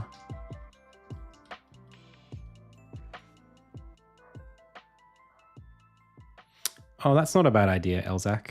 Like draw it and then check the boxes over it, or like draw a grid over the sprite. That would be pretty clever. I feel like that's a UX thing for me later though. We got to make sure this thing works first. Or no, you know what? Let's just do it.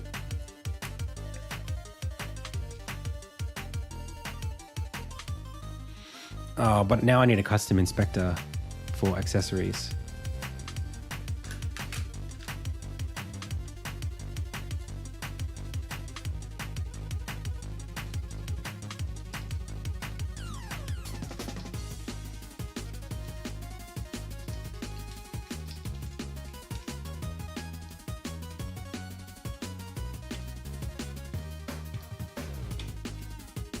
Jesus.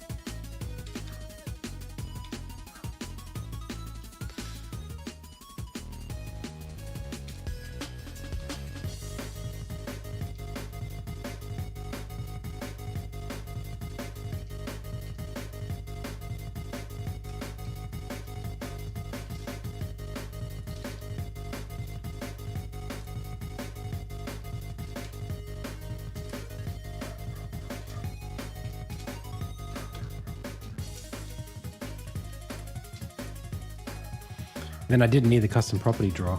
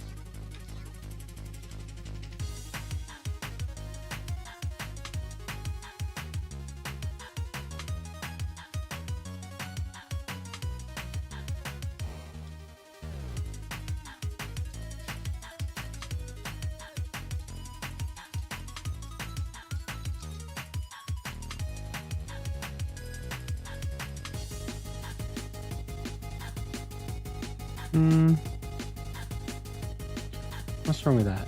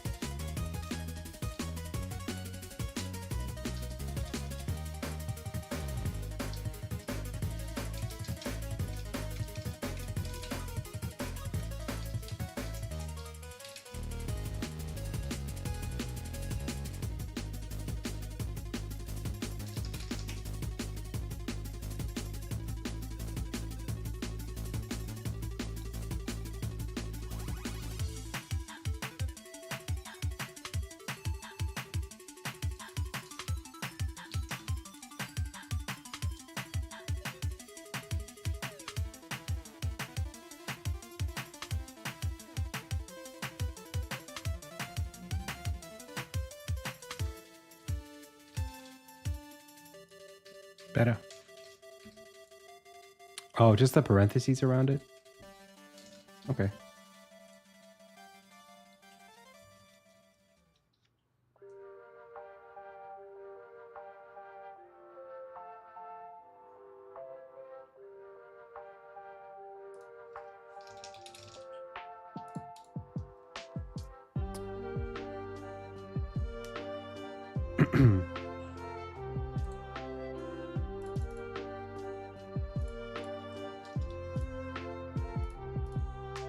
This doesn't seem to be doing anything.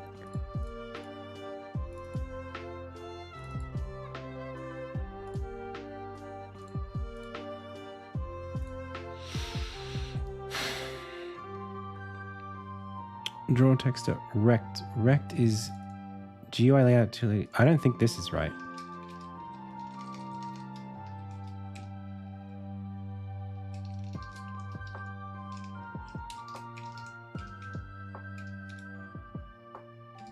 Is that right?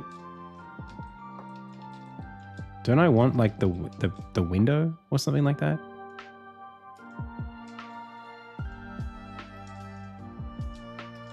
Like position or something like that?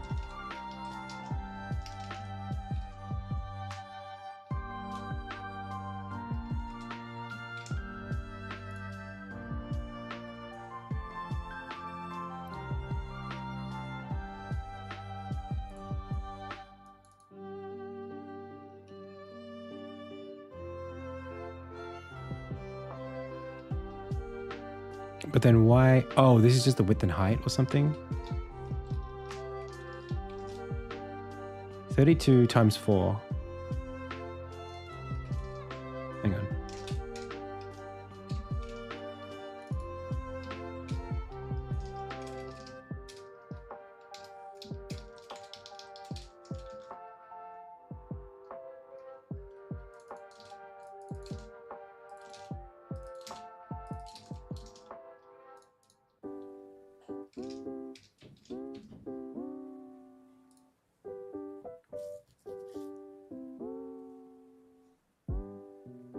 Yeah, that's how it's being drawn in the right position. But then why can't we draw anything over it? Maybe we should draw this last.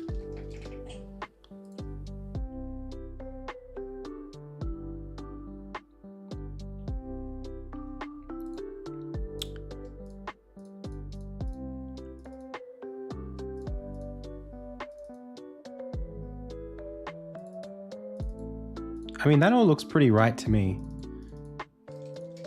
Are these texture 2D white texture and black texture, are they functional? Are they real?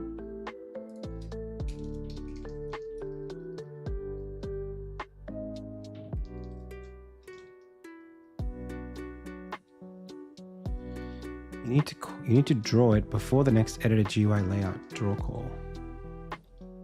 Texture before your grid.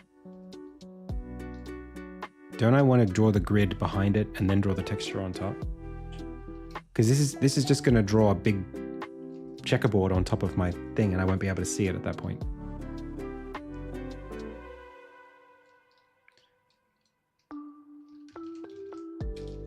Like it's doing a big black and white checkerboard. Oh, no, it's not. It's filling in the selection underneath it. But even that's fine. Oh, hang on a second.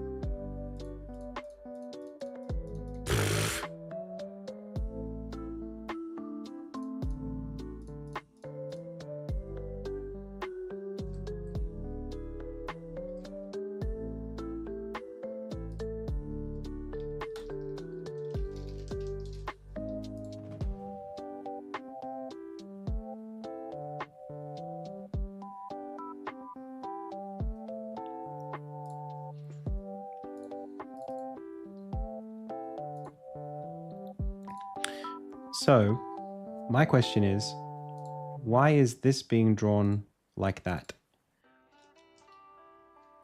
I think actually we want the sprite size to be drawn as is at some scale. In fact, it probably shouldn't even need to be drawn at any scale. It should be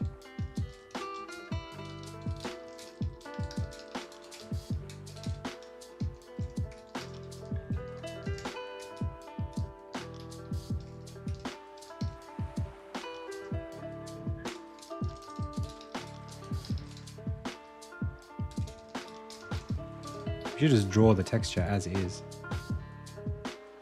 I need hot reload for this now. It's starting to get a bit annoying. I mean, realistically, that's the correct sprite, and it's only 1 grid big. So it really should look like this on top of that. Done.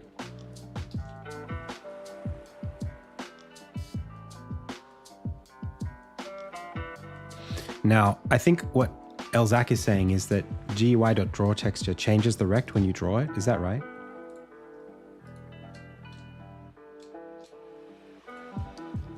Like drawing it affects... Oh, it doesn't change it. Okay, then why is it over here and that's over there? That's my only question.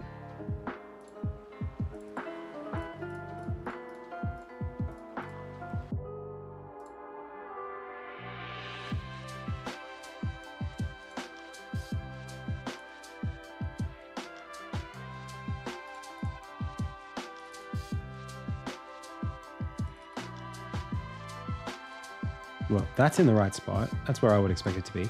The ring is not where I would expect it to be. And the ring, I mean, we're just adding the width of the texture to this. The ternary? Well, it's really just this texture that I don't think is in the right spot. So maybe it's scale to fit. But I'm making the rect that I'm getting is only as big as the texture is. So there's nothing to scale.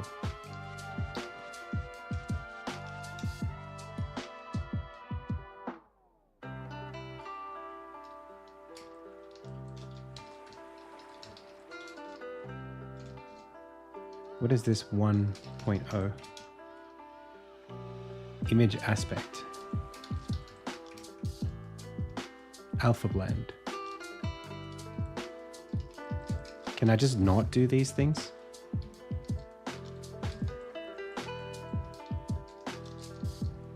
Though I do want to use scale to fit for this guy. Uh-huh. Well,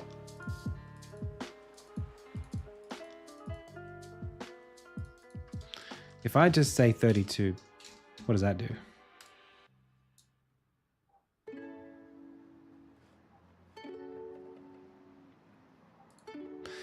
I mean, it might be in a sprite sheet, but I don't think it is. No, it's in a 32 by 32 image.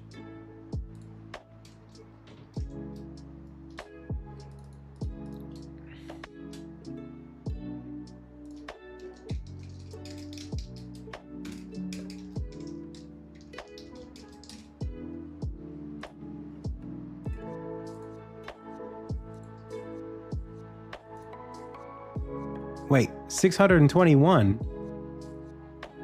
Where you get off doing that?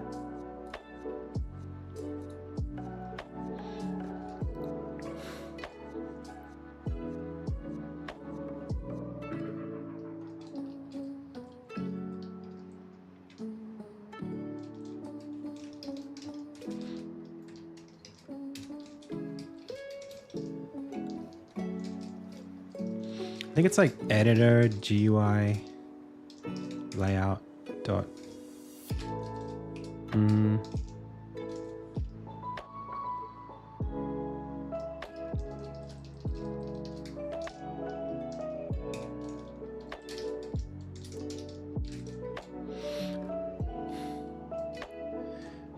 Yeah. The thing is, I kind of do... I don't want to hard code it because I don't know where the height is. Do you know what I mean? Like where the start point is. I guess I could just get the position of the thing, but that's what I am doing. And then I'm just drawing the texture. Can I just say...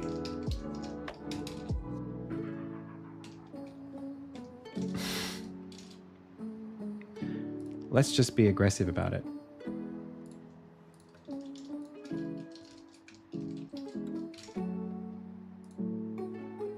Perfect. Now,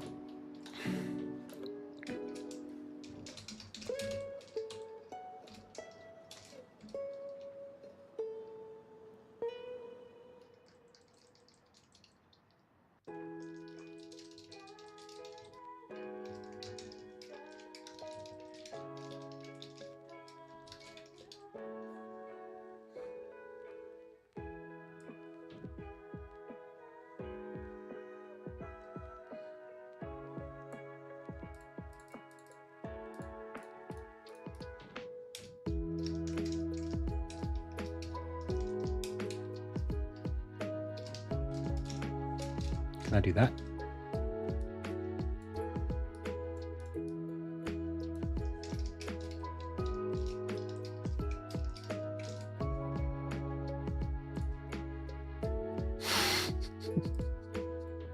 Oh, no.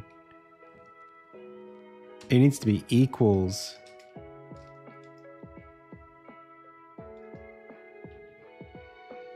That's so weird. New vector 2.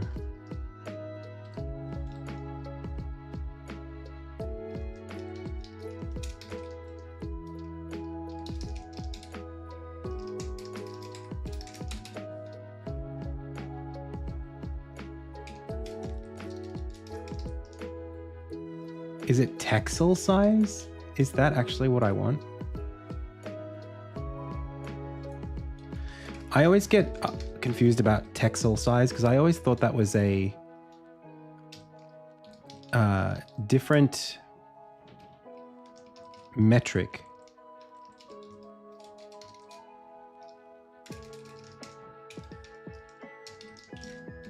Like it's not pixels.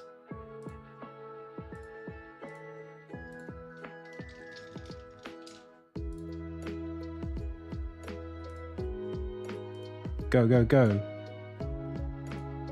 Oh.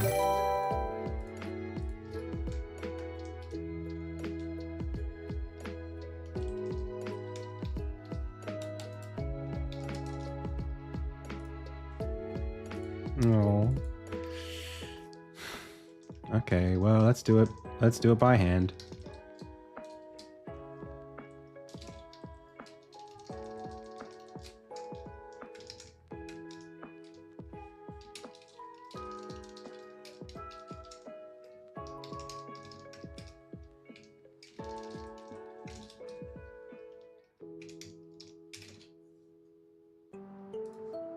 Okay, good.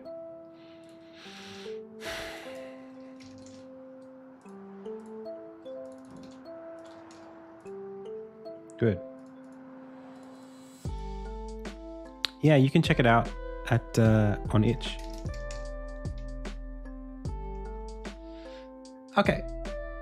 So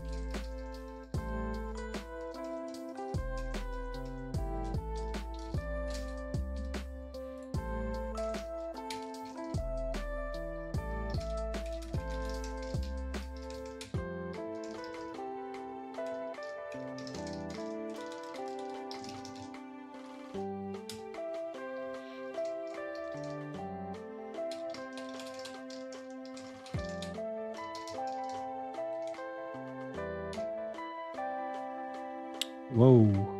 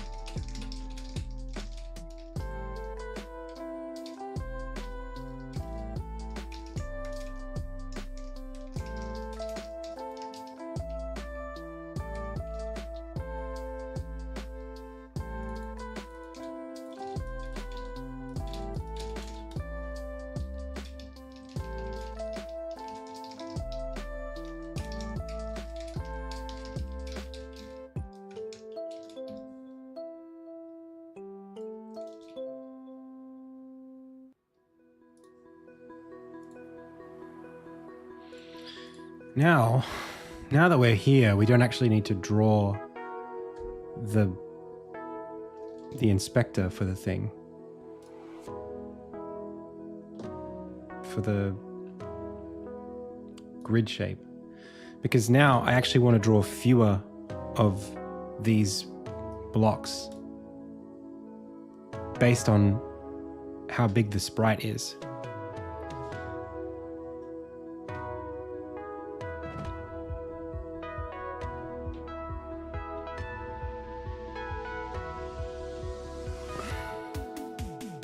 So I just commented all out. I just made this.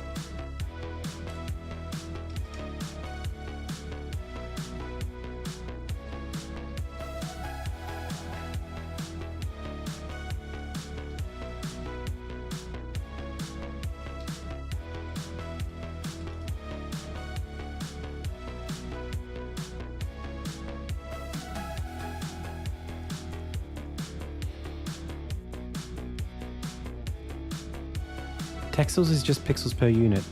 1 unit divided by texture size is texel size. Right, but that's 1 on the texel size, not the actual. It's not the amount of pixels.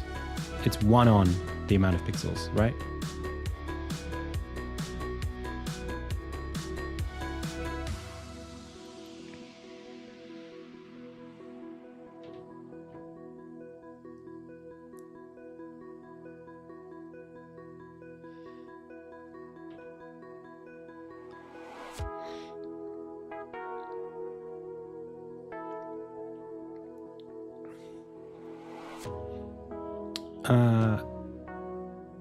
There's something else here we could do. We could make it so that rather than the grid, we could just, okay, we don't need this and we don't need this. We could just go to accessory.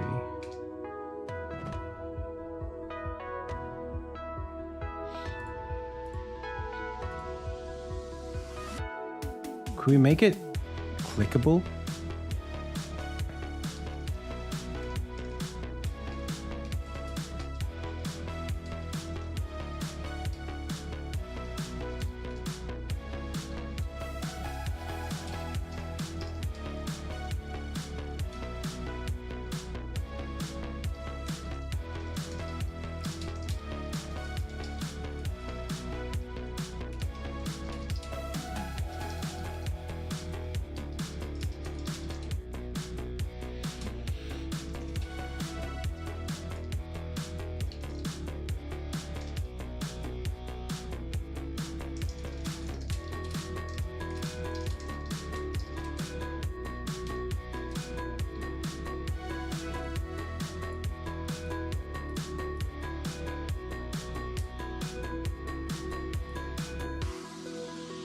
I just can't tell what that does.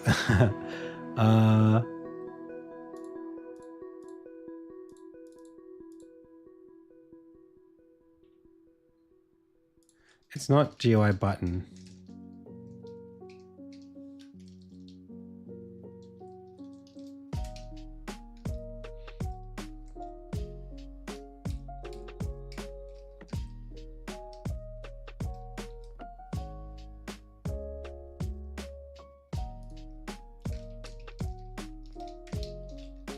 And then this is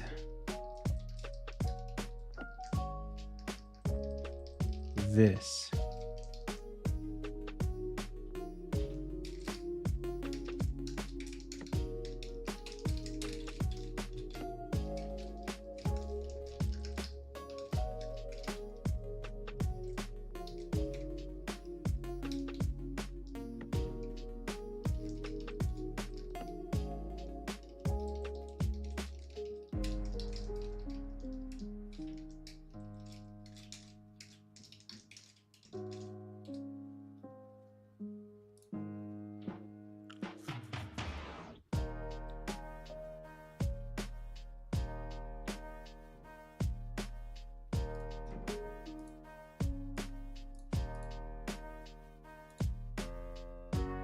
It's a good point.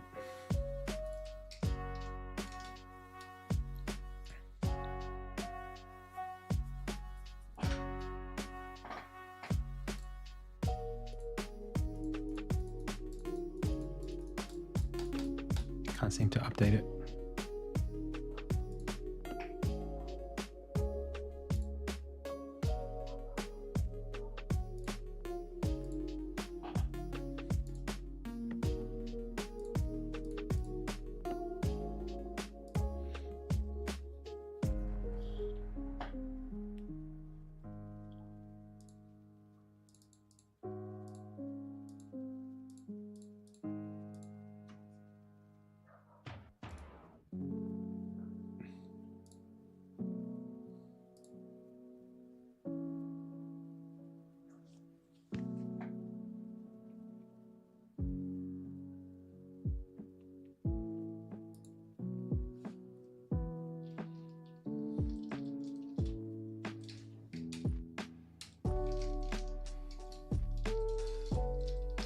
Do I have to assign?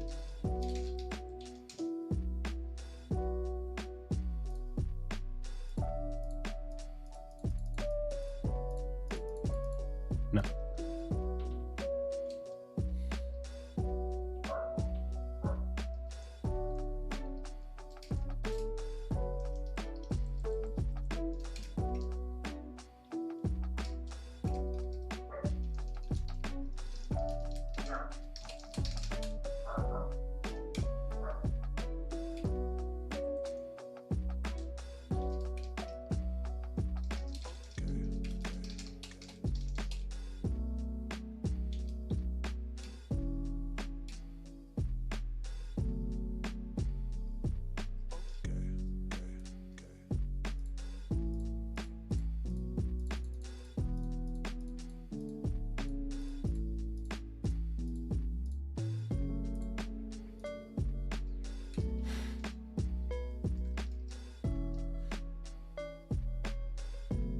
What?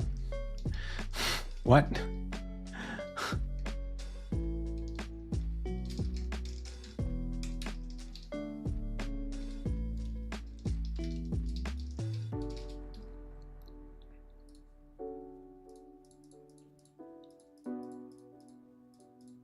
Cool.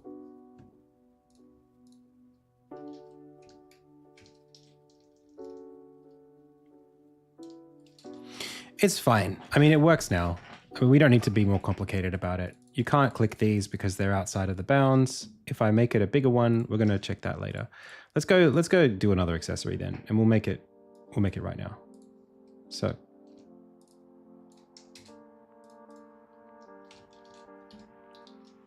file, save as sword accessory.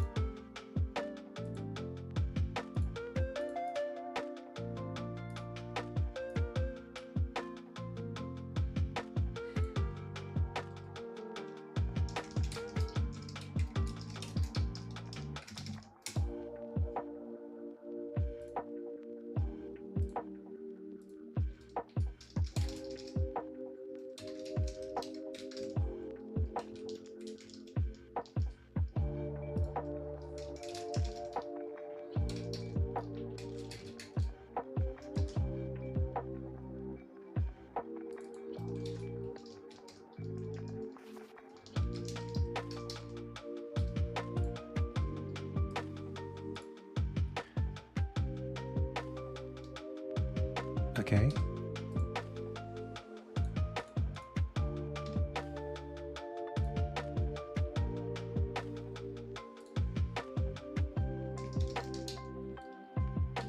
What the heck? Oh, I know why. It defaults to multi.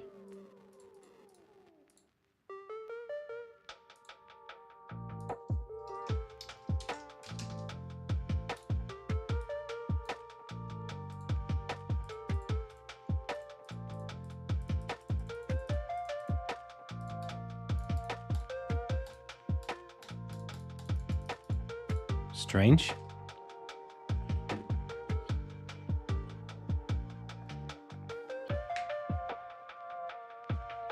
Well, it doesn't know yet which ones should be ticked and which shouldn't. It doesn't know that. Not every object will be the size of its area, if you know what I mean. If you have an L-shaped thing,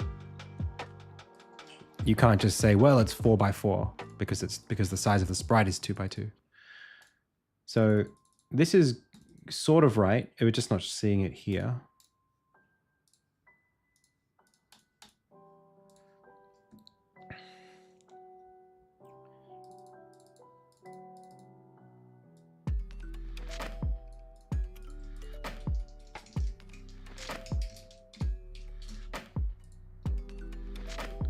3 by 1. That's good.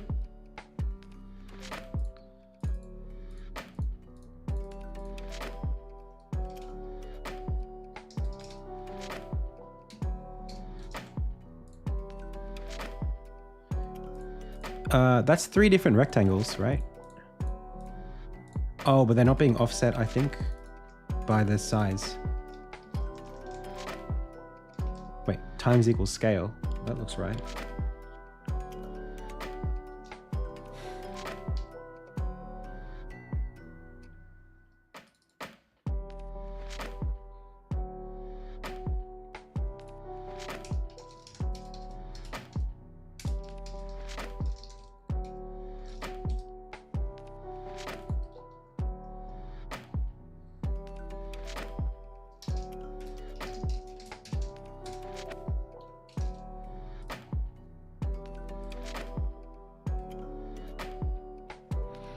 Eighteen, 18, 18.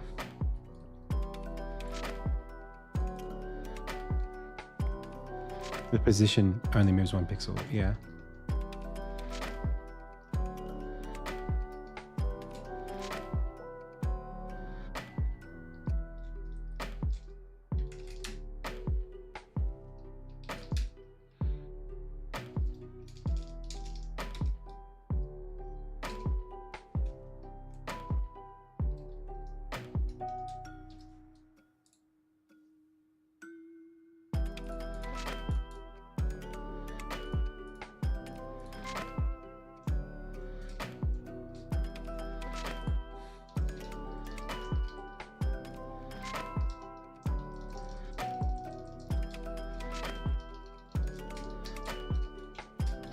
I don't know why it thinks to do that.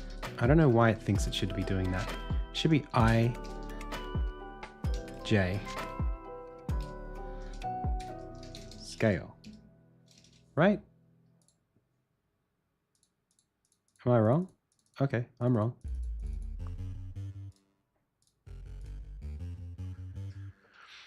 $18, $22, $26. What does it, why does it think that?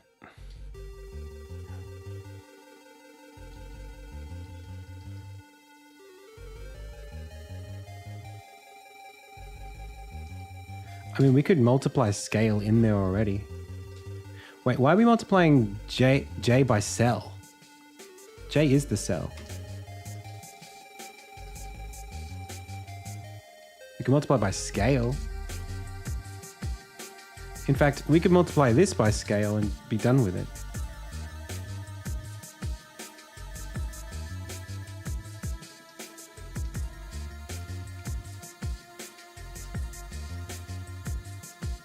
Can you not multiply a rect by scale? Okay, well then, do we do this, and this, and this, and this, and then get rid of this?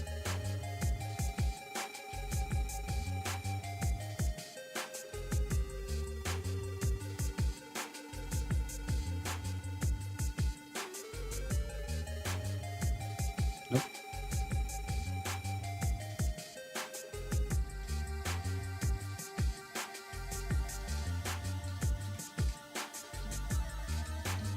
This is what we would have done.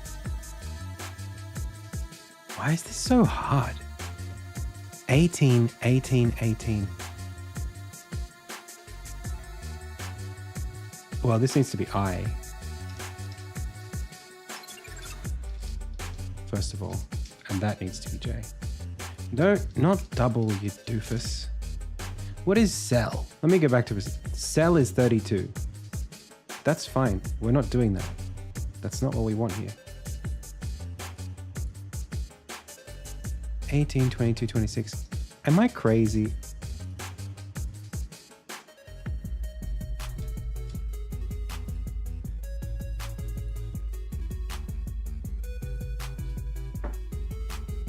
Do I need to compile this? Is hot reload lying to me?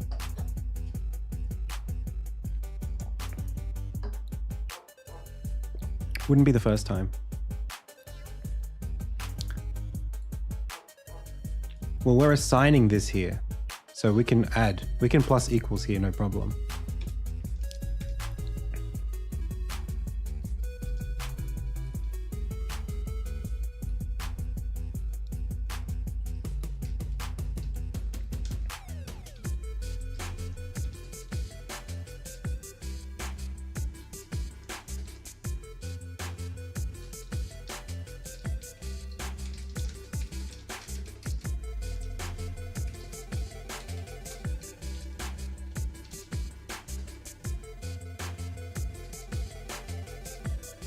0, 1, 2. Ah, it is cell, not scale. It is cell times scale.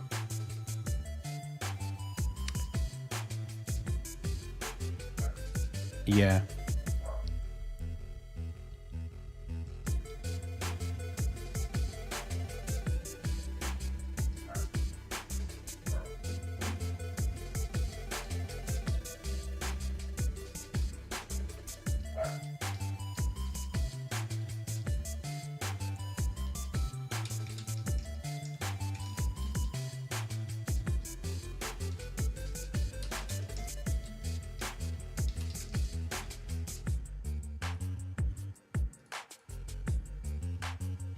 Still confidently wrong.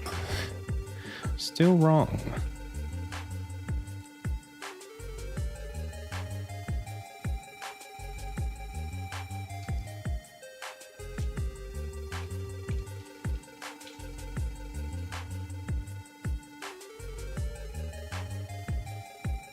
$50, $82,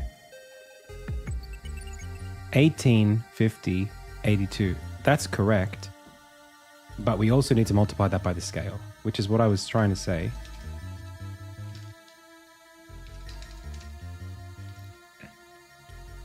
So then why are we not seeing it here?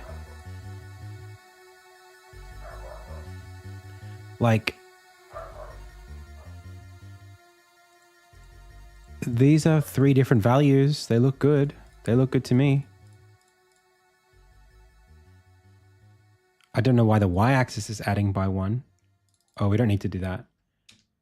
Well, we can do that.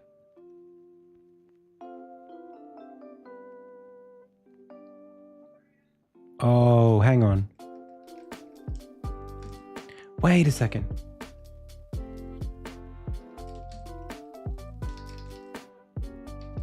Let's get rid of this for a sec.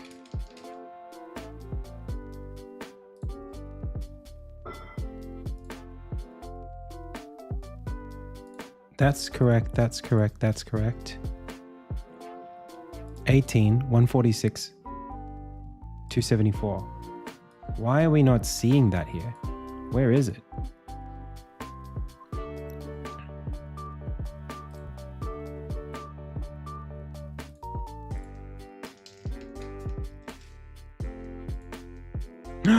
You were right.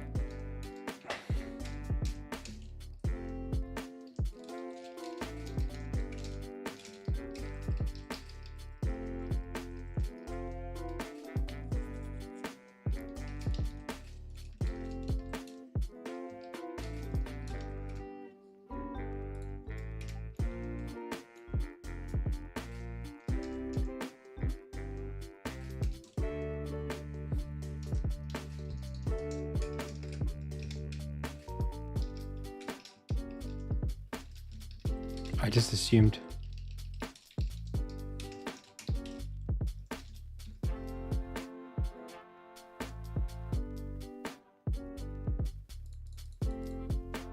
Yeah.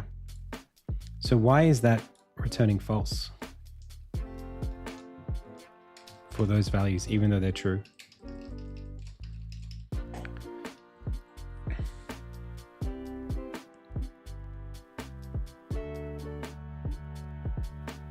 It's like this is how you get rows and columns. Yeah, shaped up shape is the mask.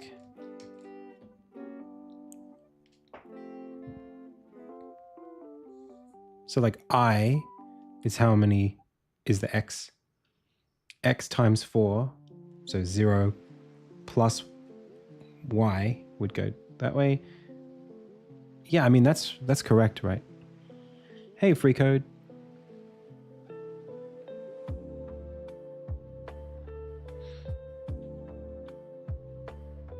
It seems reasonable to me. I don't really know how this works. Do I just say equals? No.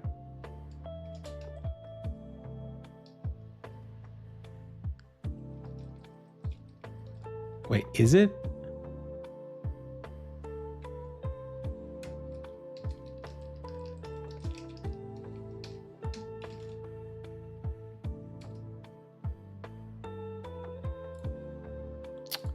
You geniuses. You geniuses. You very smart people. Thank you. Ah. All right. Well, we made a great inspector for this thing that we may or may not use.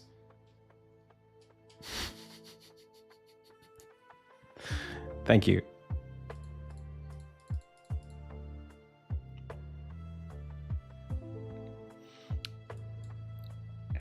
All right. Shall we go check out this package?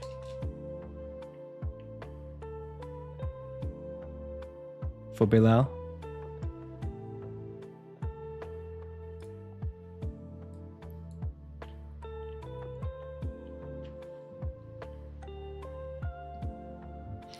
Can you tell me?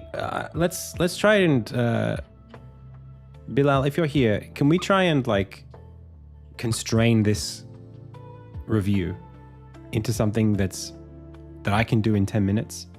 Is there something that you want out of this from me specifically that I can give you? Because for me, it's like, as far as I know, this is like essentially a clone of Retrobox. So am I just using it the way I would expect to use Retrobox, or am I trying to, like, what am I trying to do for you here?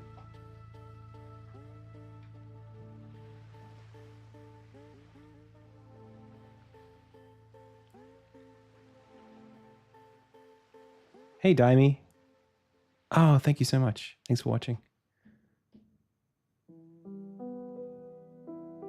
Sure, but like, how can I give you valuable feedback about this stuff without like using it extensively?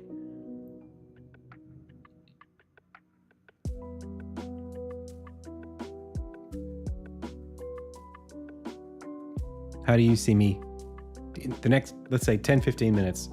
What do you want from me? That's my question. So that I can make sure that I do it.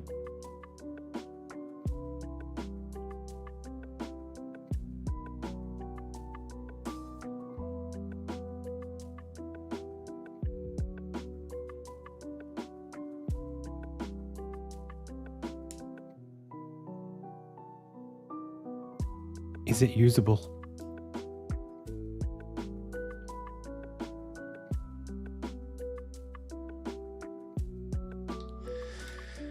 Oh, give it a go. Oh, but this is 2023 and up. I don't have 2023. Oh, I do have I have 6.0 somewhere.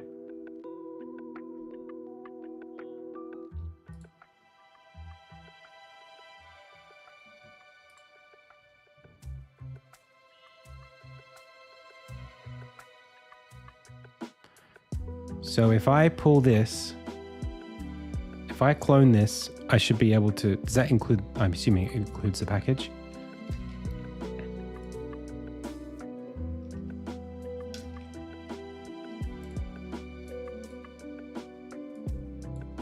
Can I just clone the demo and run that as a Unity project and that'll include everything? I guess it would have to, right?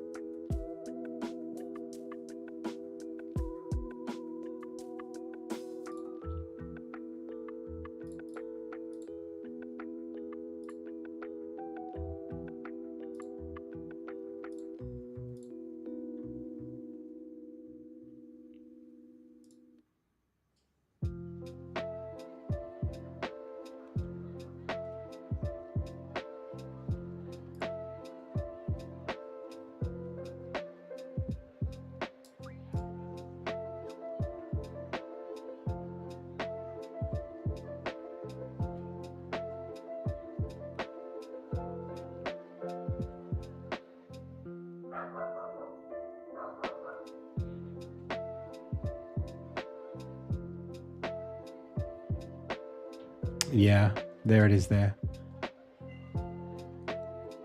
Well, retry isn't gonna We're not going to get there because it's not going to find the.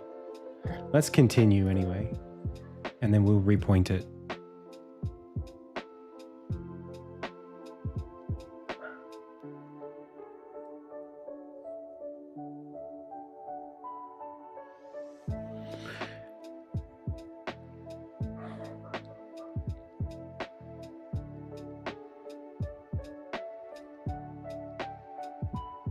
It's okay.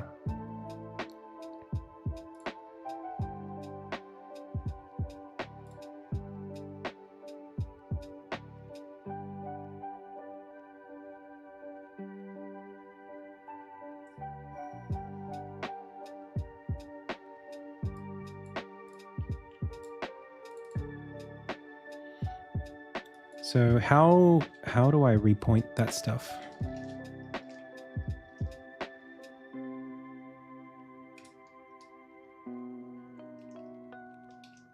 What was the? I'm trying to find where it was. What is the name of the? How do we?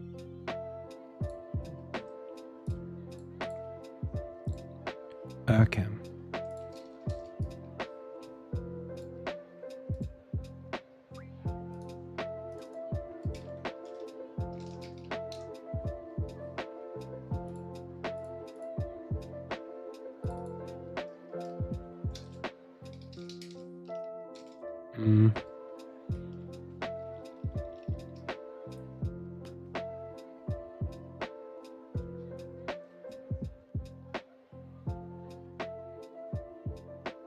You need to, I can't just hard code it here. I can't just pick all of these places where it's hard coded and repoint it. But first I would need to do that. I need to pull the demo, like you just said, pull the package. Yeah, let's do it another time, okay? We'll do it when we've got it, and I'll be able to update this. Okay. Don't worry. You'll figure it out.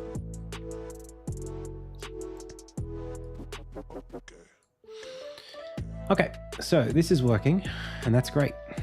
I'd love to hide these extras, but we would need to be able to show... Let's just leave it for now, it's fine. Okay, so now let's get the table working. So we need like a list of accessories. This goes to the game. So first of all, let's commit this. That's basic. Access, shape, grid, shape, support. That's basic. Shape, support. 2, accessory. All right. Yeah, I'll leave it there. I mean, I was going to use this as the grid. That's what I was going to do. So you click the space to toggle or untoggle, and then the grid doesn't have to be there, but it's fine.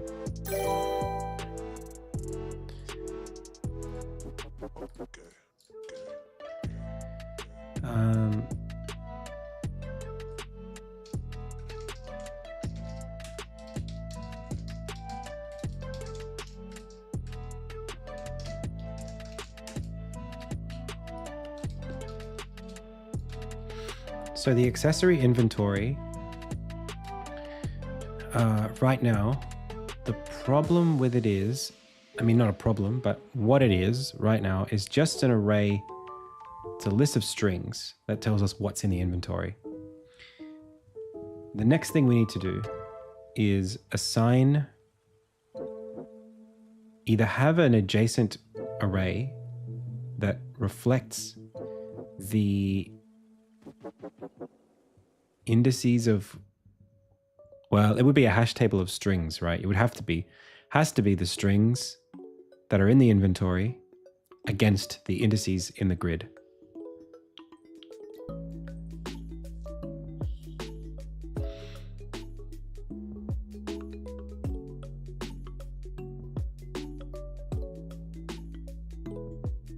Just a dictionary.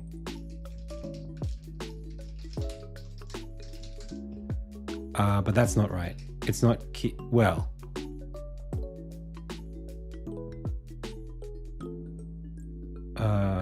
What is this? A dictionary of positions by string? Strings by position?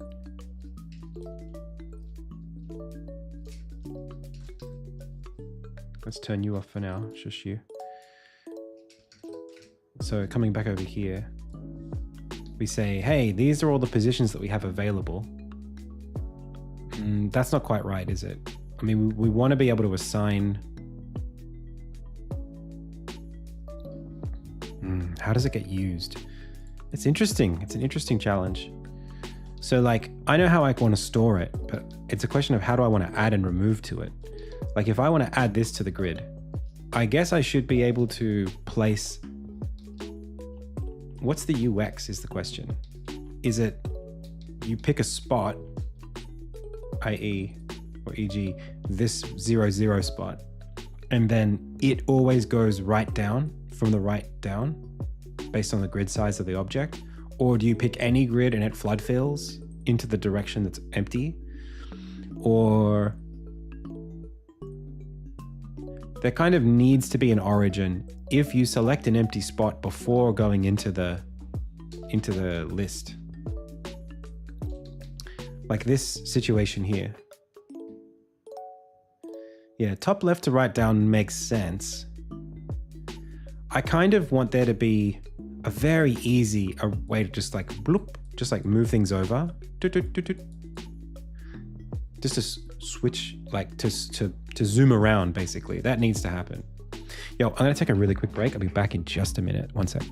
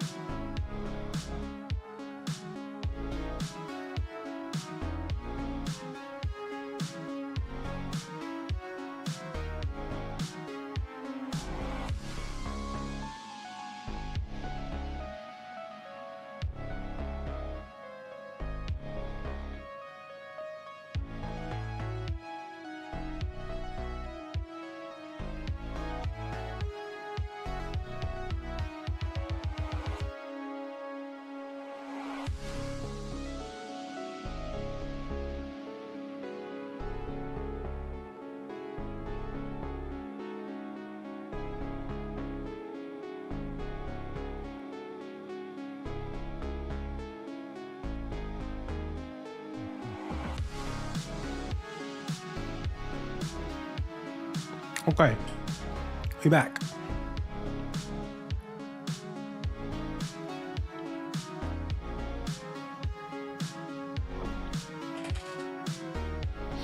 Yeah, you're right. This is the time where we should do some research. You're actually right, 100%. I love solving this stuff myself, but like at this point in time, it's just not worth it to do that.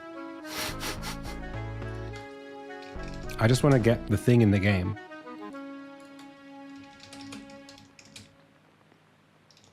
Hey, that's me.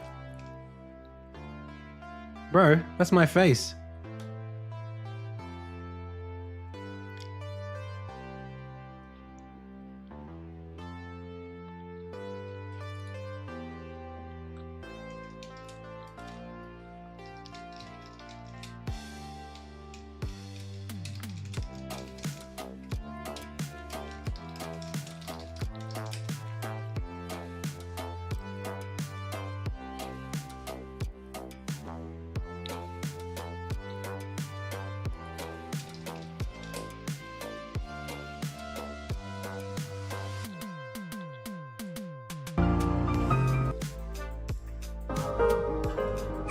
Whoa, what is that?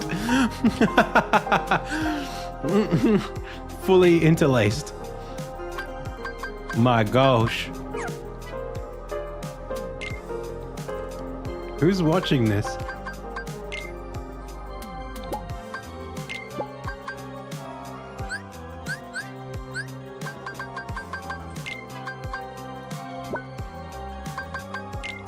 You see that?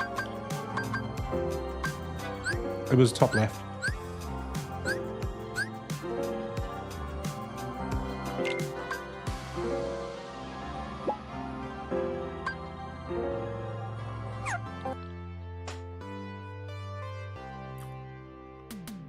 It's all good. We saw what we needed to see.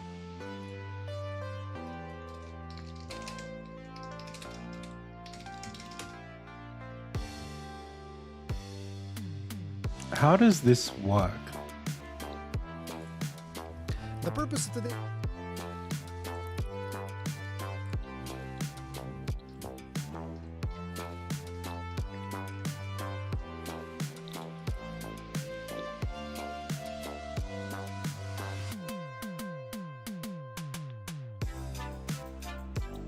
He's not dragging it.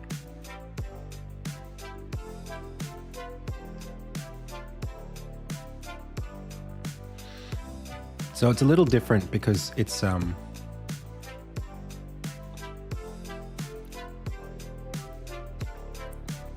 I guess we don't have to.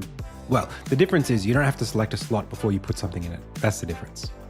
Like in Path of Exile, they're just literally dragging an object of a size and moving it to a spot that may or may not have that size.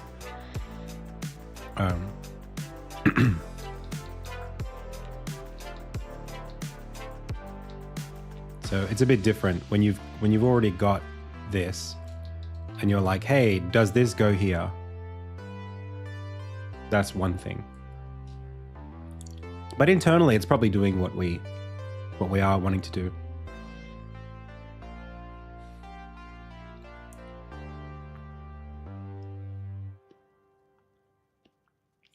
Yeah, logically, I think the straightforward way to approach this would be like what we've got here, where you pick a slot.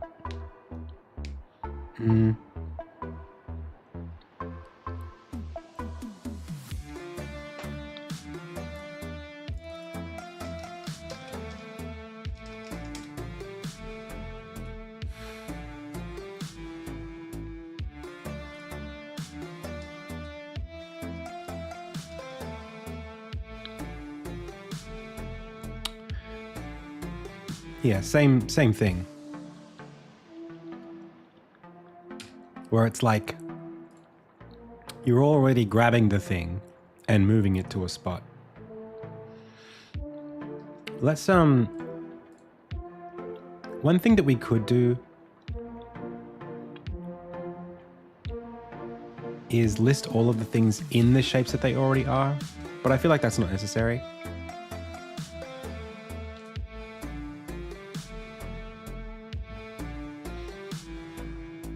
Also, I think 4 is a bit ambitious here. I think it should only be 3 by 3. It's 4 by 4 because it's bitwise, but really, ultimately, we shouldn't go more than 3.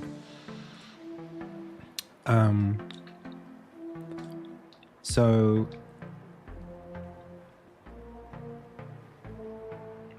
yeah. The only thing is, like, let me do some scenario stuff here. Okay.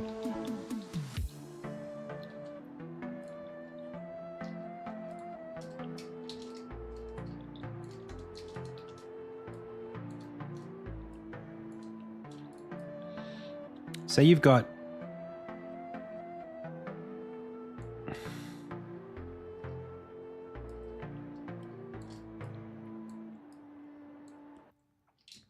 this, right? And you want to pick one of these to put in here. But you select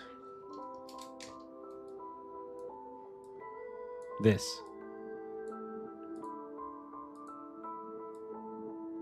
Should we not have a really easy fallback to select this and have it go,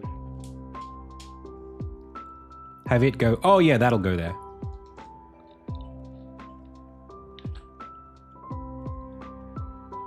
I guess we could just try cycling through all of the points and offsetting based on the point and then placing it there.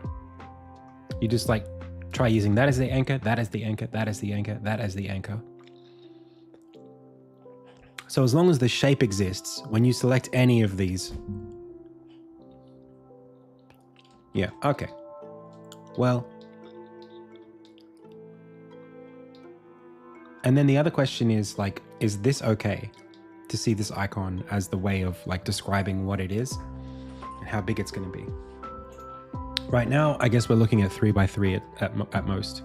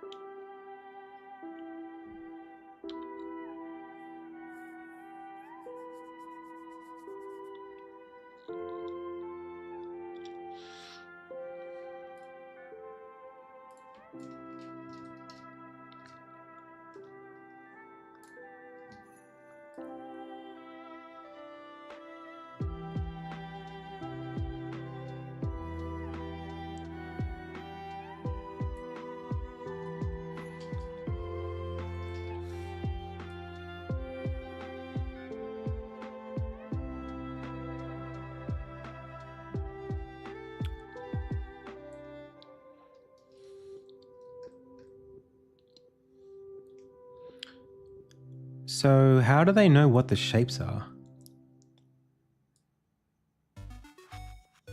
On the right side of the screen before you put them in.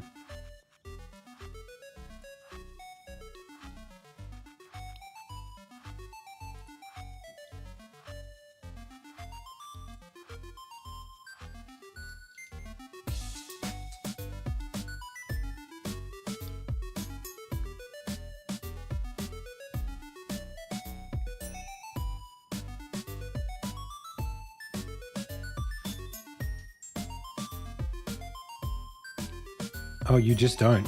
You literally just don't know. What the heck? You pick a thing, and then as soon as you pick it, you see... I guess that's what the 3 means, maybe?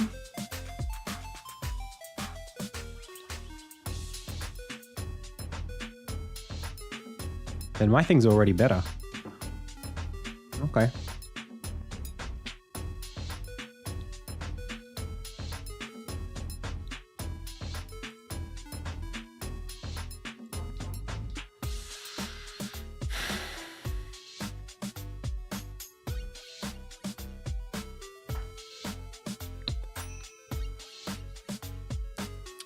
Okay. So, let's simplify and think for a second. What is the first thing that I want to build? The first thing that I want to build is I want to be able to hover over all of this. That's the first thing. So let's go do that right now. This is your accessory list. This is a grid. Do I have a grid focus group?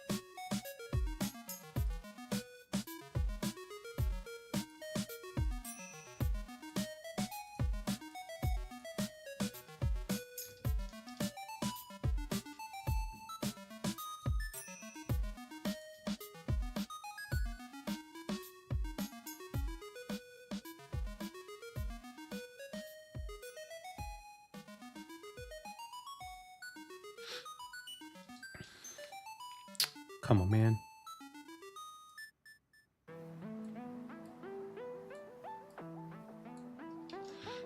Okay. And then on the grid, our first option is this. I don't know what this is. I don't know what this is. I don't know what that is. We don't have this anymore.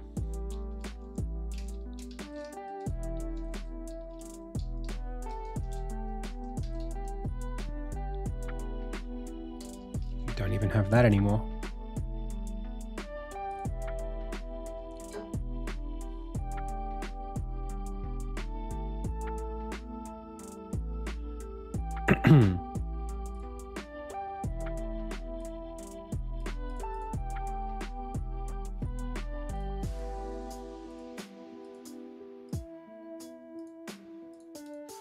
Okay, so this grabs the menu controller and it should open it when we start up. Nice. Can we move around? Nope. Is it trying to? It's saying that we can't.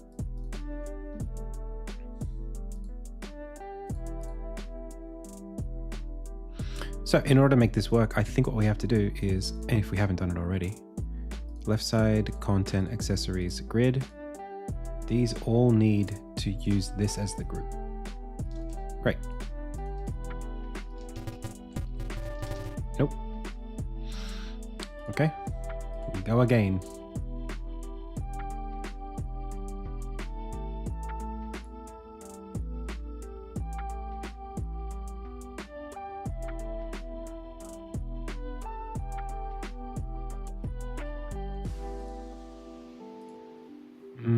Pretty sure that I do this.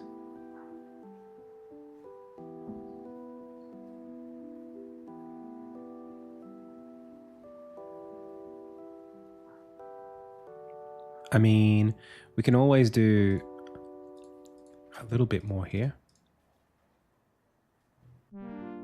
We can say that our transform is the area.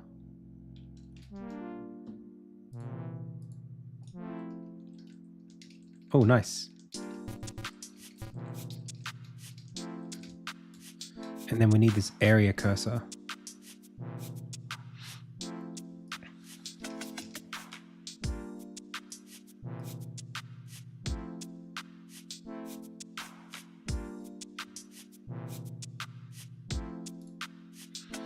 Which is somewhere.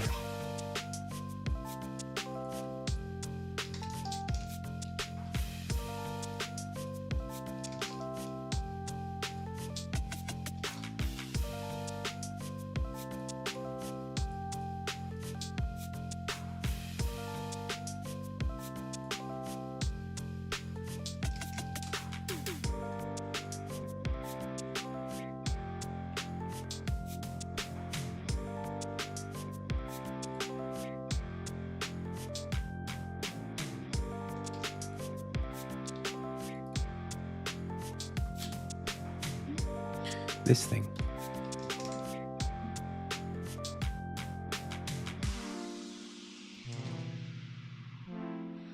No. Excuse me, brother. What are you called?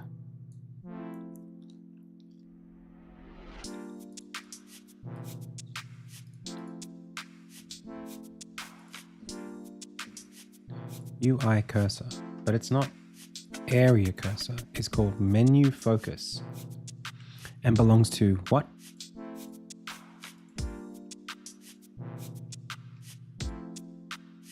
Menu focus belongs to game menu. That's the problem.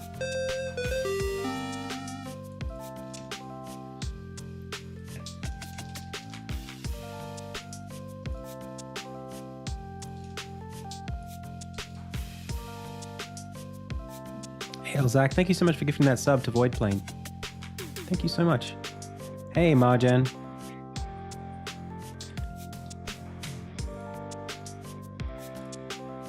Okay.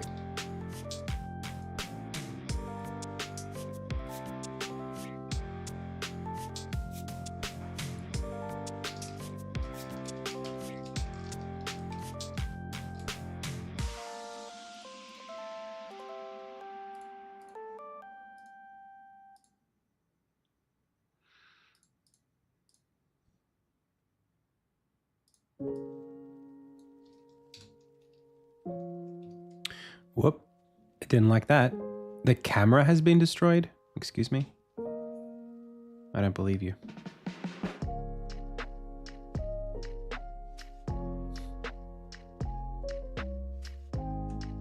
Type of camera has been destroyed? You're a liar. You're lying. I never hit you.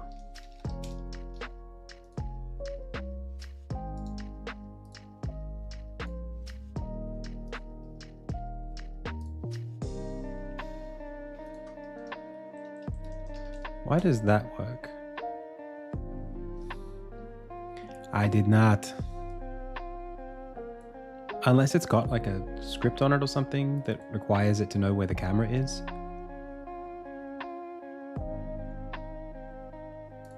Oh, hi, doggy. You're my favorite customer. Where are you dealing with camera stuff? Oh, okay. Okay. V equals world to screen point. Uh-huh.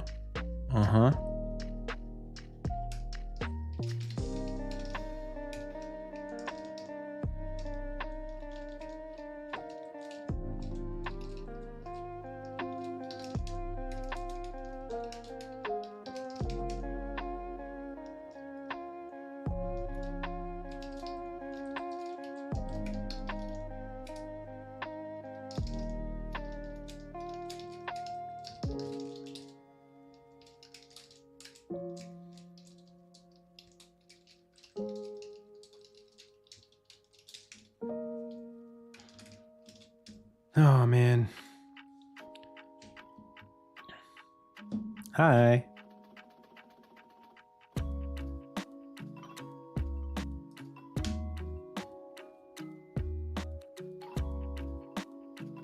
The viability of educational games. I mean, I think if you make them fun, then yeah, there's no problem with that.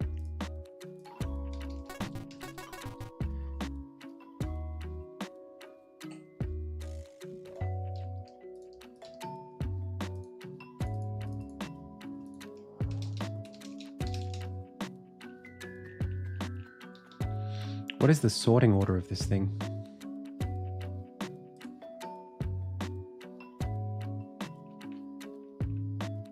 It's on the UI layer, but there's no canvas for this thing, as far as I can see. And not only that, but it's just sort of like in the world somewhere.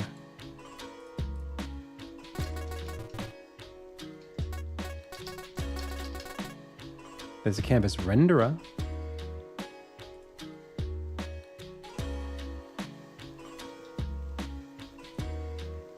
Well, Well, this has a canvas and it's at UI 0.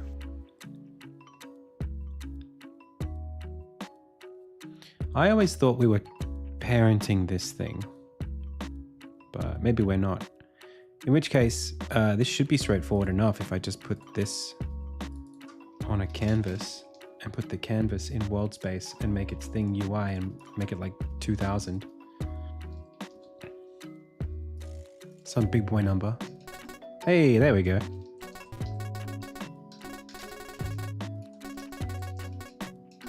So yeah, educational games, I mean, it really just comes down to what is it?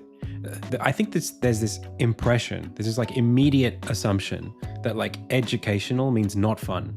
Like they're on two opposite sides that are mutually exclusive. One's pulling at the other. I want you to learn, I don't want you to have fun. But like everything in my game that is fun requires learning. It's really just about whether or not the person who is trying to learn, the student who's playing the game, whether or not they want to learn the thing that you're trying to tell them. So, I mean, forcing kids to learn maths by making them play a maths game, if they don't want to learn maths, then it's like the game's trying to trick them into learning something that they don't necessarily want to learn. And I think that's, to me, I think that's like a failure actually of convincing them why they should learn maths. Like, why do I need to learn this is the question that you never want a student asking. If they don't know why they need to learn it, they have no motivation to learn it. Because it's like, well, what am I going to use this for? Most people learn things out of utility. So I think it's more of a question of like, okay, how do you frame the thing that you're trying to teach the student in a way that they can understand is useful to them? And then if they're motivated to learn it, then all of the other gamification stuff, just it's so much easier because they already want to learn. They already want the answers to the questions. You just have to enjoy building a game around answering those questions. And that should be easy, super easy. So I think there's like a fundamental misapprehension built around the idea that people don't want to learn. And if you start with that in mind, then using deception to make them learn by like hiding the pill inside of the peanut butter or whatever, that's not gonna do it. Like games don't need to be ashamed of the lessons inside of them.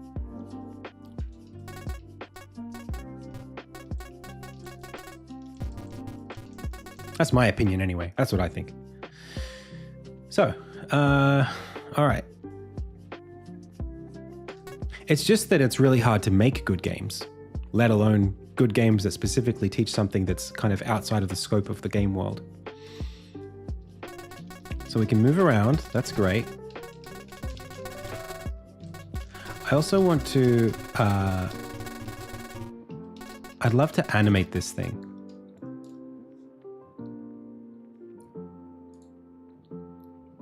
Right now, on menu controller,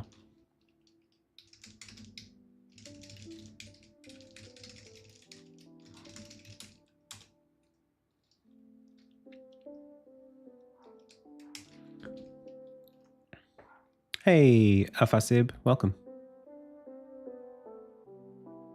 Wow. Ahlan.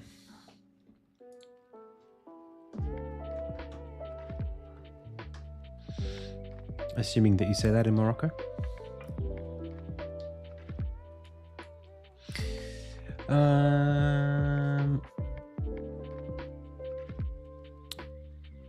Yeah, I would love to animate it.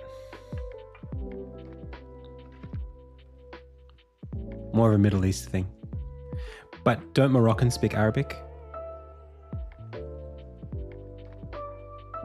There you go.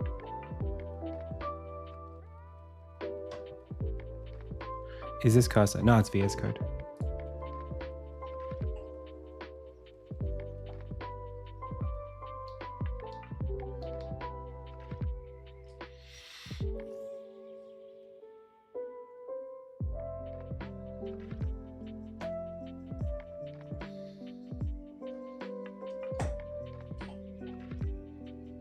Okay. So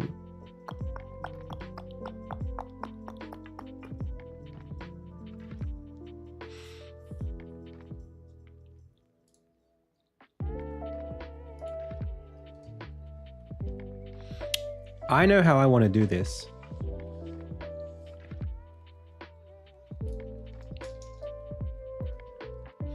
I'm just getting caught on little things that I know are easy and fun to do. Let's just commit this now and say this is adds grid cursor movement. Oh, you speak Berber. Oh, there you go.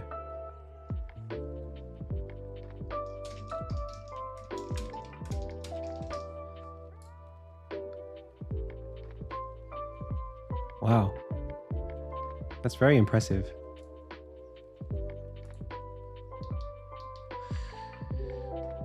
I can't really speak many languages.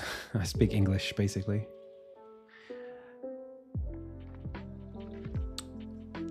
So I really wanted to do something like this.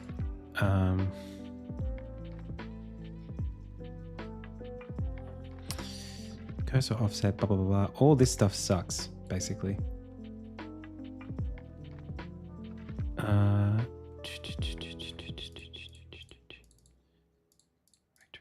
So like maybe we can just go really quickly. I'm just going to do it actually. I don't care.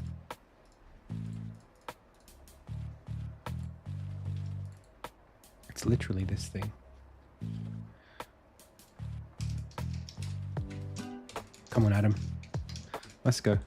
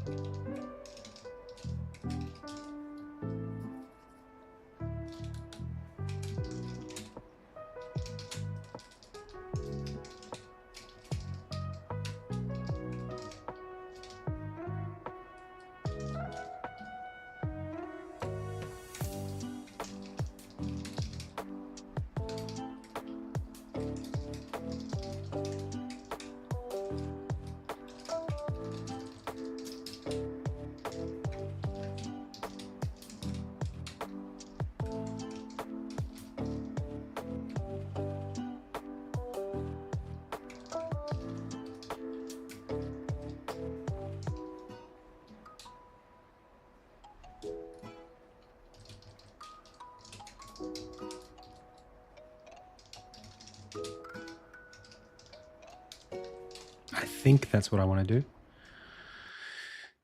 And then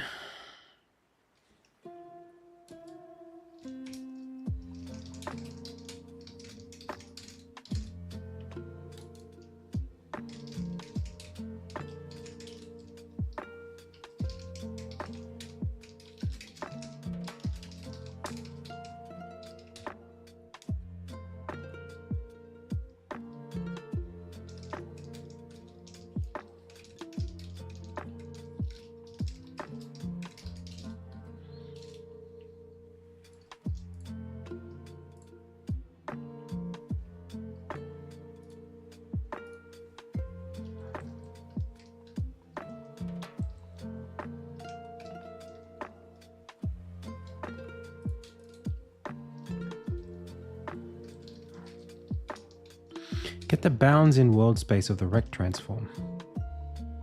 Why do I do this?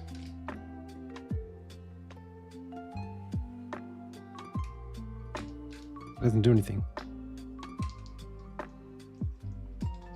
Did it used to do something?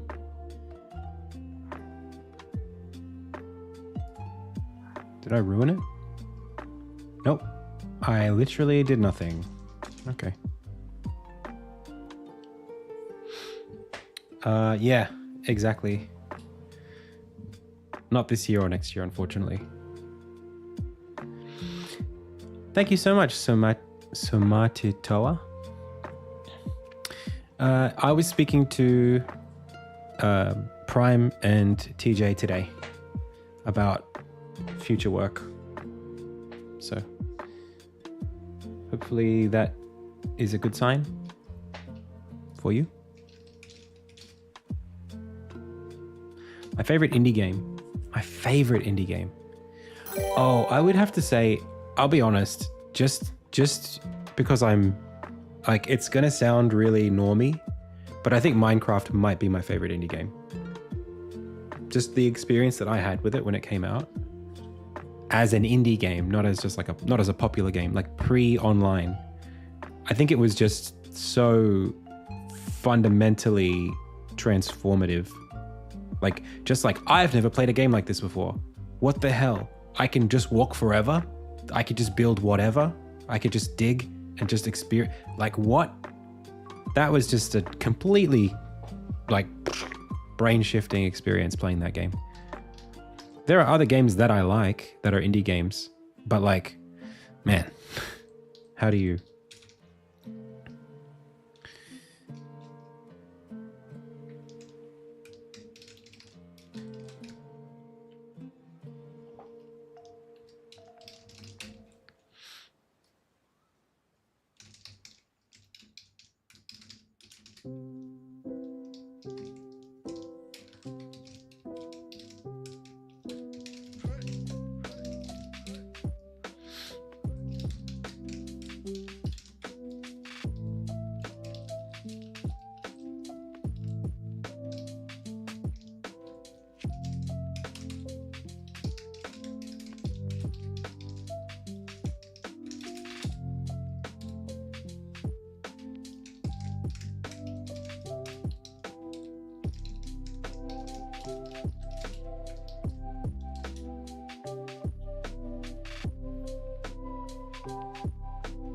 I mean, you can walk for years in that game. Did I play Balatro? I have been playing Balatro recently, actually. Like, I started at the tower stream. They got me hooked literally on that first day. My score was like, I got to E14. I got to like the 41st ante on my first game of Balatro. And now I'm just like, I'll never reach that high again. It'll never happen.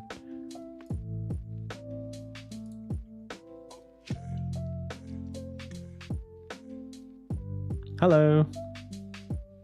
First game. Vampire Survivors is not a bad game to start, but you could go even simpler for your first.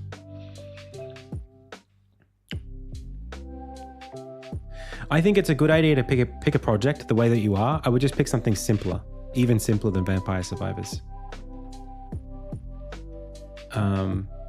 It's gonna be hard, but doing tutorials to help you get through specific concepts that you need to learn is going to be the easiest thing. You're probably going to get more motivated by it.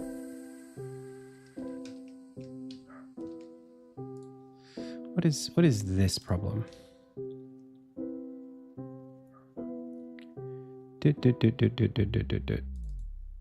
Monobehavior constructor. Right. Okay, sure. I think I know what you mean. I think I know what your problem is here.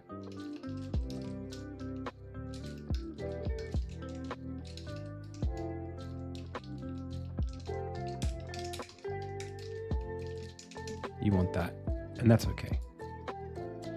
It's probably hot reload being silly, but...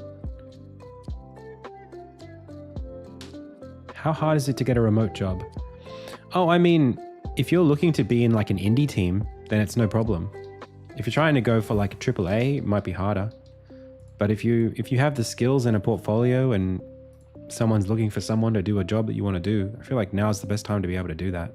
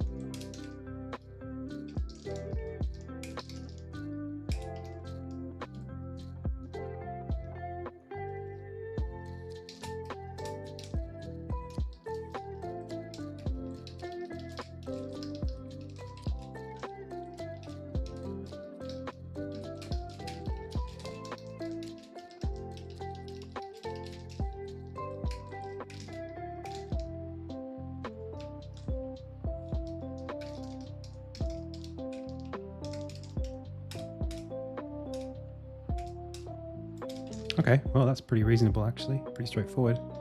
See if it works.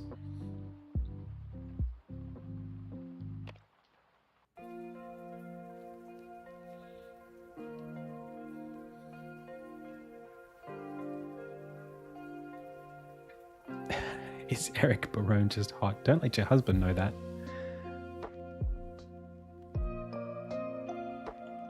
I like Stardew as well. I mean, I think it's a good game.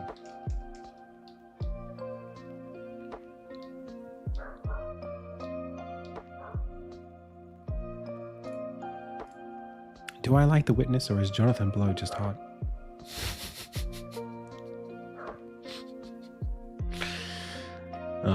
Funny.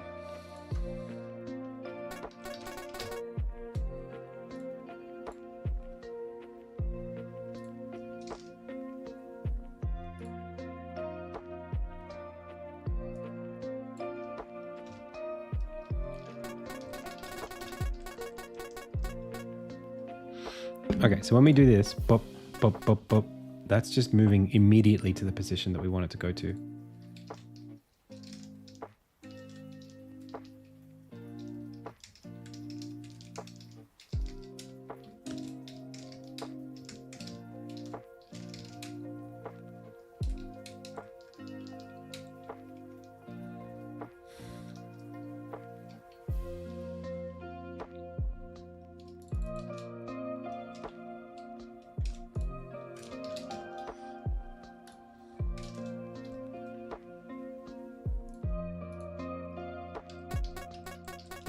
Damn it. What is making it go instantly to the destination?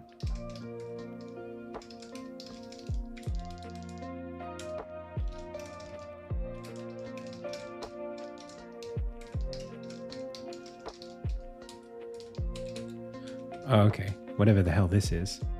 Why? What is this? Why did I do this? Update cursor. What is this? On what basis does this run? Was I so anxious about it? Why did I feel like I needed to do this?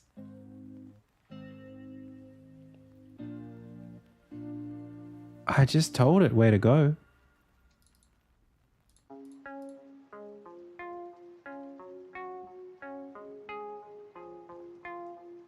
I was like so insecure as a programmer. I'm like telling the thing to do the same thing like 6 times. Why? It's okay. It'll do it if you just do it once.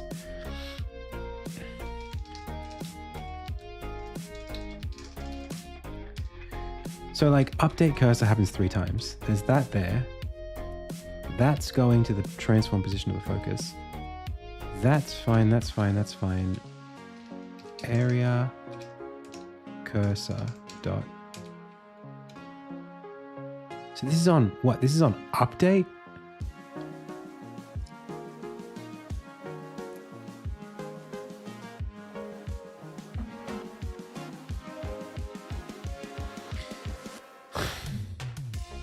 Crazy. I mean, on update? Look, I'm updating the cursor and then I'm calling update cursor again. Anxiety coding. Let's go.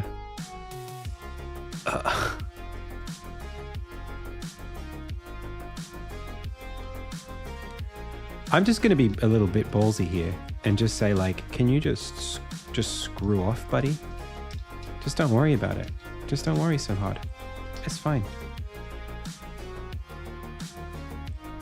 Okay, this is okay.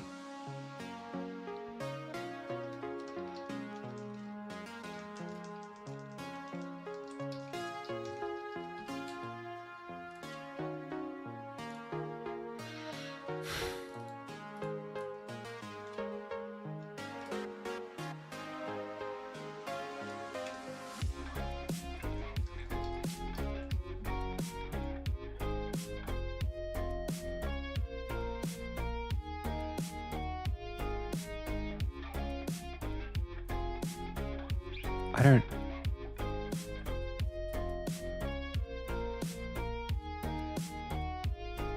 need this anymore. guess I don't need this anymore. And I guess I don't need that anymore.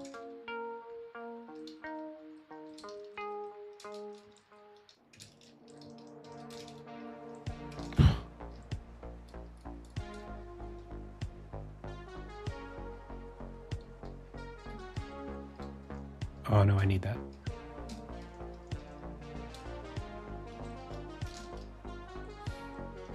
Wait. Wait. If R, what is this? What? What do you mean? Wait. If we have one, do this. If we don't have one, get its position and do something. What? You what? Who wrote this? Adam, what does this mean? How could this ever be false?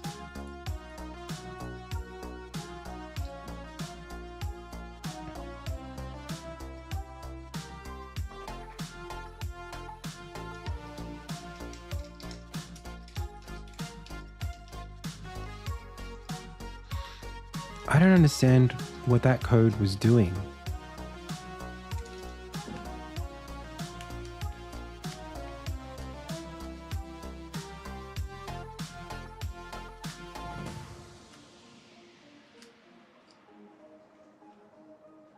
Like what?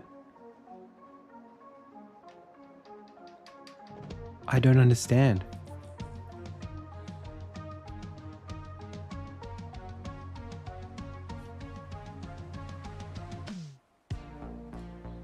The thing is, it works. That's the ugly part.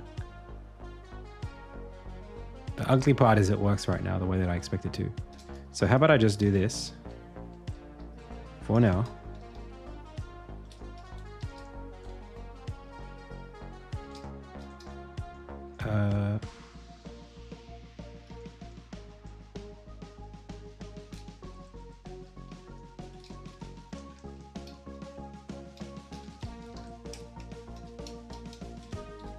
I've been meaning to do much better with my menus in general.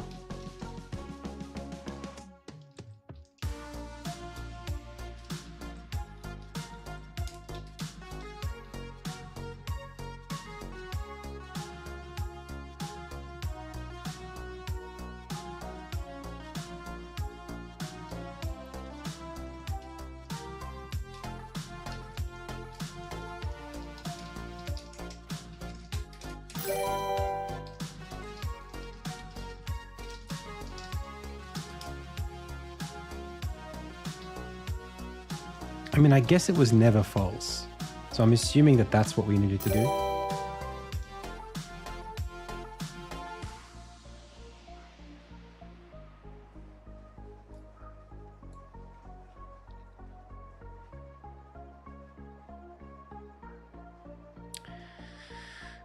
man, there's so many bad things here.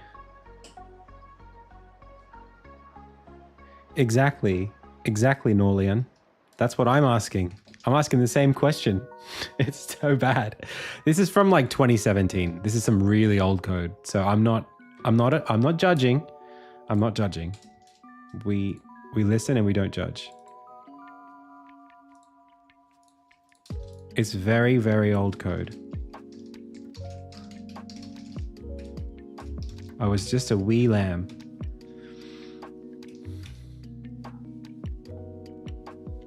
But come on, Adam. Why do I have this function if I have that function? I'm judging. I'm starting to judge.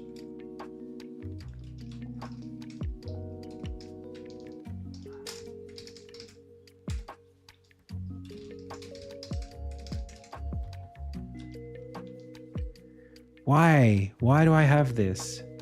Set cursor to focus and also update cursor afterward. Like, bro. Broseph.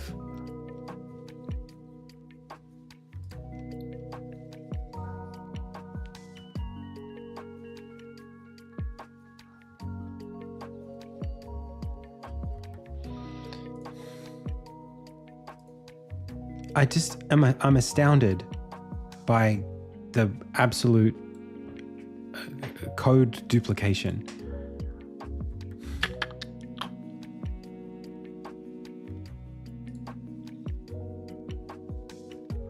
It's so unclear how this works.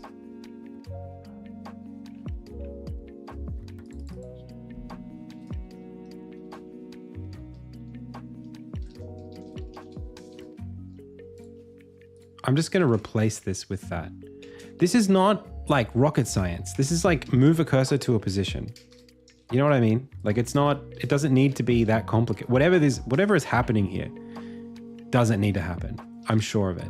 I'm not even gonna give it the chance or the respect of leaving it where it is. You know that thing they talk about of like the gate in the backwoods or whatever? It's like you come across a gate. Do you knock it down?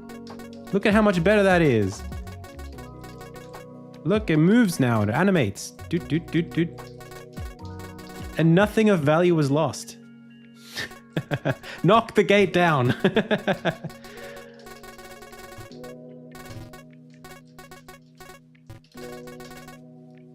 What the hell? Except that we see the other cursor as well. That's the only thing.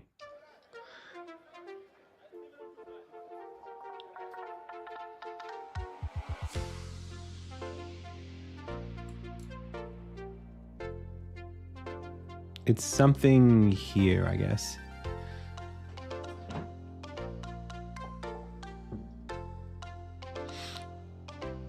Just the toggling of which cursor we're talking about. Because I've got the area cursor. In fact, even that sucks. The fact that I've got like two different cursor objects.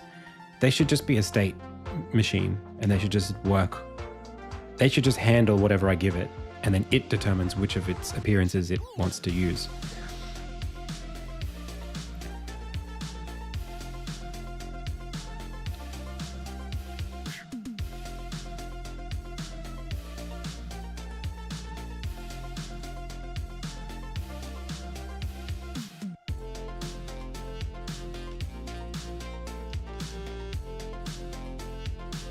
And I'd love it if we actually passed in the focus. And if this was something that we did, we sent to the cursor, not here. We sent the cursor a position or something and said, use this and figure out where to go. That's what would be great. I think there must be something here of like, if the menu is moving, have the cursor stay with the thing that's moving. There must be something like that. But even that can be done with a target object on the cursor. We don't have to spam update the position. Hey, thank you so much for the follow. I can't pronounce your name, but thank you so much. We should probably just quickly go over to like the main game and just see what breaks. I'm sure something will. I mean, get blame. It's me. I'm the one to blame. It's me. I mean, that still works. This doesn't work. I'm the one you want. It's me.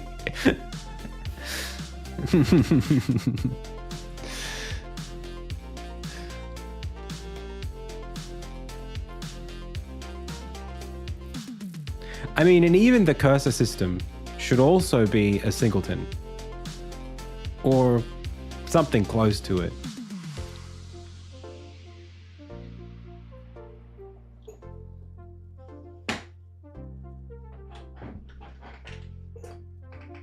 How many wishlisted players? A couple thousand as of 1 week ago. Like from 1 week ago to now.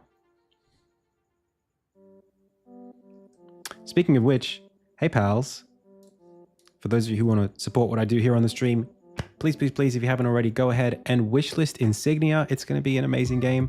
You can see me working on it right now. We've got some amazing code refactoring going on. We're making the UI nice and animated. It's going to be really fun to play as well. Obviously, the game is much more than just UI. So if you're excited about it, please go ahead and wishlist it. Please, please, please.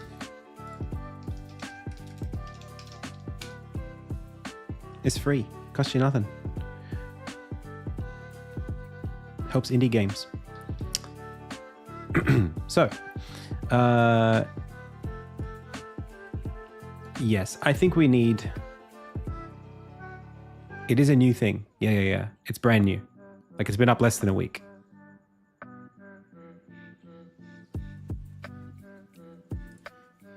Game's been in development 8 years. Steam page 1 week old. Thank you so much. Okay, so...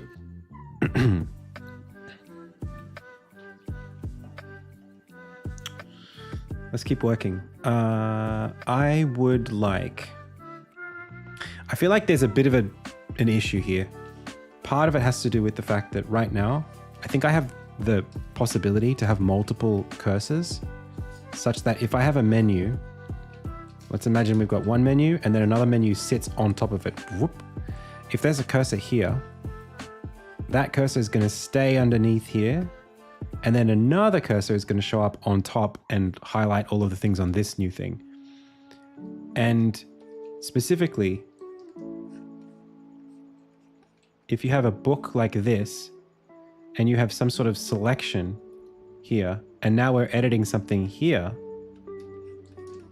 you don't want this to disappear.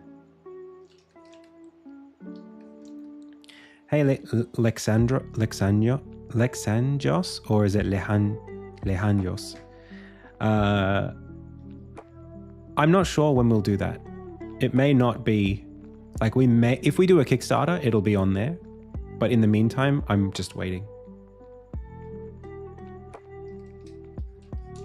It's not urgent for it to be on there.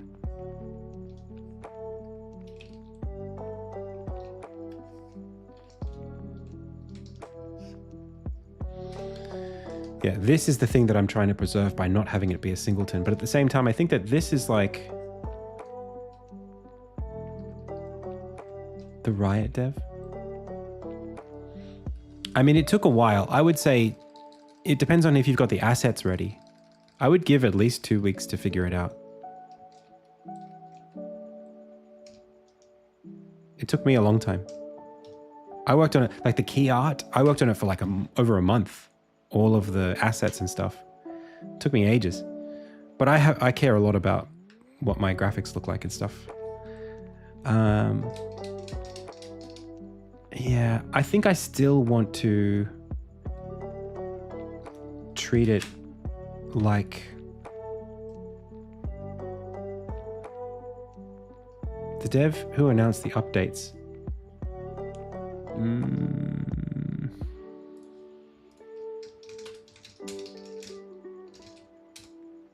Who are we talking about?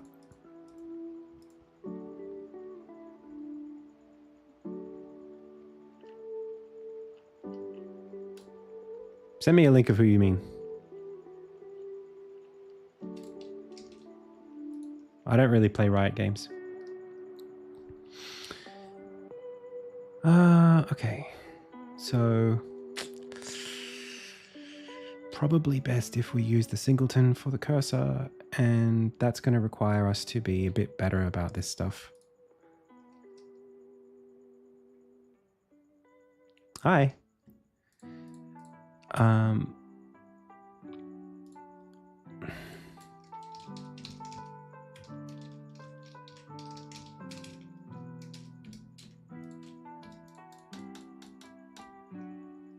Wait, there's a cursor behavior object? Oh, what do you mean? How many cursors does this game have?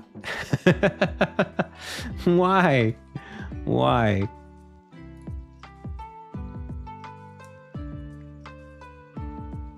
Thank you so much, Nettle.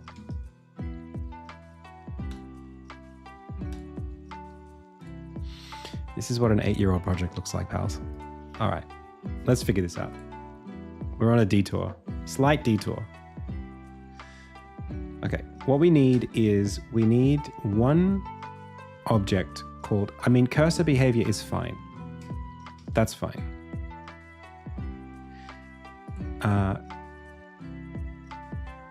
It's fine for it to exist like this. It's fine for it to have an animation sheet for the default thing. That's all very good. It can have a retro animator, that's fine. It might be nice if I mean, this is very straightforward and simple. It doesn't really do much. This is a little bit more robust. This is the thing that moves around and does all cool stuff. So let's maybe rename this.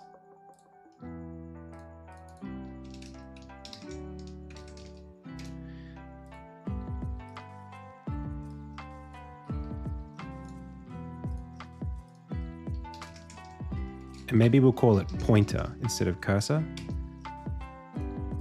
like we did in the jam on the weekend.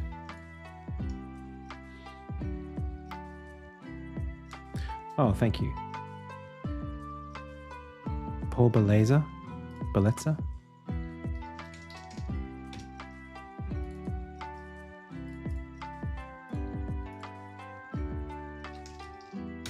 Pointer.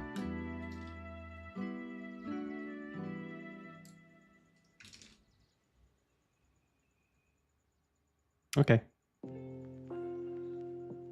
On the right. This guy? I suppose the glasses or the hair, I see it. I see it. I mean, the beard even, it's not that different. Superficially, sure. That's fair. He seems like a really nice guy. He seems really smart and attractive as well.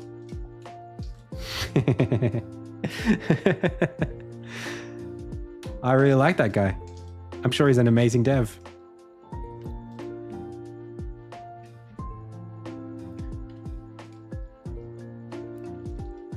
All right.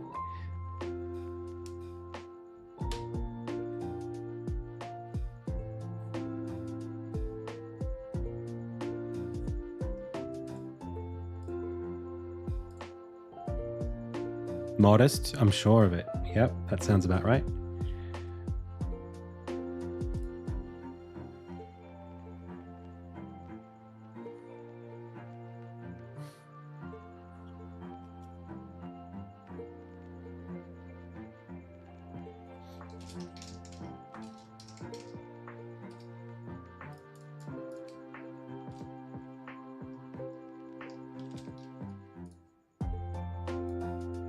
Oh, getting a phone call. One sec, pals. Be right back.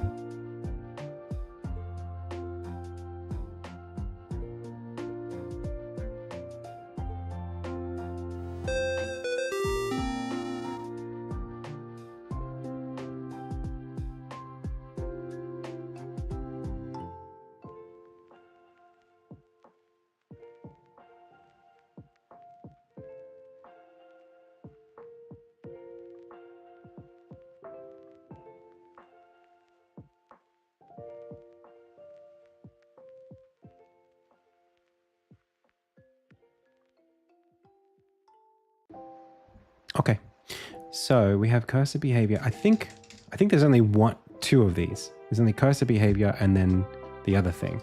So now it should be really straightforward for me to be able to go to the game system, I guess, or even does the engine have it? It does have a thing called cursor, but I don't think that's really what we're looking for. I think UI, I think we're good. When I'm pressing start on this thing here is what? You are menu components which live on game system, which is exactly where I hoped that would be.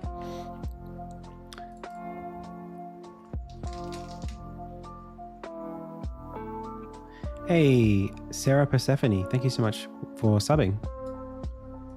So this thing has like two of these things. This has a sprite renderer, retro animator, a cursor behavior, and a UI scaler. We're going to make this one thing. Let's create a new empty game object and call it pointer. Hey, Dev Spius, welcome. Thank you so much for the raid. How was your stream?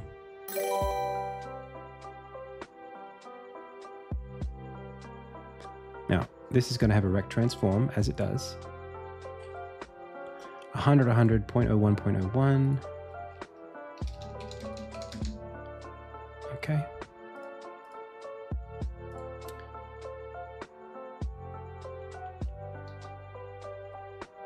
this is going to go here. This is going to go there. This can go now. And then this. See ya. And then this is going to have a retro animator. We should probably have a toggle, like a parent object that contains the two and just toggles between them. The problem is that size delta is something that kind of, well, we want to be able to set the position anywhere we need it to be, and that's fine. And then I guess this is going to have to do the size delta thing of the child object. But yeah, it's still not great.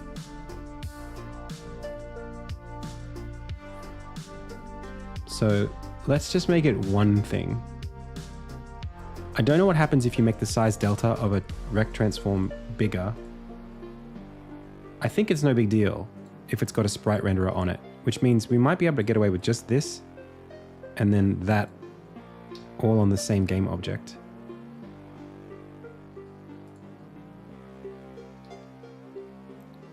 We can throw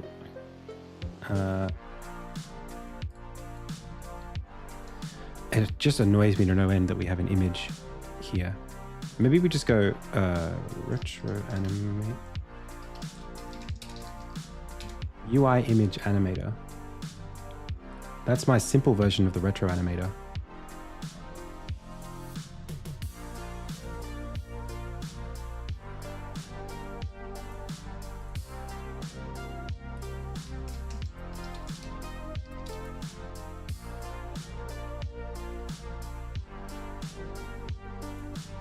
But this is a problem because this automatically wants to slice and make it big, and that's not really what it's going to do later down the track.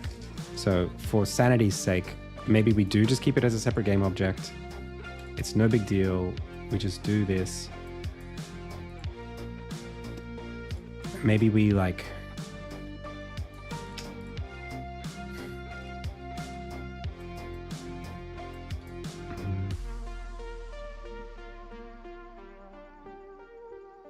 Well, a simpler game might be fine with it that way. Hey, Anna2D, thanks for the sub. So UI scaler is probably okay to put on the pointer.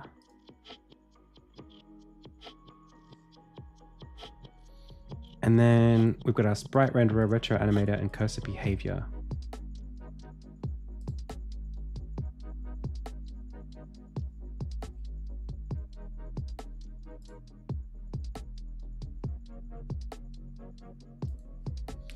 The animator, and that's fine. I think the behavior does nothing.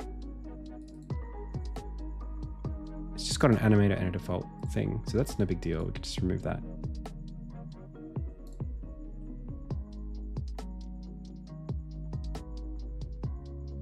And I'm pretty sure we can almost get away with now putting this on there and this on there.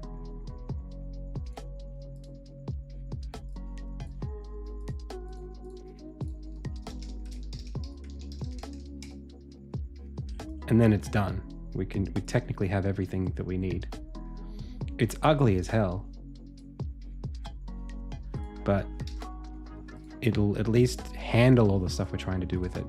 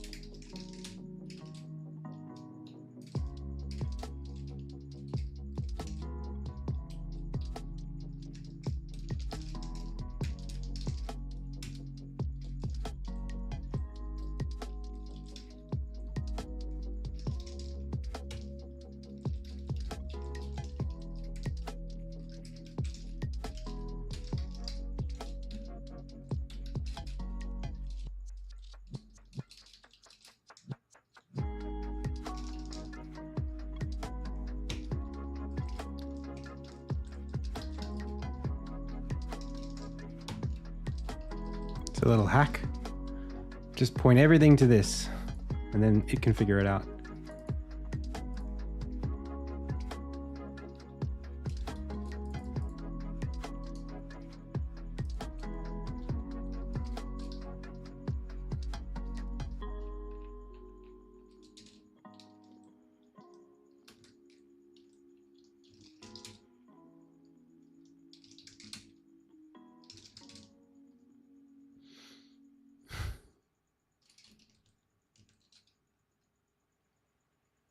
Well, it doesn't have to be statically accessible because this is statically accessible. Is it not?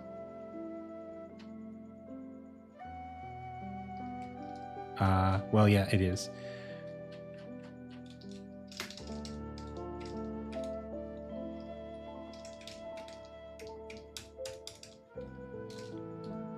So we should get a bunch of errors that we can fix now.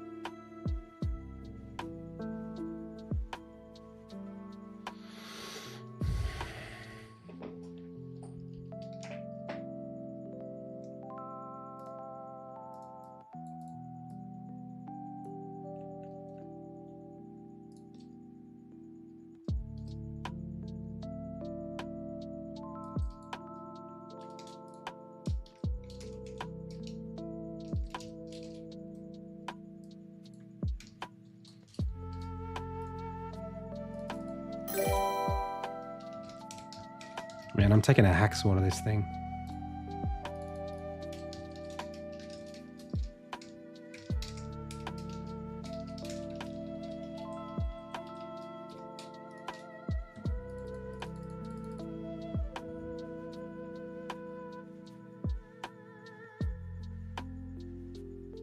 Oh, thank you so much, Sarah.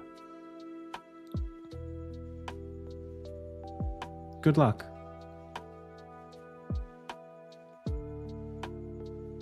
Thanks for watching.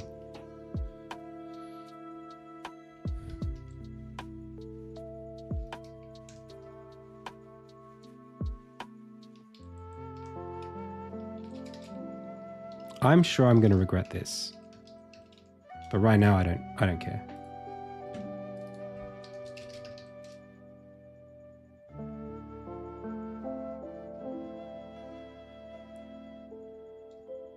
Previous focus equals focus. Focus is just, do we have one?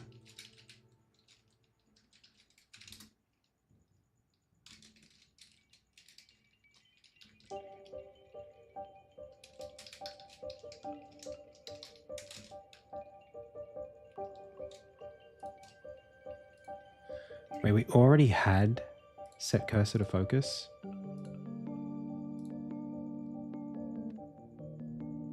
No, it's okay.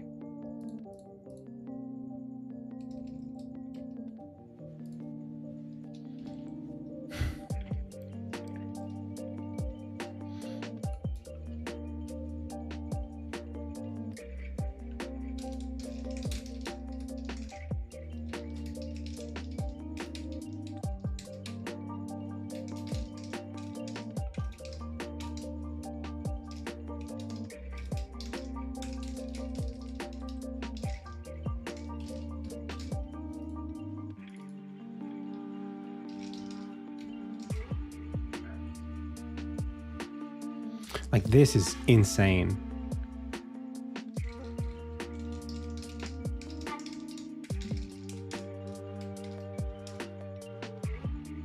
What am I doing, Adam? This code is so old.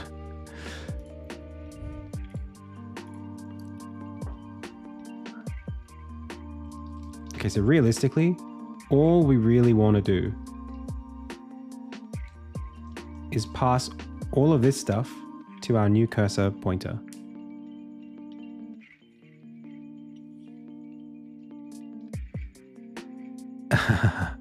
Not simping. Oh, thank you.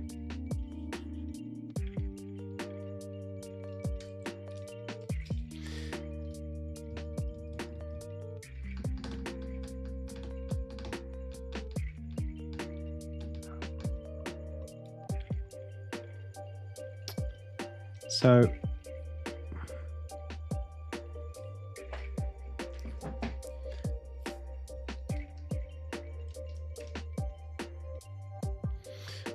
let's do this properly. Okay. Public, let's go like vector to position equals focus dot equals focus dot has custom cursor position. Then it becomes either focus dot cursor pos dot position or just focus dot position.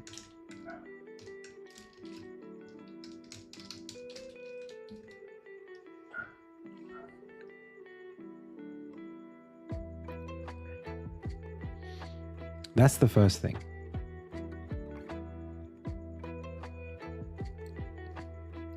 Now this is like r.transform point. This all assumes that we have rect transforms for all of this stuff, which is crazy to me. So let's just set up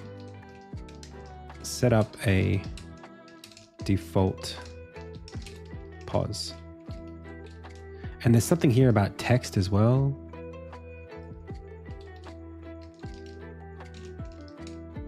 It doesn't matter. Okay, so that's the first thing. Second thing is, are we an area or a point?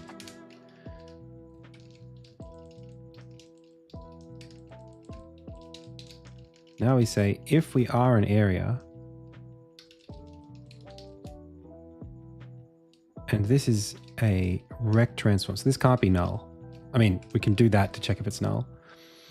Then we say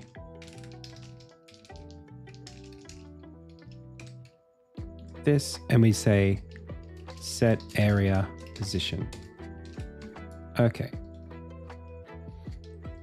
Otherwise, we should be able to say pointer dot set position.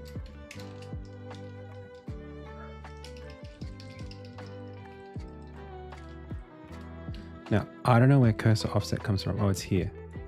Okay. So what I'm not getting is where does cursor offset comes from? Why is it 10 pixels? I don't understand that at all. And why are we using a rect transform anyway if we don't have one already? Too many problems, man.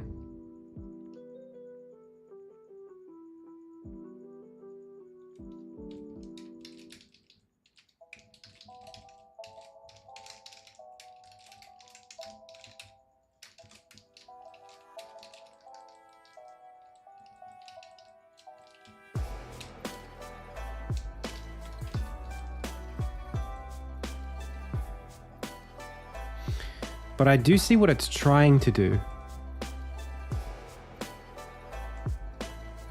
I think I see what I'm trying to do here. I just don't know why I'm...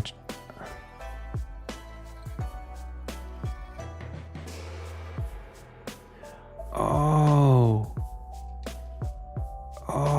I think I get it now. I think I get it. Having a focus area and having a rect transform are actually two separate conditions. There's actually 3 possible states.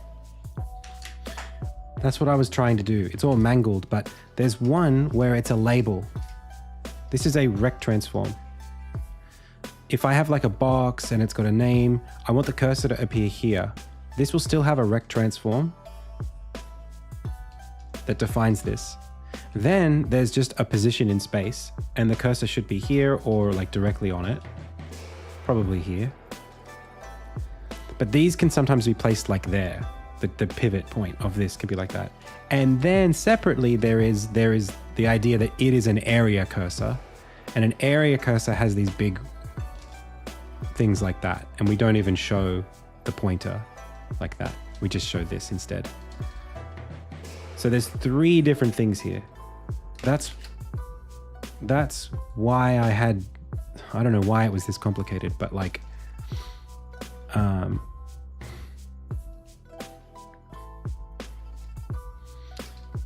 let's see if we can map this out logically.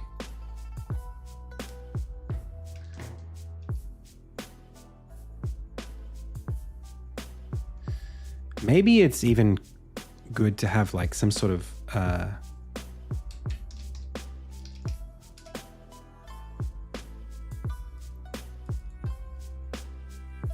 like enum for this.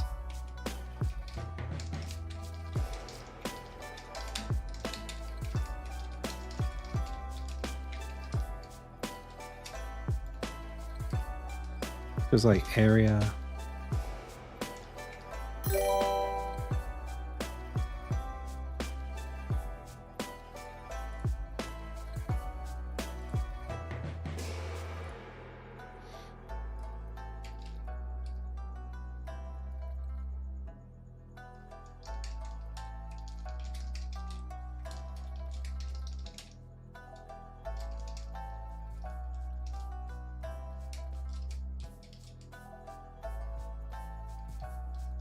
Something like that.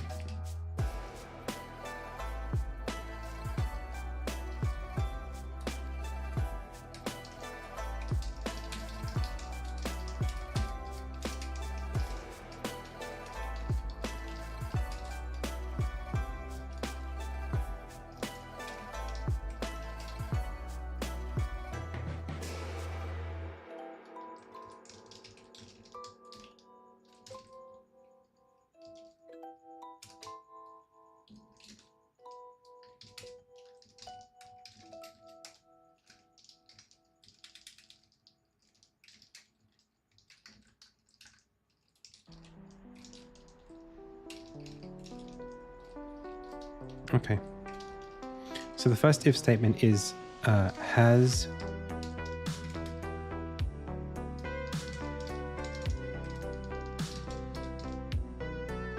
uses focus area. That's the first one. The next one is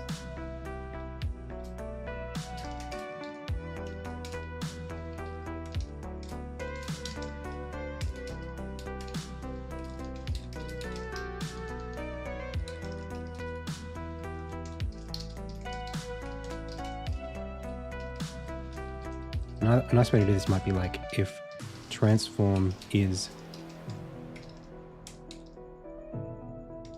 I think you can do that. You can configure Twitch to stop the same message to be sent in an interval of 30 seconds or so. Yeah, those people just come in and spam. It's different bots every time. I don't know how to deal with it.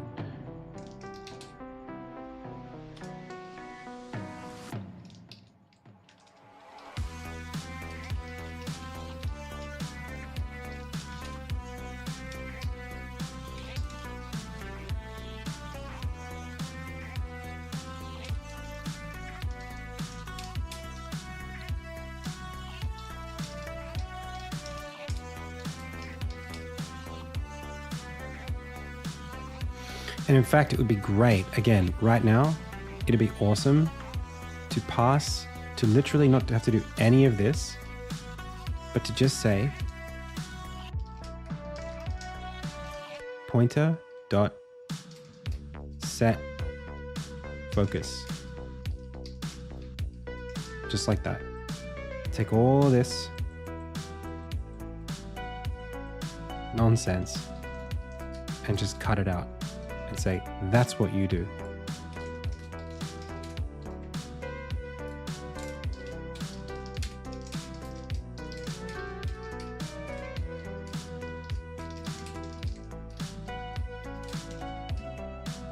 Okay. Now we don't need to reference pointer ever.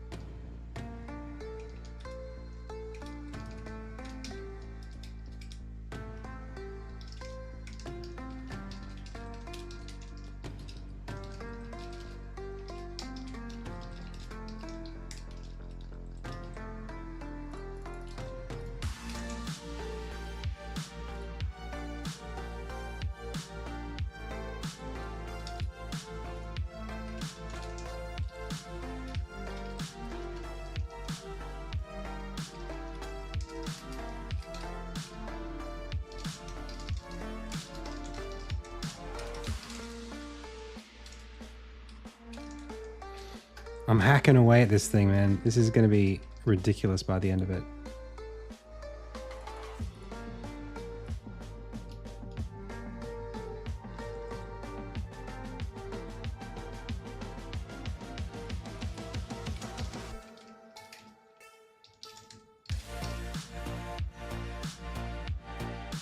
I mean, this shouldn't even...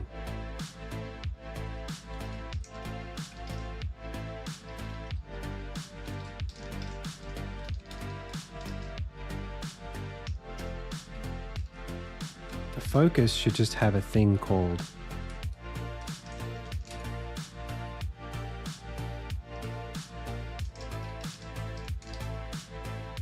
Do you have a cursor type enum? I just did. This should be like... I've been working on this game for 8 years. Get public.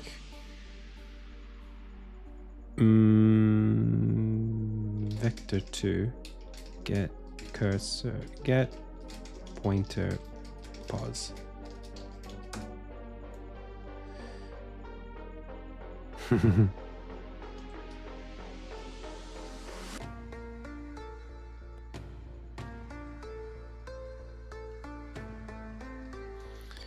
And then we could do the switch.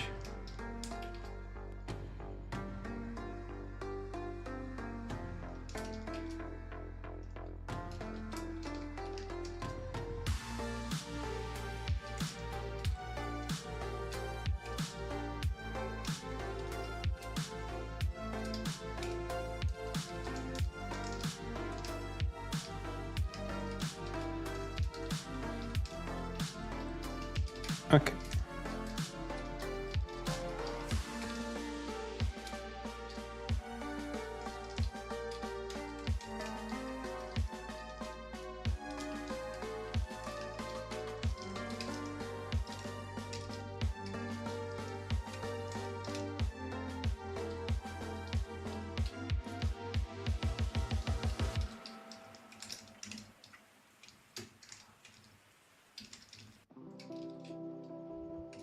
What is this?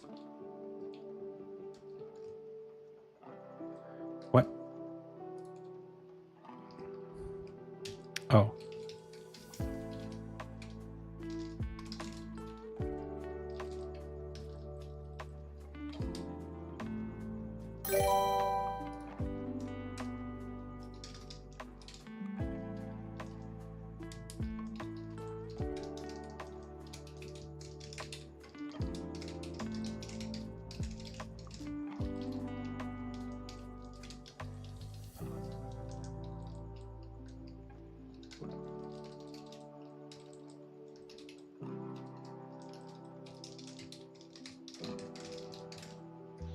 Yo.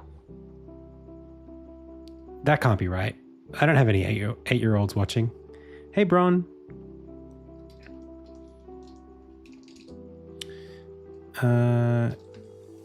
So now, back over on the pointer script, this was doing some weird offset stuff. This stuff should go back over there.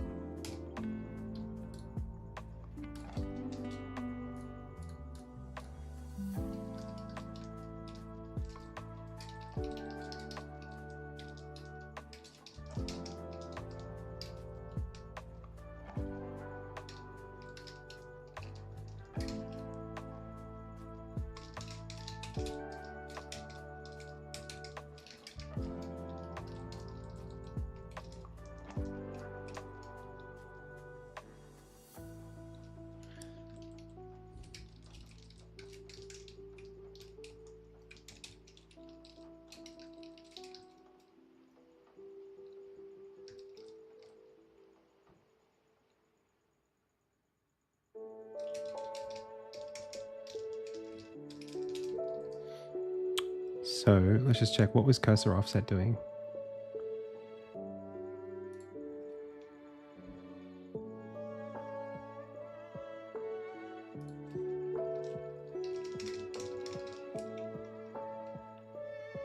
It was just literally 0.1 in the direction of the local scale of the object.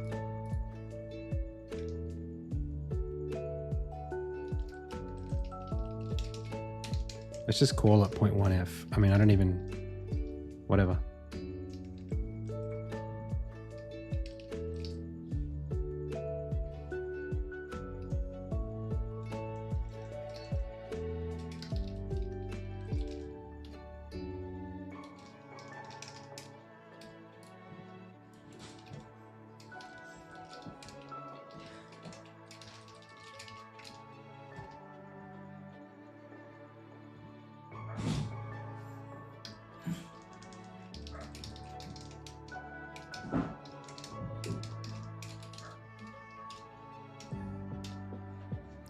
Hello. Hey. I'm kind of stuck on something. Would you be able to heat up dinner? I don't know. Hopefully not too long. Hopefully, but all right, I'll have it with you. Start now. I might just need to come back after. Okay, so now we're in pointer.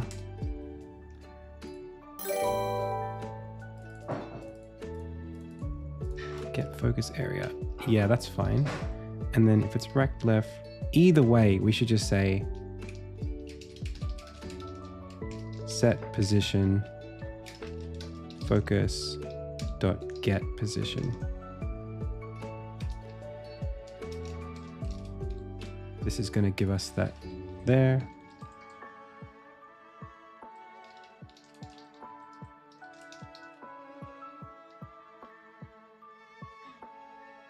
Good.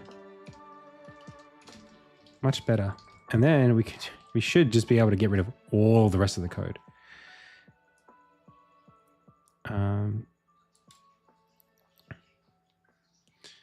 There's a little bit of something here where we toggle different things based on what we're getting, but that's okay. We can just do this.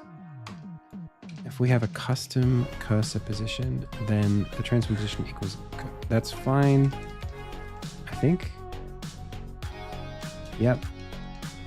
Area cursor, all good. Look at that. Look at how much smoother that is. So now we have to refer to the different things that we have. So here, animate, we see disable sprite, enable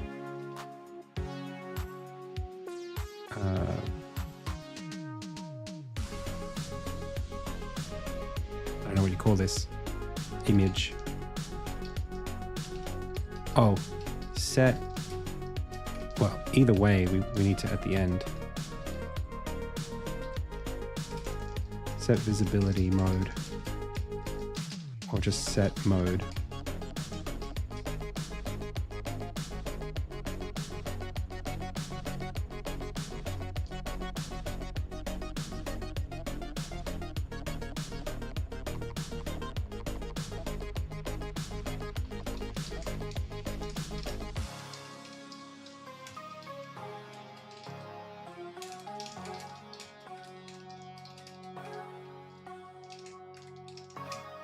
No, there's no point doing that. I might as well just do it here.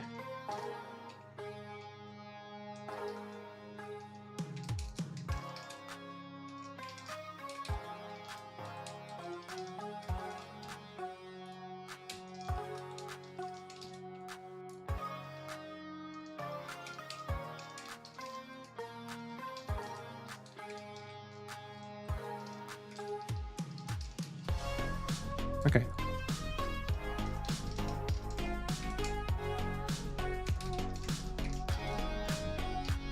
Hey, Danny, could you close that door? Yeah. Nope.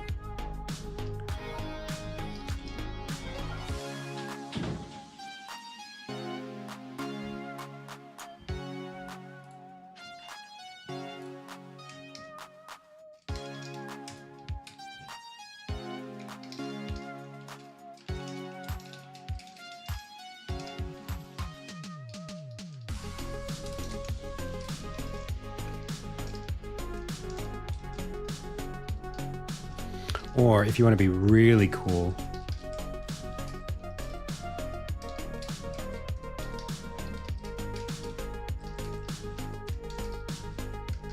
oh, now that's pod racing. Look at that.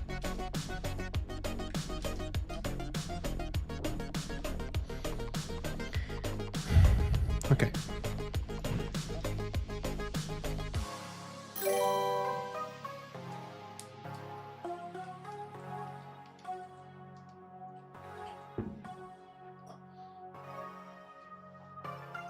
So target position is, they're always rectangles, but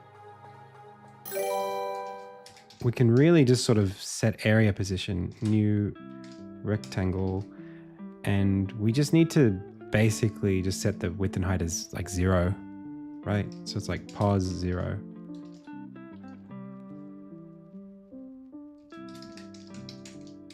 Assuming that's okay. We could even set it to 1 just in case we make it invisible by making it 0. Now that's really robust. That's really nice. I'm very happy with this now. Don't know what this is. Scared of that. Not going to touch it.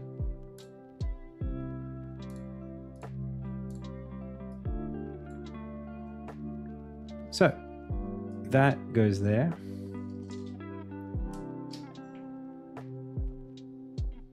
Yeah, it's always fun to do that, isn't it? This has got, that needs to go there. This needs to go simple there. And then I guess we get component for these things. Yeah, I mean, sure, that's fine. I don't know what V is. I have no idea what V is, but. Do you have any tips for game dev / pixel artists that have color blindness? Whoa, that's a hard one. There's actually an artist named Simon Anderson. He's an incredible pixel artist and he's colorblind.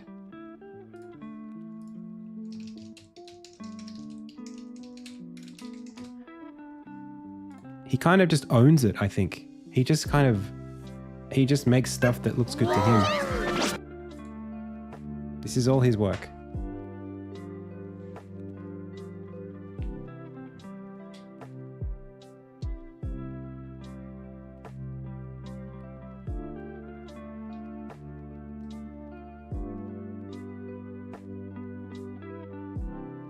Yeah, he's one of the best pixel artists that there is. And he's colorblind.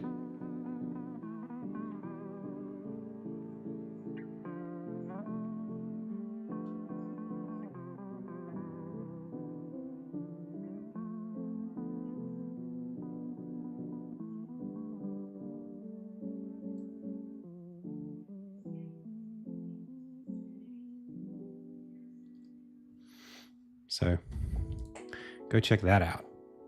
Go ask him what happens. Amazing things are happening.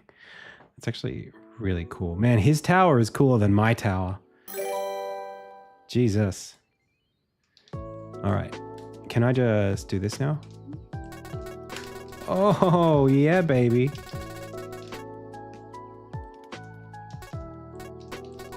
Wow.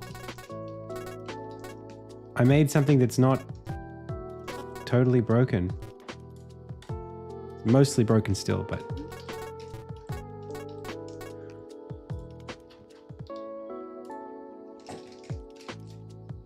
Where are you? You're in the right spot. That's great. That's really good, bub. Really good, bub. You're just too small. You're just a little boy. That's the only problem. So it's kind of like we just don't set it. The only problem here is that, like, I guess if we look at this guy right here, I mean, we could just set it to 100, 100 and just fingers crossed and see what happens.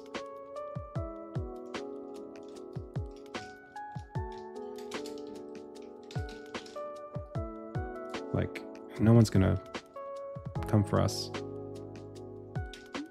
Wait, have I got a reload going? I don't think I do.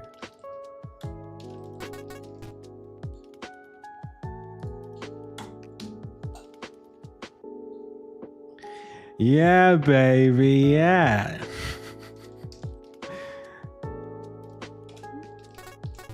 It was unintentional, I promise.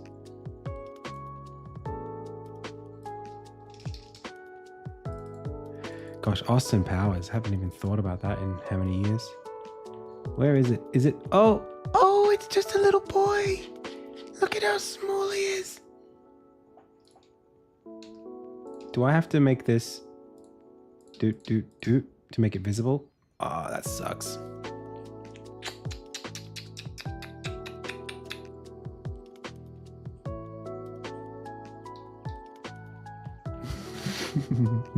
mini me. He's just a little one. Okay, well, there is a way around this. It's pretty easy, actually.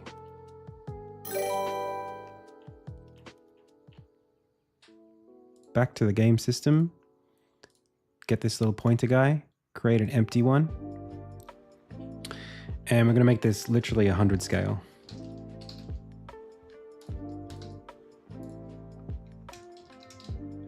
And then we're going to put the sprite renderer on that.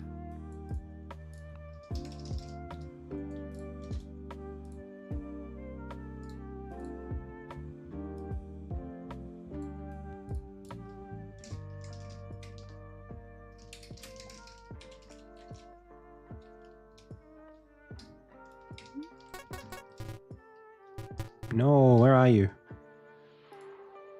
Oh, it's there. It's there. It's there. It's good. We just gotta, oh yeah, we gotta put it on the right sorting layer.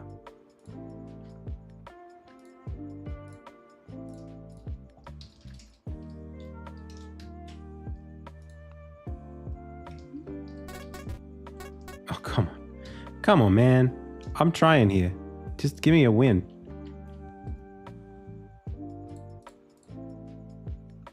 How did you get to 0 when I put you on 2000?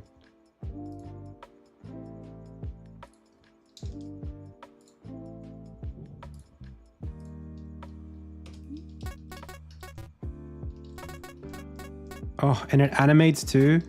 It always animates now?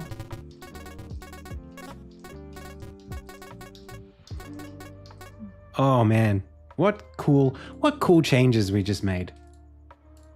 It's so cool to be able to do that. I'm not doing a Dr. Doom or whatever his name is. What's his name? Dr. Evil?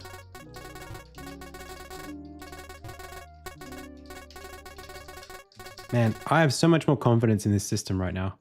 Hey, Ruined Ruin. Ruined Ruin.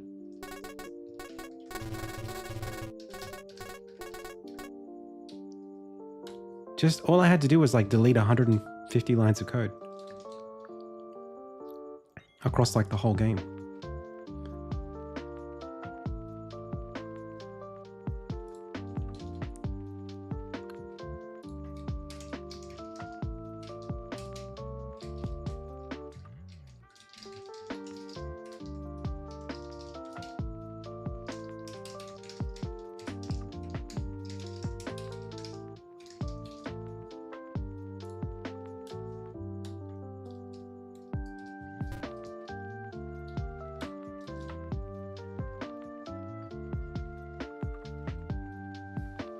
UI code is scary. You should be scared of it. It's not pretty to look at. It's not pretty to use. It's ugly.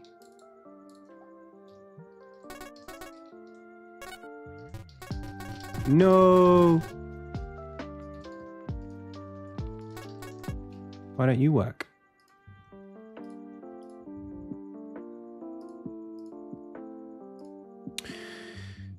Well, there's the game system. There is the pointer. Have I got a custom pointer for this that I created that's not doing anything because I'm a silly boy?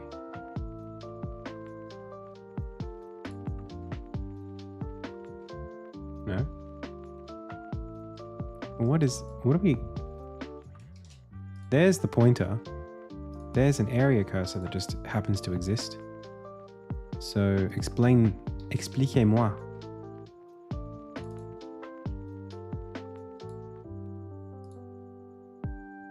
Let's just not use that. This is the power of doing it yourself and having the power of refactoring. Okay, save slot 1, 2, 3.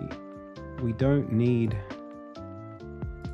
We've got that. We don't need an extra special cursor or position. If I just press play here, it works. Ha ha ha ha ha ha. I was so scared of this system before today. Like just now. And we didn't get done what we wanted to do. But like, holy moly, did we get a lot done anyway.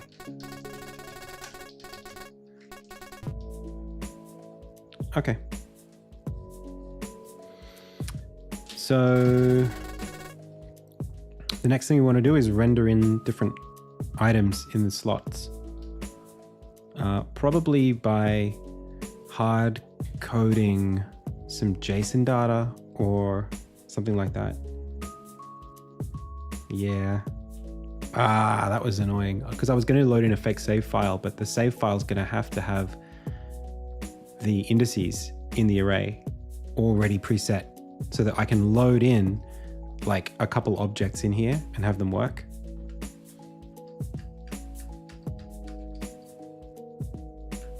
Yeah. Well, it's already a bit mask. Well, that's just for determining how big things are. But the array, it's going to be a dictionary of indices, I think. Like, not an array. Or at least,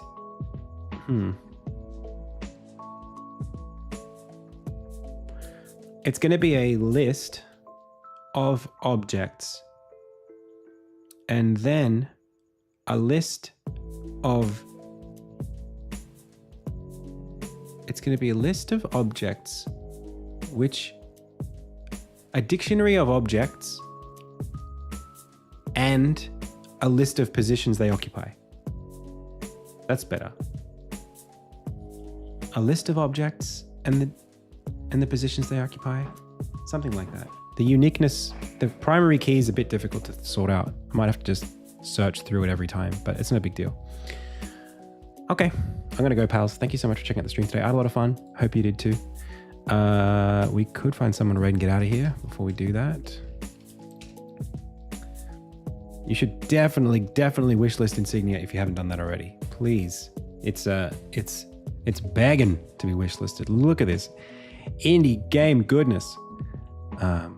I really appreciate any additional wish lists we can get, because we're trying to see what the demand is like and show publishers that people want to play games like this.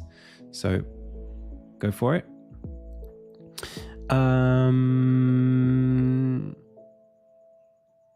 Let's go ahead and raid. I don't know any of these people.